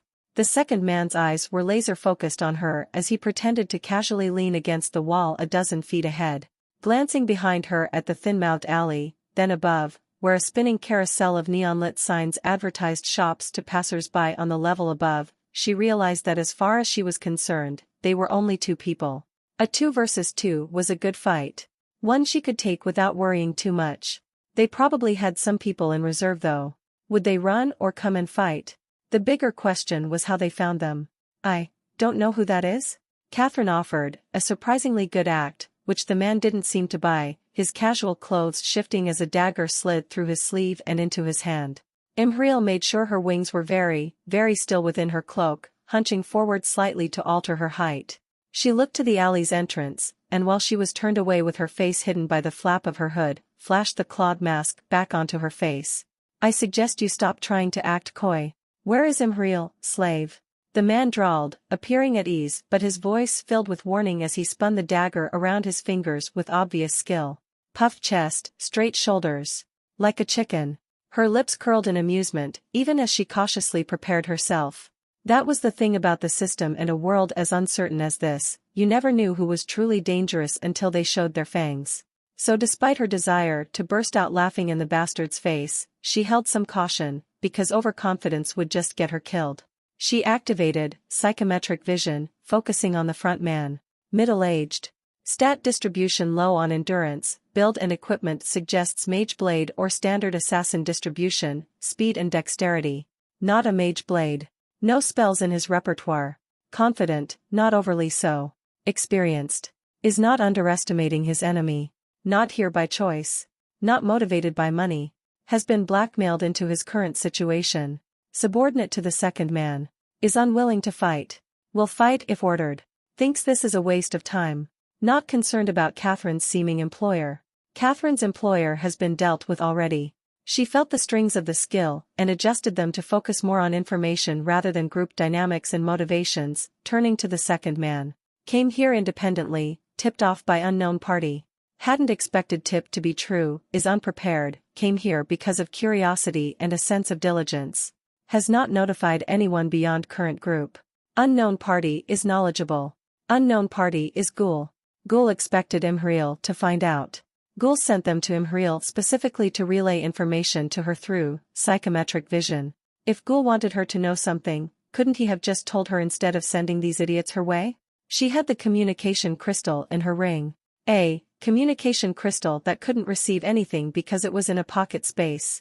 She had completely forgotten. Resisting the urge to groan in self-reproach, she rewound off that frustrating bit, and focused on forcing her skill away from Ghoul's nonsensical way of thought, and back onto the person in front of her, using haste to give herself time to think, the world slow around her. Loyal to ally of House Curval. Seeking revenge on behalf of his employer. Employer furious over destruction of House Curval, blames Imhriel. Destruction of House Curval was at the hands of Marquis Irithiel. Knows Imhriel is Irithiel's daughter. Employer aware of Catherine's existence and attachment to Imhriel. Has placed a bounty on Imhriel and Catherine. Bounty is on the Mercenary Guild's board. Oh, that was just great. It wasn't like half the dungeon was already hunting them down or something. Sarcasm aside, what did she have to do with House Curval? Who even was that? It took her a few moments of baffled confusion to realize that was Lady Anna's family. Curval. She vaguely remembered that.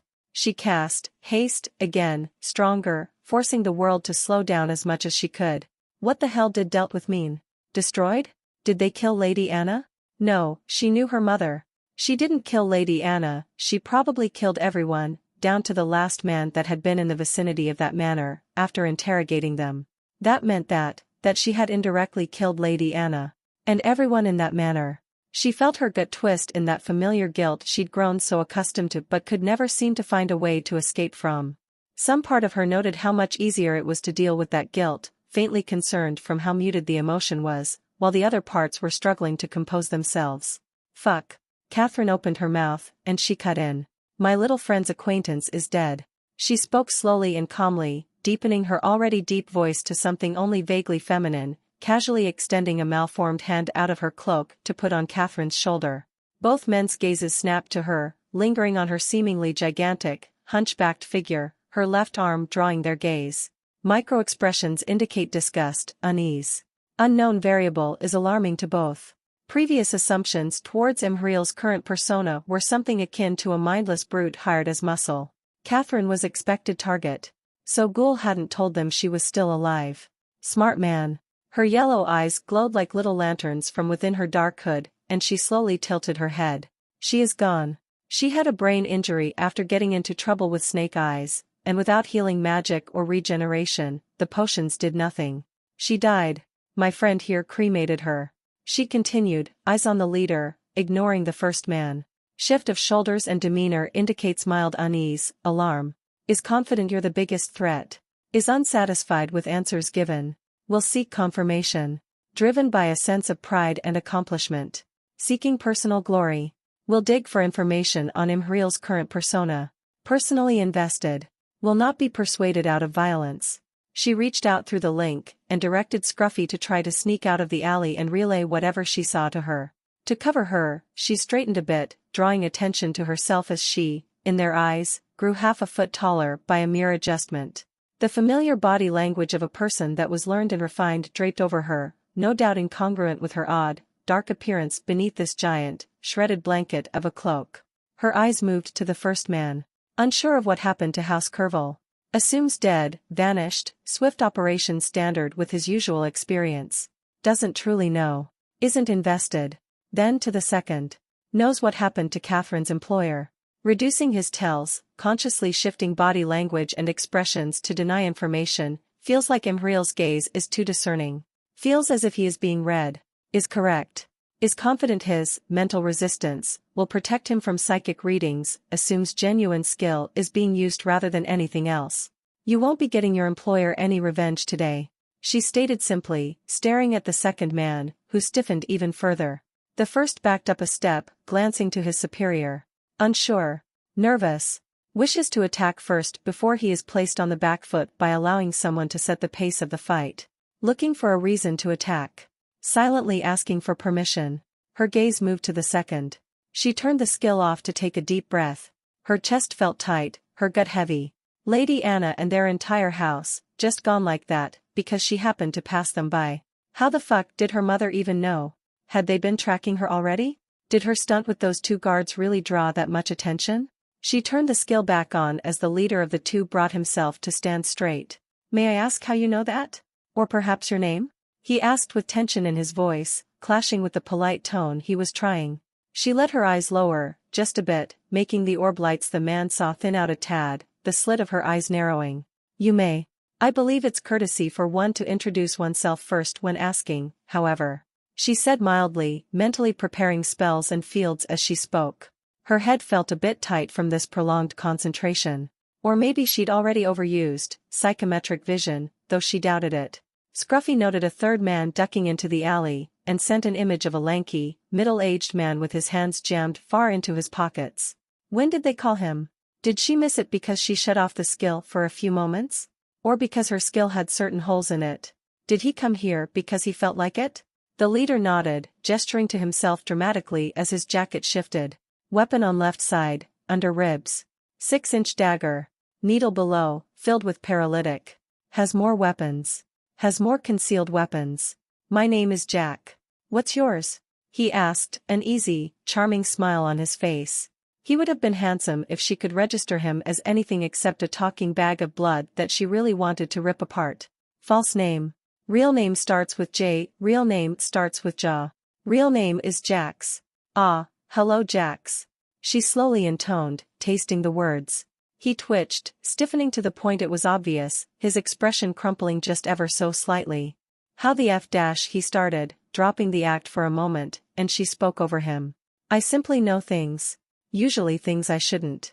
I know for example that Imriel died penniless, weak, and without any personal belongings, despite not being there myself. She said simply, and spread her lips wider. In a funny way, she wasn't even lying. And my name is Dash. For a moment, even as her mouth moved ahead, she considered.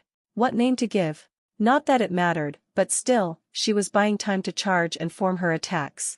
She had an alternate adventurer name picked out, made up of idle thoughts while keeping a lookout or resting and dreaming of simpler days.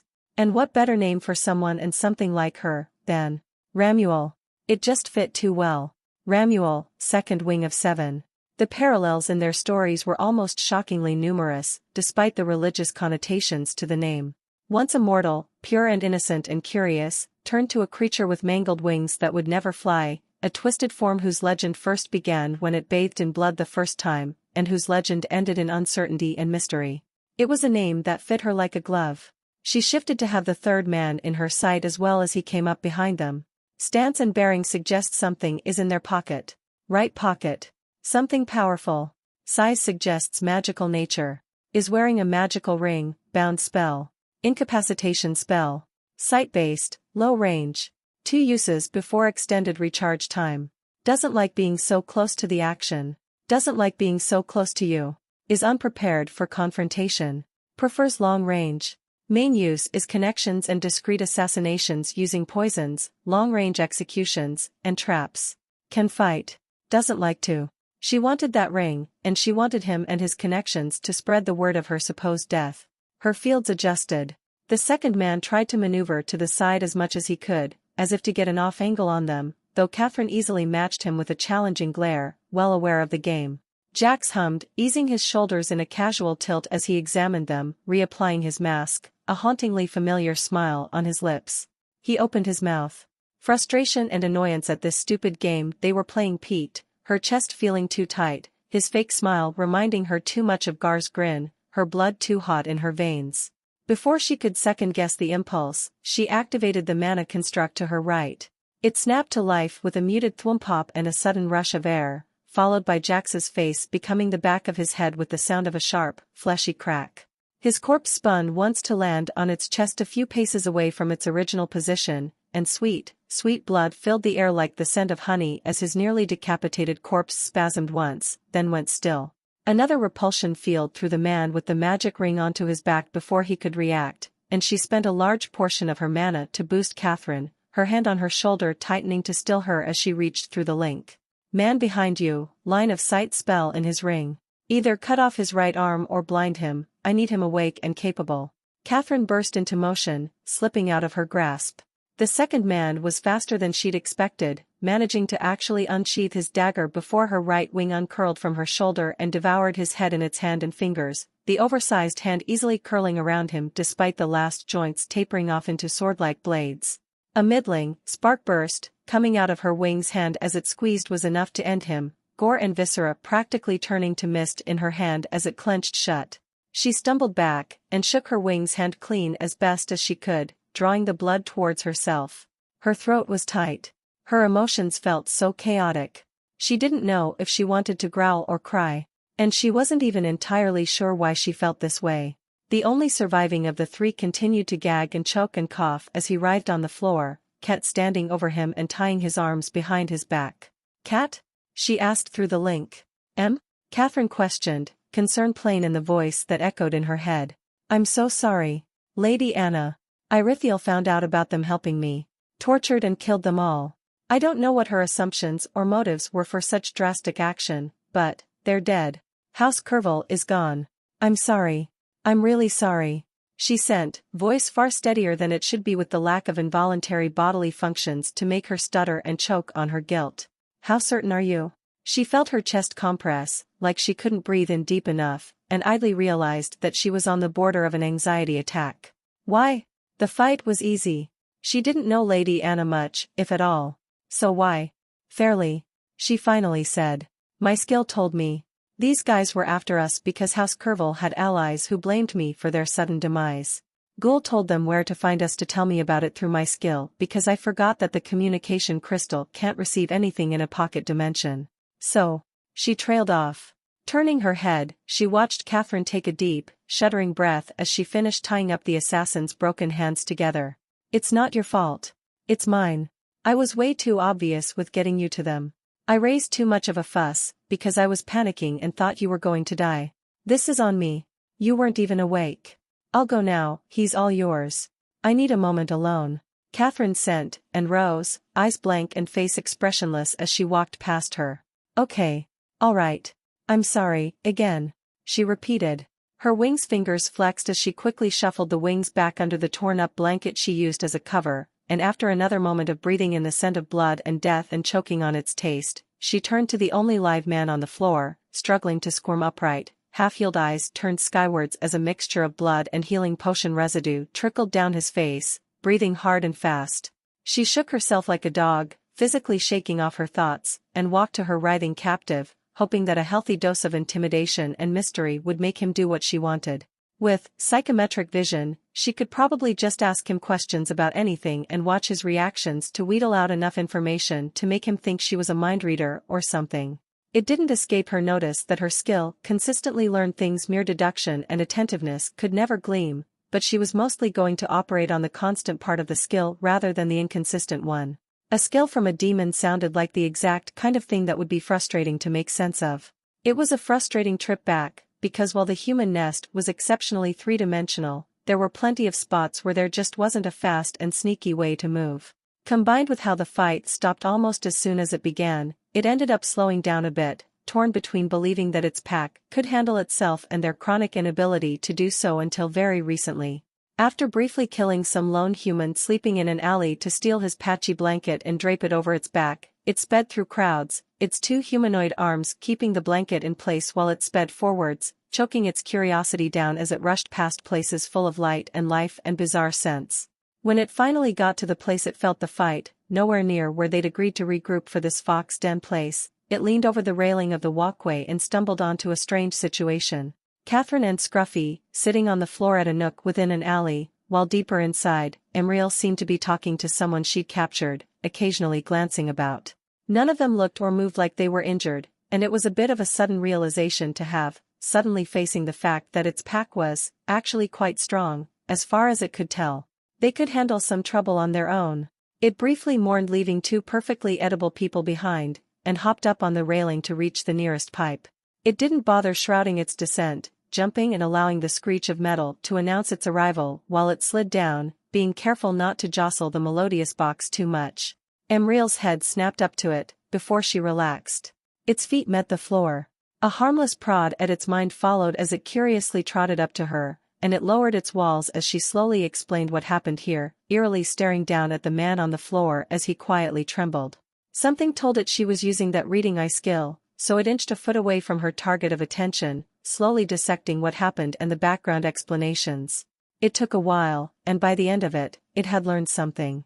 Humans and their relationships to other humans were bizarrely complicated and nuanced. And for some reason, Emriel couldn't see the simple solution to her problem. Why not just kill her mother?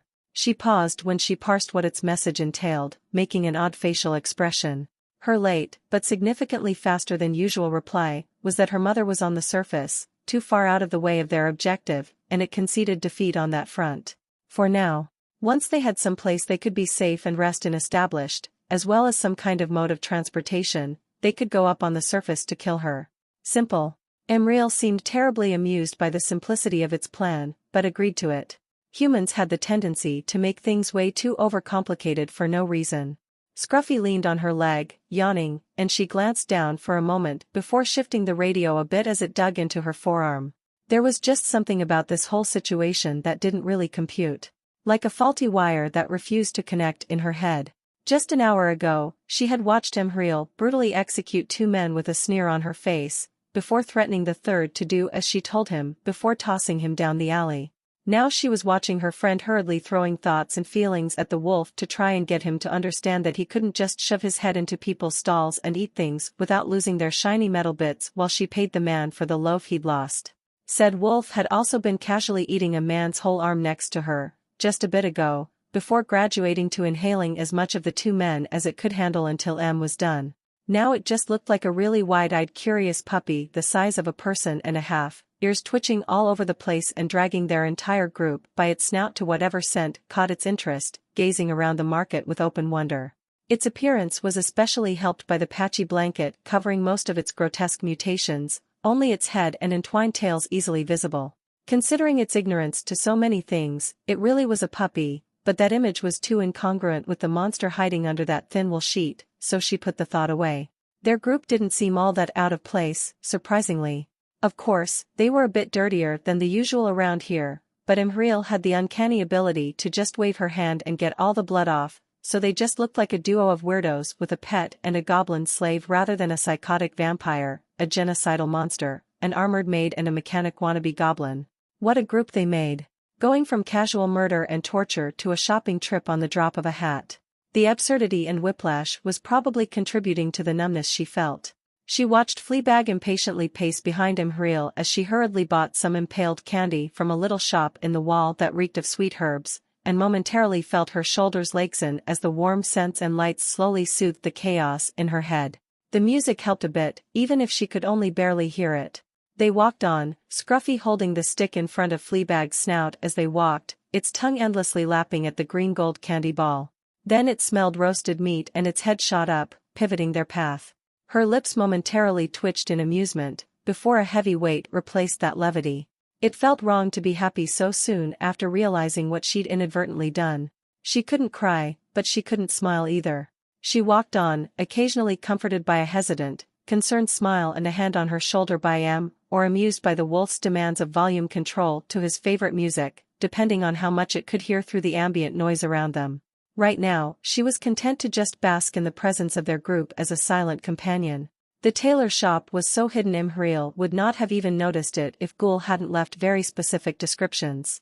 At the far edge of the market, tucked into the side of a tiny alley that led down a steep cobbled slope, was a singular metal door with a stylized engraving over it. She summoned the paper back onto her hand, comparing the design, the location, glancing around.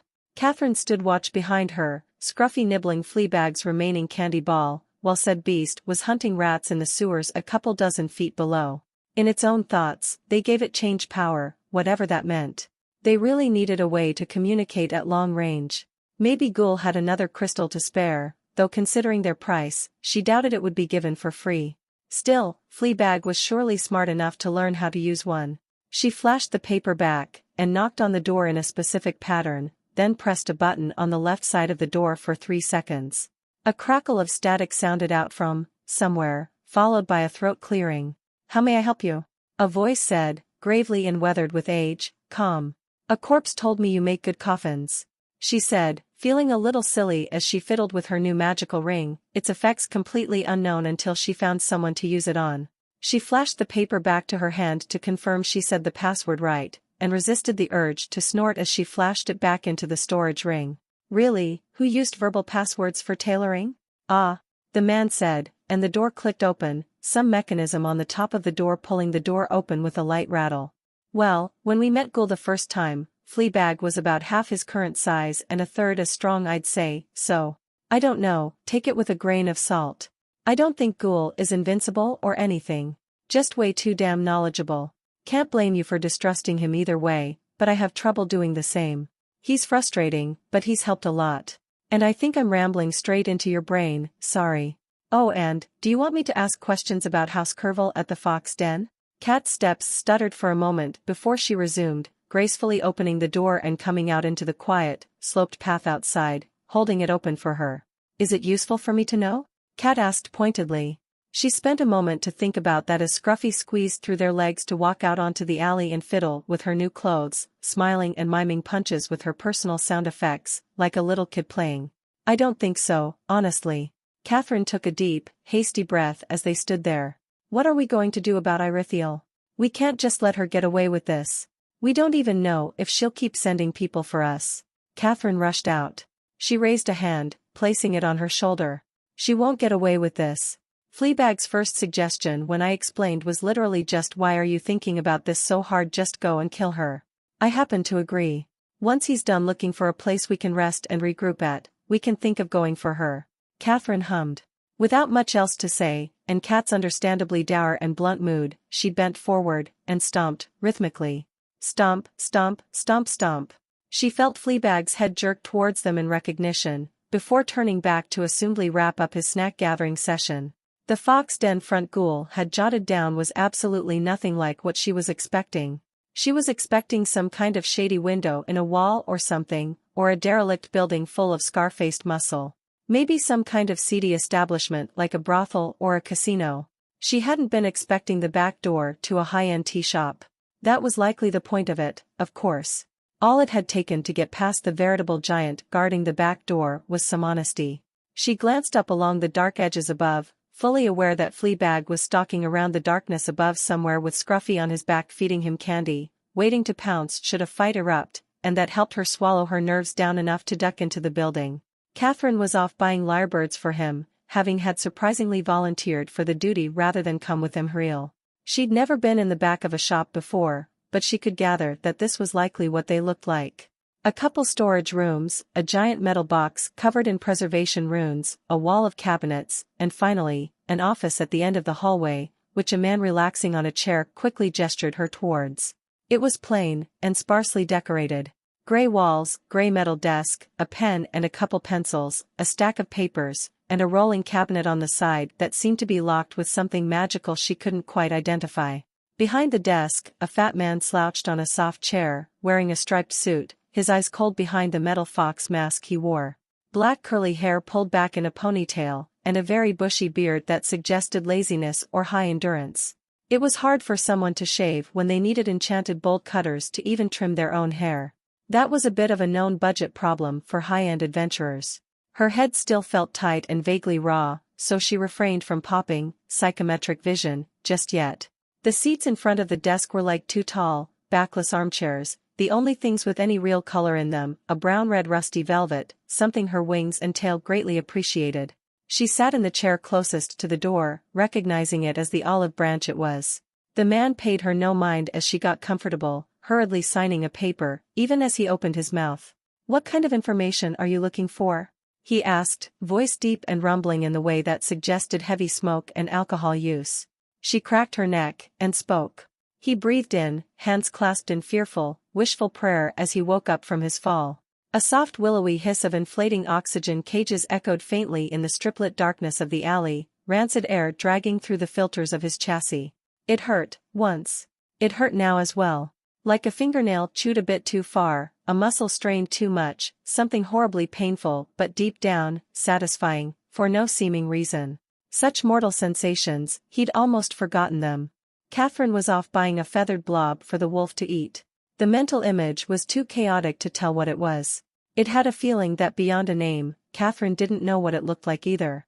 And while it didn't particularly mind her doing that while Imriel updated herself on what was going on in the nest, after the first 30 minutes of waiting for Imriel to stop talking to the fat human and just go already, it was too impatient to just sit guard. Besides, it didn't like being defensive. It was an annoying mindset.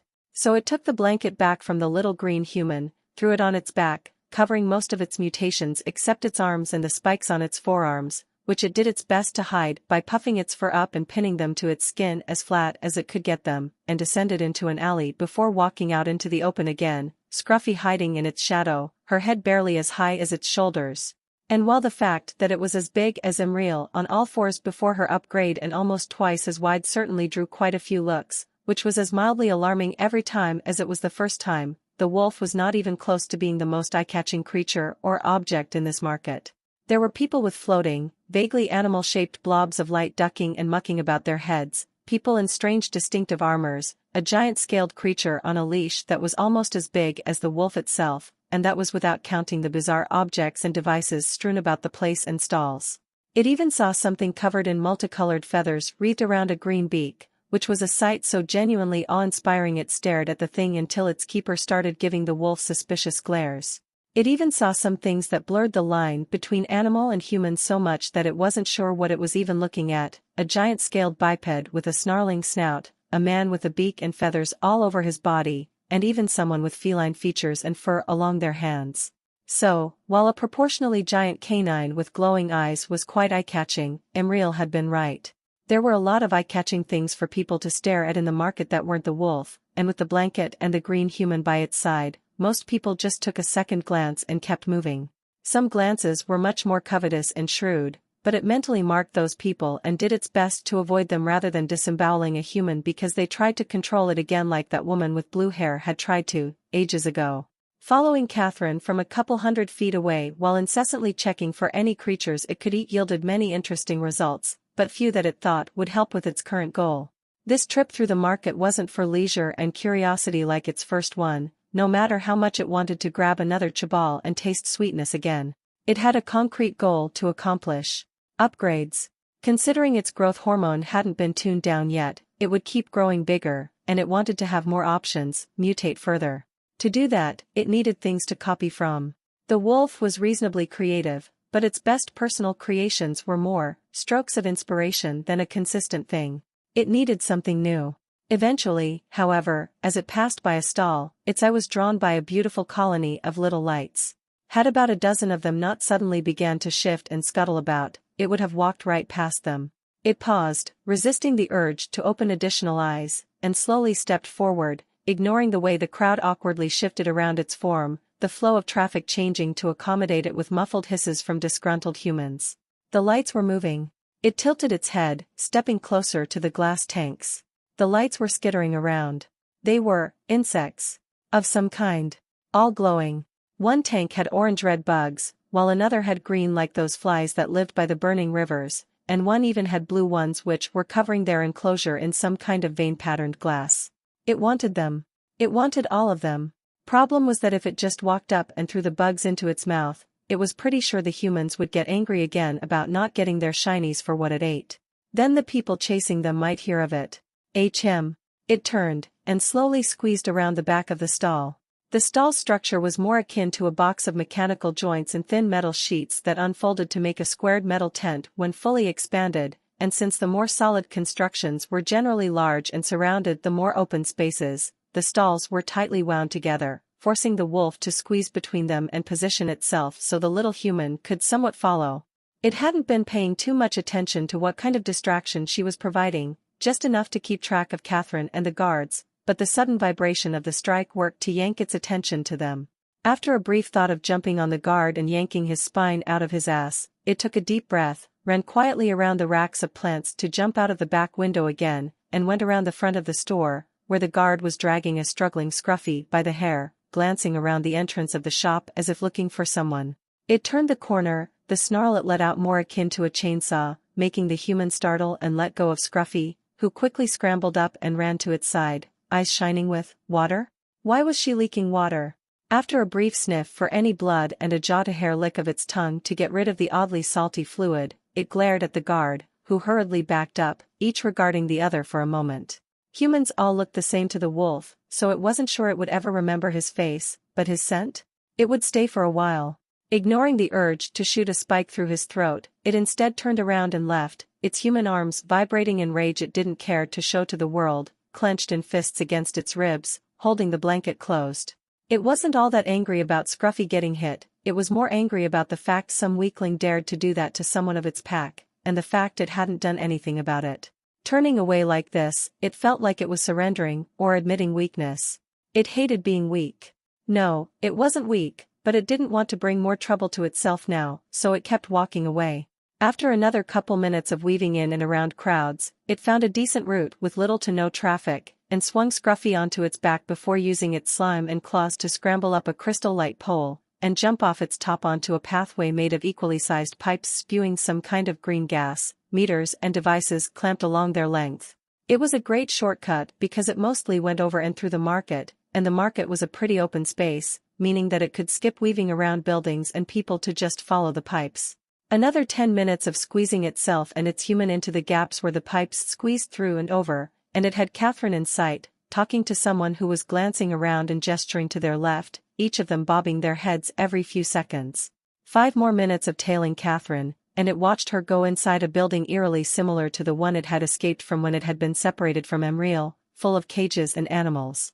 The temptation to jump in through a window was there, but the entire place had too different a structure for the wolf to do anything without being noticed. For starters, there was no stage nor seats. It was just rows of cages in 2 floors, and humans could freely walk around them and pick whatever they wanted to take with them. For most, that is. The ones which didn't have such a treatment were the large, likely dangerous ones, which were held in a more exclusive room in the back, but even if it wanted to go for those ones, there were people there as well, and it would take quite a while to eat them. Begrudgingly, it pushed down its greed, and sat down to wait. She glanced down at the little cage containing 3 lyrebirds, just in case the wolf needed sample size. Catherine frankly wasn't quite sure why hadn't given her any ideas as for other things the wolf could eat, considering they had a decent enough pile of coin, but she was bit too mentally preoccupied to concern herself with the question. Mostly trying to get herself to accept what she'd heard and feel something about it. She was used to death and losing people. She was torn out of her family's arms as a child, and then out of her slave group to be shipped to this godforsaken island at the behest of Imhriel's mother, and then she had to get used to having the staff around her rotate or disappear beyond a specific few, her included. She was very used to losing people, whether through death or estrangement or separation. It was all the same in her mind, really. Did it matter if someone was alive out there if she would never see them again? It was pretty much the same thing to her, as far as she was concerned. Someone unseen was someone dead. That had been why she'd gotten that coin necklace of Imhriel made when she stumbled upon that old artisan. She never believed she'd see her again.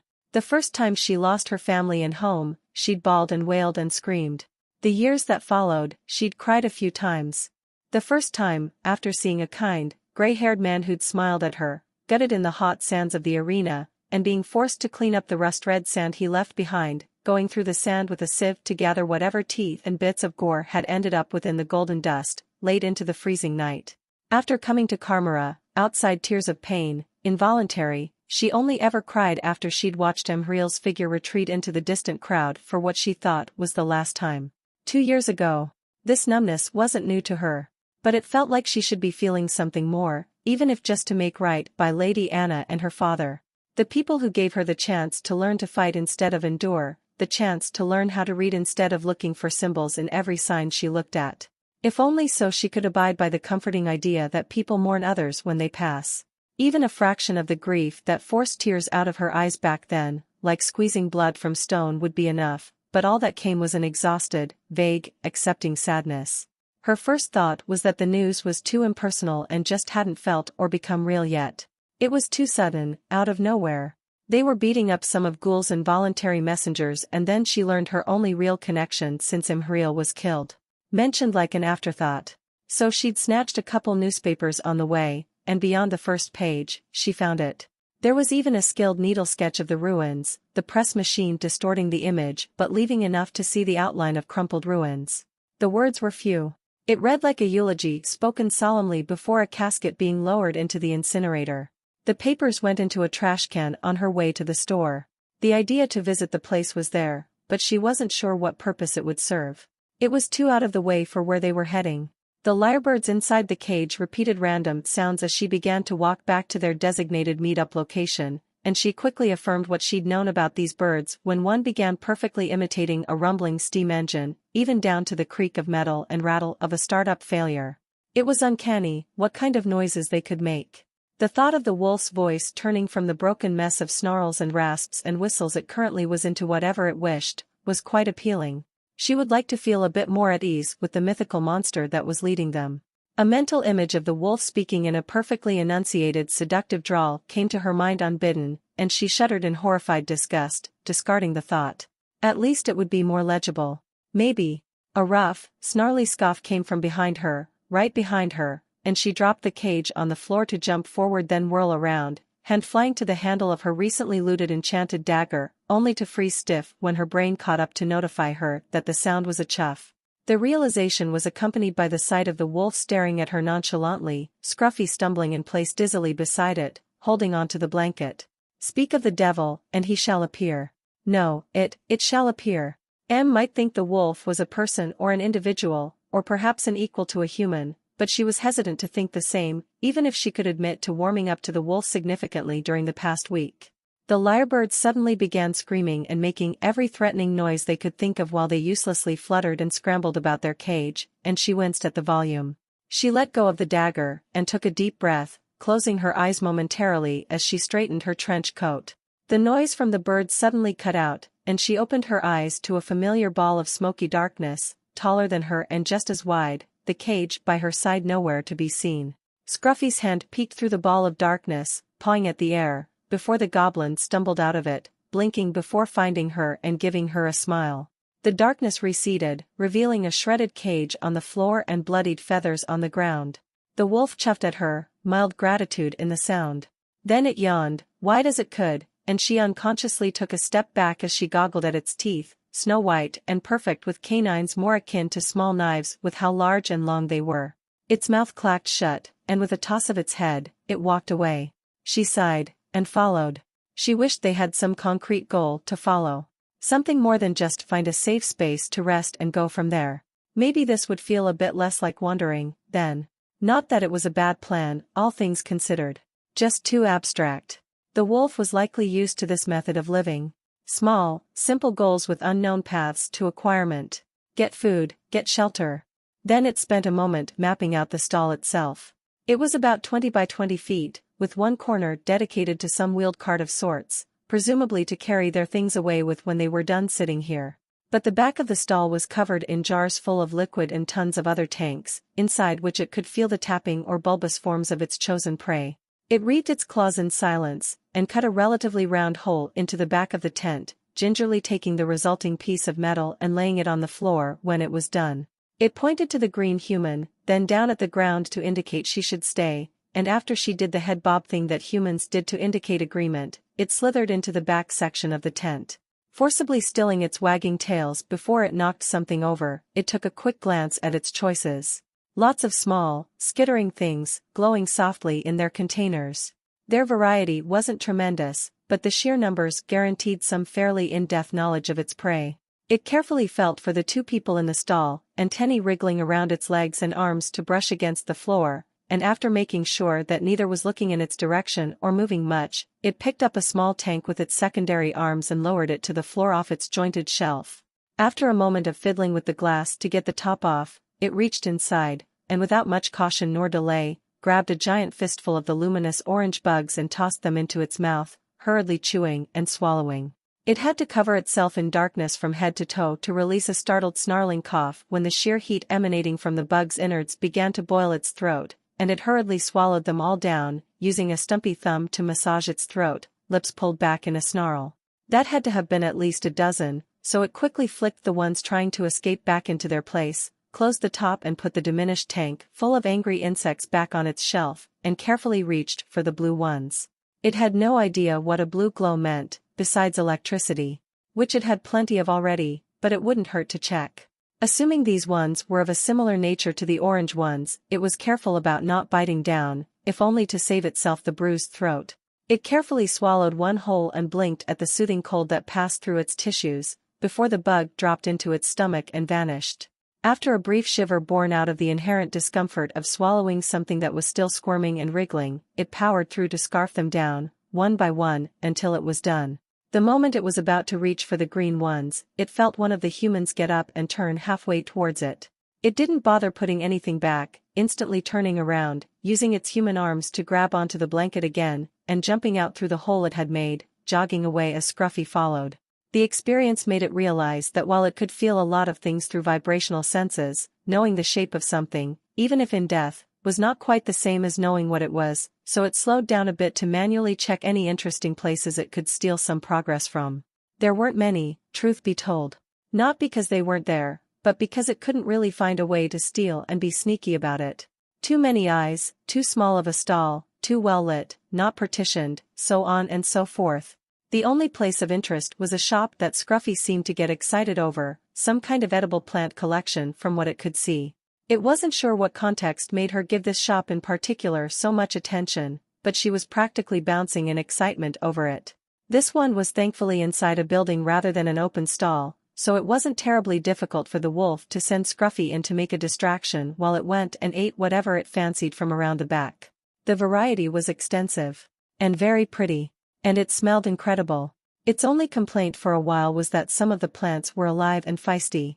One shimmering one turned into glass in its mouth which it eventually decided to just swallow down anyway, another hissed at it and ineffectually tried to bite its tongue off even as the wolf chewed on it, one burned its mouth with a sensation that wasn't similar at all to fire, just warm pain, and the last one it had tried before deciding to go for some of the more mundane ones was a plant that grew spikes out of everything when damaged and excreted something that tasted horribly.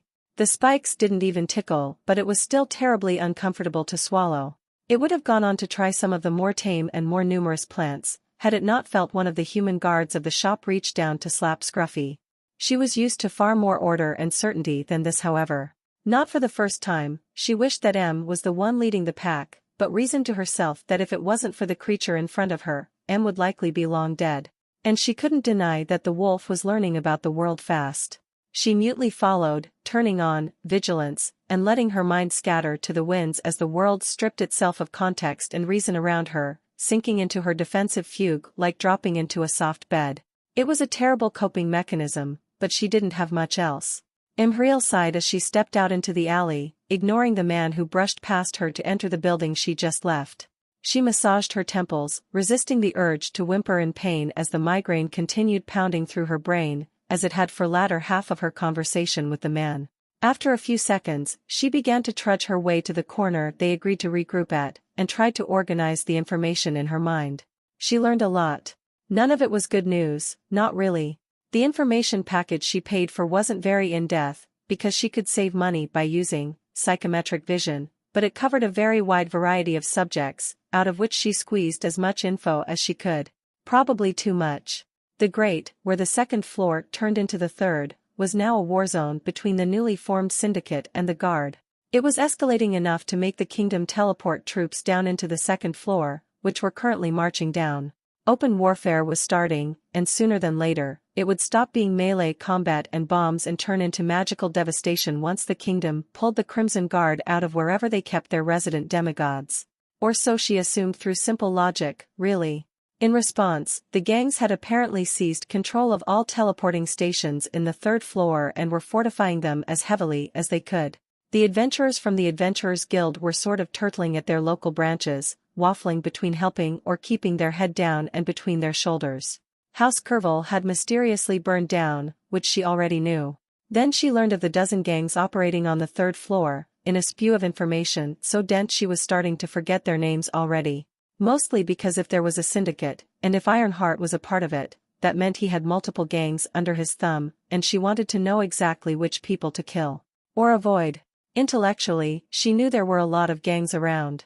Of course there were, people could literally starve to death here without an ounce of pity, and the churches could only give so much, so people had to feed themselves somehow. Still, hearing about all of them was a slight wake-up call in their sheer number and complexity, as well as the simple fact that some people really just didn't have a choice as to being gang members, for all that it mattered.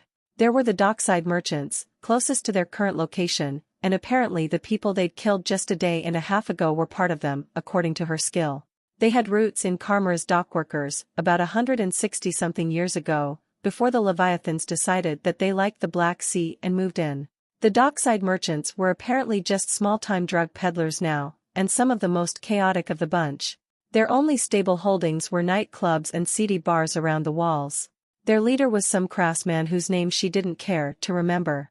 There were the Snake Eyes, Ironheart's apparent lackeys, judging from what Ghoul had said, mostly dealing in protection rackets and services for the dungeon barons, like protection rackets, peacekeeping, debt collection, gambling, intimidation, and the occasional hit.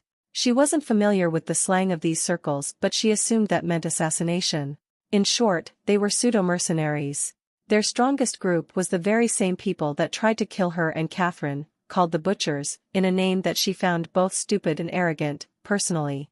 Their general territory was less of a sprawl and more of a cylindrical area going from the middle of the third quadrant of the floor all the way to the top of the fourth, which was not terribly far from where they were, at the moment.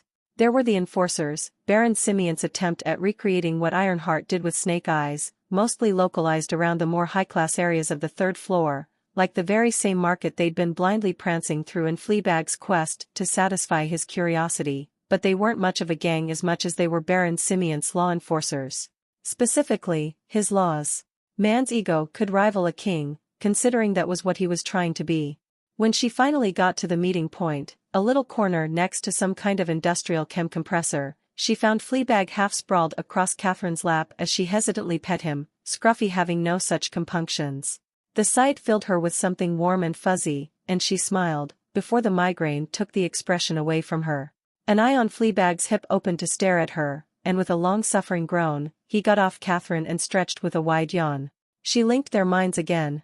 Question, the link immediately sent, flavored and presented from the wolf, followed by clarification of knowledge and a mental image of her speaking to a vaguely human figure. As they began the long walk to the lift indicated on the map, she filled the silence with careful recollections and translations of everything she learned, while the wolf focused on navigating them around areas of trouble and conflict by using its vibrational senses. The walk was slow, both because of relative exhaustion from her and Kat, and because they constantly had to dodge armed people the closer they got to the local adventurer guild branch. She only barely got to explaining some background context needed for the wolf to comprehend what exactly a gang was and why it was not a pack, when a distant light suddenly bathed everything in yellow-orange hues, making them all startle and whirl in its direction, tense and confused. Far above and somewhere behind them, she could see the source of that light peeking through smog and pipeworks to cast light down on them like a strange sun, but not the least bit as stable. It sure felt like she was staring straight into the sun, especially with how unused to bright light her eyes were. She could barely see anything through the squint. She walked forward to peek out of the alley, hearing distant screams and gasps, and saw nothing but a rapidly approaching wave of shattering debris. Wide-eyed and frozen in confusion, her new eyes were only saved by the tails that suddenly yanked her back into the alley as the shockwave passed them, slamming into everything like a wall of roaring thunder, deforming the alley itself as the building's foundations cracked and snapped with whirring shrieks of metal, starting to topple over them. The world spun, and then they slammed into someone. Arms snapped shut around her, and she only managed to stop her motion enough to see Fleabag shove all three of them under his chest, one arm covering his head and the other supporting him as they were showered with broken glass and a torrent of broken metal, sheets of metal thudding against his back with tiny grunts. She hurriedly curled her wings in, closing them around their makeshift pile. Even through the screaming ring in her ears, she could hear the calamitous groaning of something distant bending under pressure.